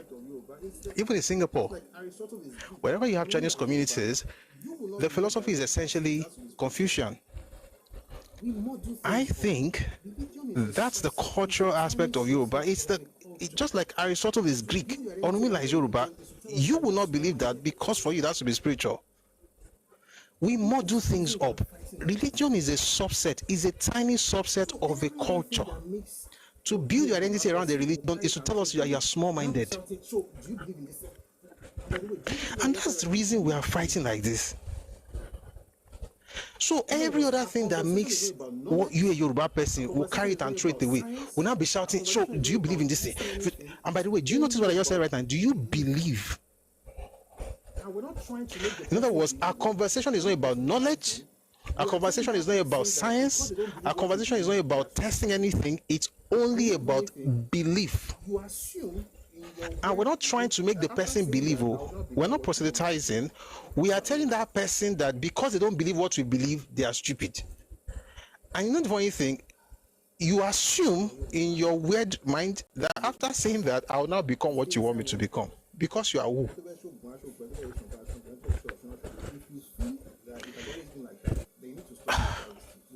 We are Yoruba. We are Yoruba. You stay inside one house. If you think that it has always been like that, then you need to study Yoruba history. It wasn't always like that. Látijọ́ agboolé ló máa ń ní òrìṣà, ó máa ń kì í ṣe òrìṣà ló máa ń pè. They have orúkọ ọmọ bẹ́ẹ̀ fún sìn. Can we call it Romole or something that is theirs? And the head of it wasn't always like when you say, let me put it this way, we have multiplicity of deities in the land, but like in a household, sometimes you have a sorry, you know what, let me just switch. You need to go ahead. What's in time alarm?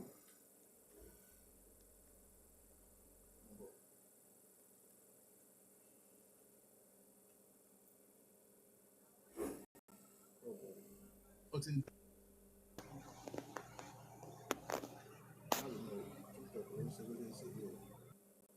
what I was saying is, we've always had many deities in Yoruba land. Not so, a land will have many, but some families will have one deity.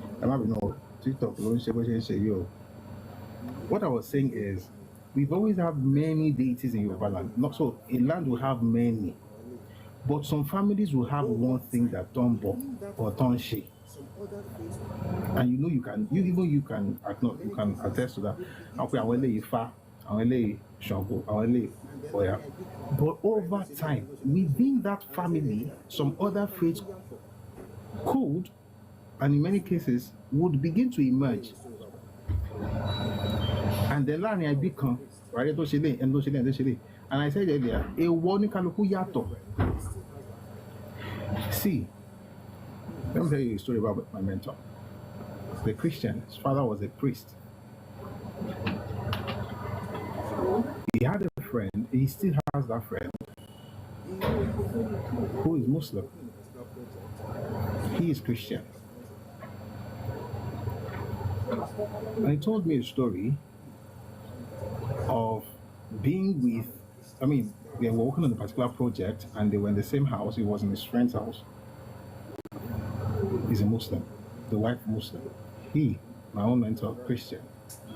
His family, Christian. His parents, priest. Everybody, Christian.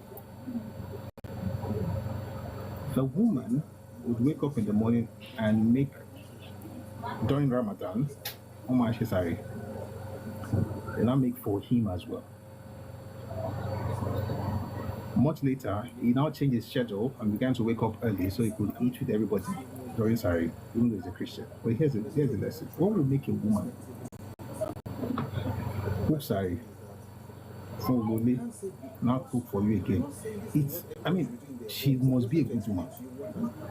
But there's also a cultural perspective to it. The cultural perspective is that you can't say because, and I'm not saying this is what everybody should be doing in their homes. I'm just trying to explain to you what has happened in our history, where a person could be in a family, or then share doom,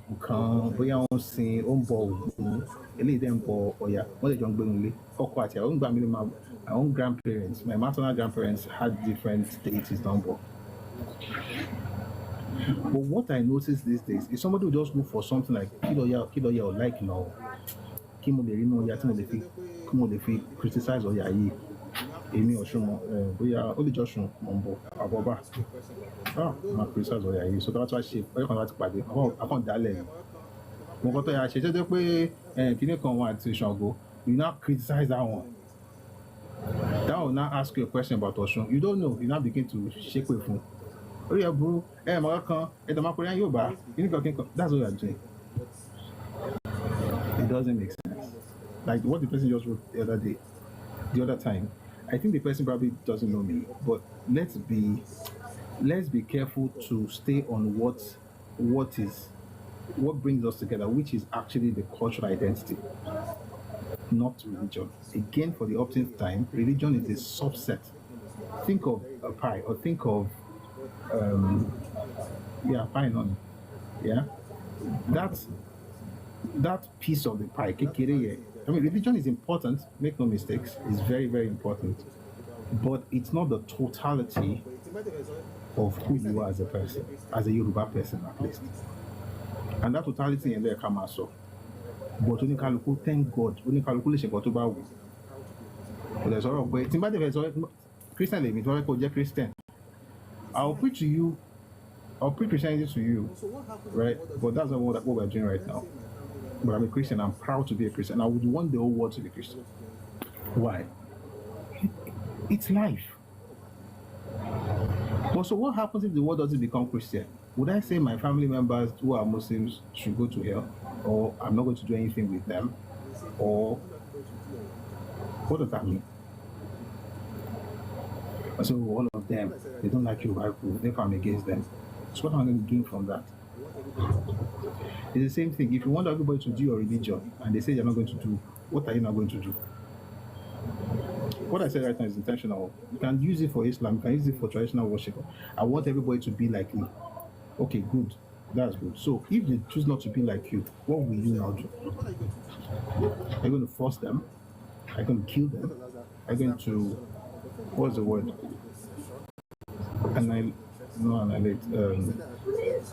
Push them out? What are you going to do?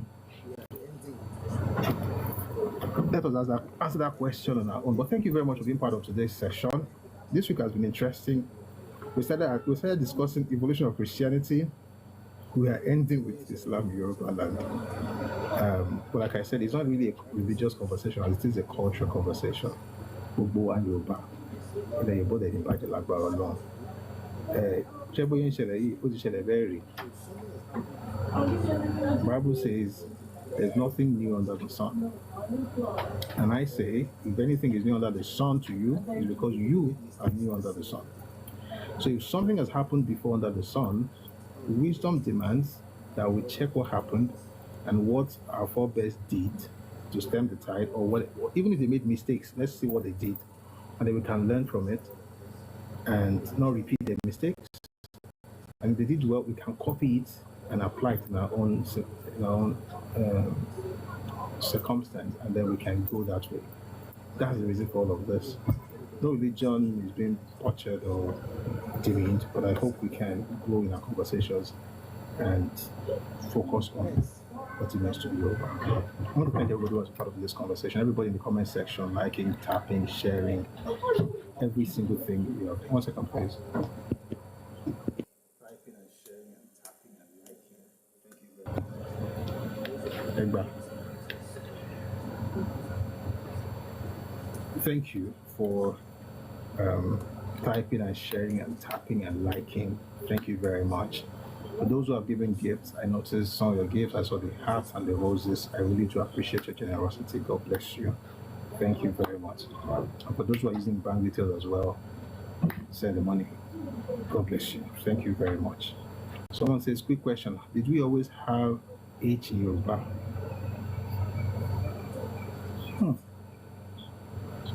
I don't know. I don't know. I think we do. I think we did. Now, come to think of it, I know. I think we did. And I'll tell you why I said we didn't. I will tell you why I said I don't know, and why I said I did in the space of a few seconds. The first example that came to my head when it came to the word, the alphabet, because when the first thing that came to my mind was a foreign word where he was the first letter. When I thought about it for a few seconds, I now discovered that many other words where he is in the middle. E.g., whether our own is thinking like me, whether you're in my mind, I don't know, but you are giving the exact thing I'm thinking. He-ha. That was the first thing I thought. He-ha. Side. Perspective. He-ha. He-ha. To kosi. The Yoruba word. Ohun. Kí ohun aṣọ. Ohun. Then in my own dialect in Ife, ohun, to give. Ohun me. He gave me. So, with those few points of mine, I'm glad I actually remembered the other things in that split second. So yes, What even whom is even H, he, not H. He is the first alphabet in whom. Show you what. I'll answer the question. They didn't introduce any letters A, B, D, A, F. Figi, B, he, E, G, K, D, M, O, P, D, C, Sh, T, O, E. Wọ́n múnú ohun wa ni wọ́n múnú ìpàṣẹ ń sọ̀rọ̀ ni wọ́n fún wa ní kọ̀kọ̀ tuntun lórí ẹ̀ wọ́n kọ̀kọ̀ wá bọ́ ìmọ̀ àkọ́ni. Ohun is ohun. No, ohun is still ohun. Not we. Not we. We always use he, not we. So, if you see, no, nobody will spell ohun. What has happened, by the way, we're almost done. What has happened, by the way, is that some words have changed in their spelling because they change in their pronunciation. E.g., if you read the old Yoruba Bible, you will see something like Li Ojawani. So Makweni Li. But now it's called Ni Ojawani. But that's not because of the spelling, it's because evolution of the language itself. But ohun. Someone says it's confusing. No, ohun. We have to see ohun. Ohun. À ń pè nǹkan ohun Yorùbá. Ohun ni. Ohun.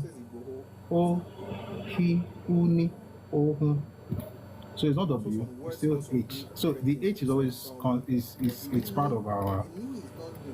I mean, someone says Igboho, exactly. Igboho.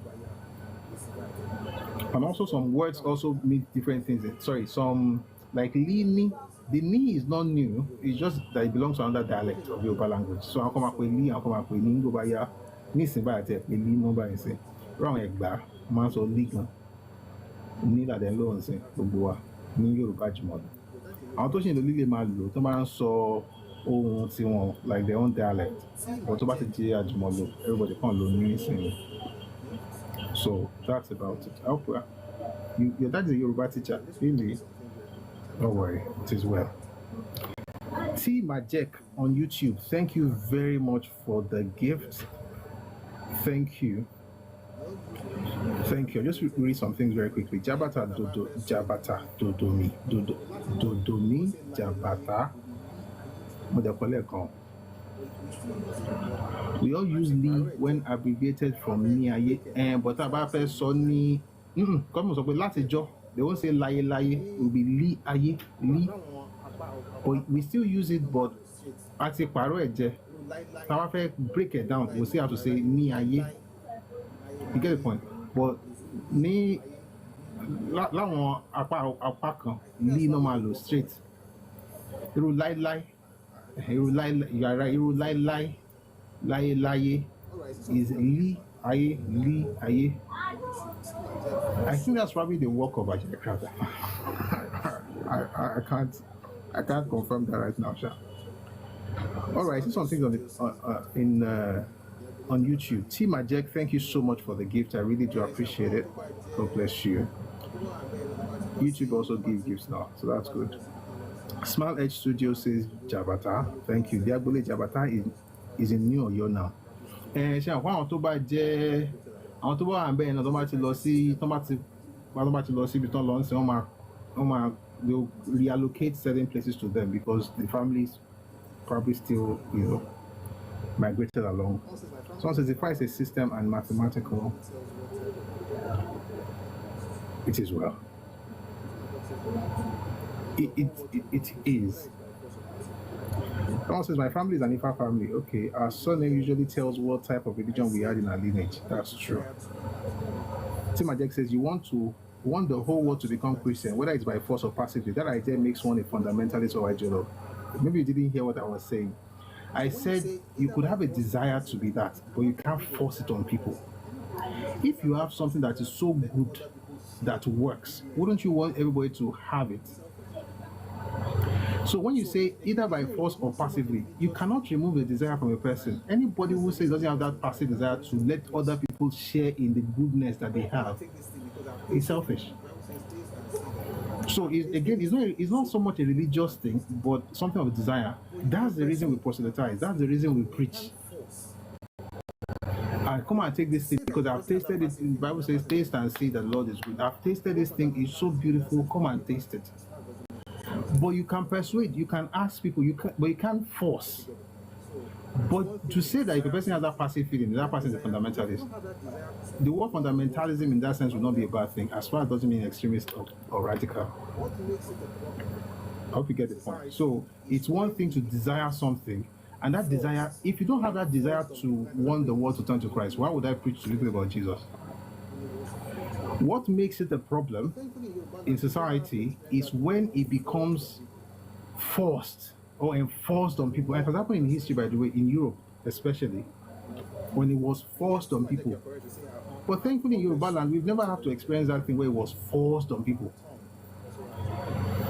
There's been more of persuasion, not force. And yes, Tim Ajek, you're correct to say, God bless you. That's also a very good example. Our tongue also has H, he in it. It's not H, I keep calling it H. Also has he in it.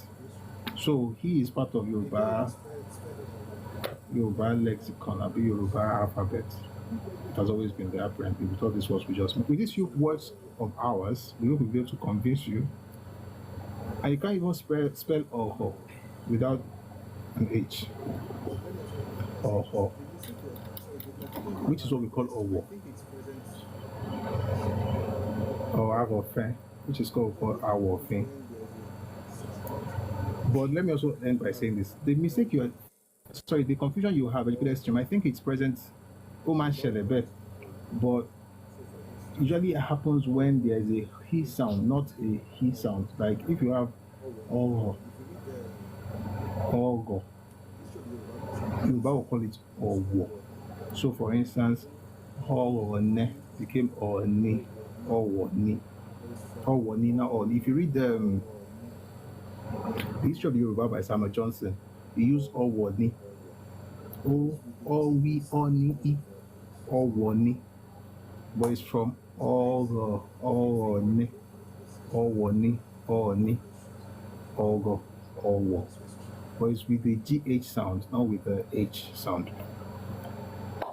It's been nice hanging out with you. Thank you very much for being part of today's session. May God bless you. May God keep you and cause His face to shine upon you. Tim Ajek says, I see your point. Desires vary and others may not see the value proposition based on their own experience or desires. Exactly. So my desire does not override yours. As long as it doesn't, it can only make me talk to you about it. It can't make me enforce it. If I cannot enforce it, not that if I do not, if I'm incapable of enforcing something, I can't be an extremist. But if your faith tells you to make people become something, then we'll begin to ask you about extremist tendencies. But that's the point I was trying to look at. Thank you for understanding. All right. We're going to listen to our anthems before we call it a day. We'll have the Nigerian anthem and also the Yoruba anthem. Again, thanks everyone for being here. Thanks for the gifts. God bless you and increase you. Please power tap on TikTok. It's not over yet. It's not over until it's over. You still have to listen to our anthem, but this is showing activity. So please, if you're on TikTok, kindly power tap. Thank you very much.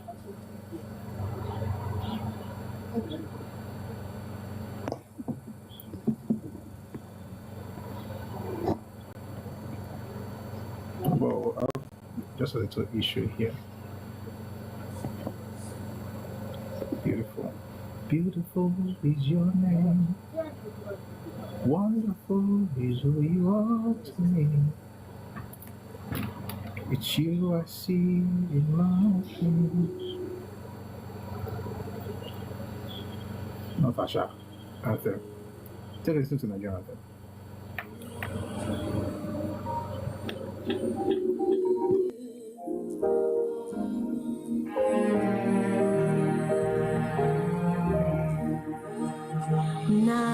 Nigeria, we hail thee, our own dear native land.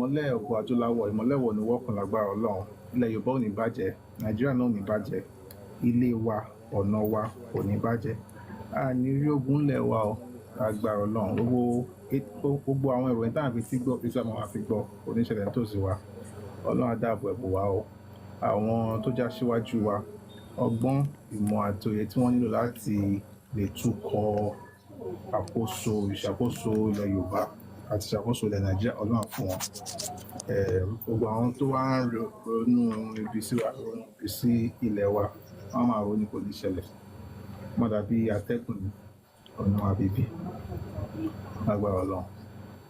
Thank you very much for being here today. May God bless you and keep you. May God cause His face to shine upon you. May you prosper in everything you do.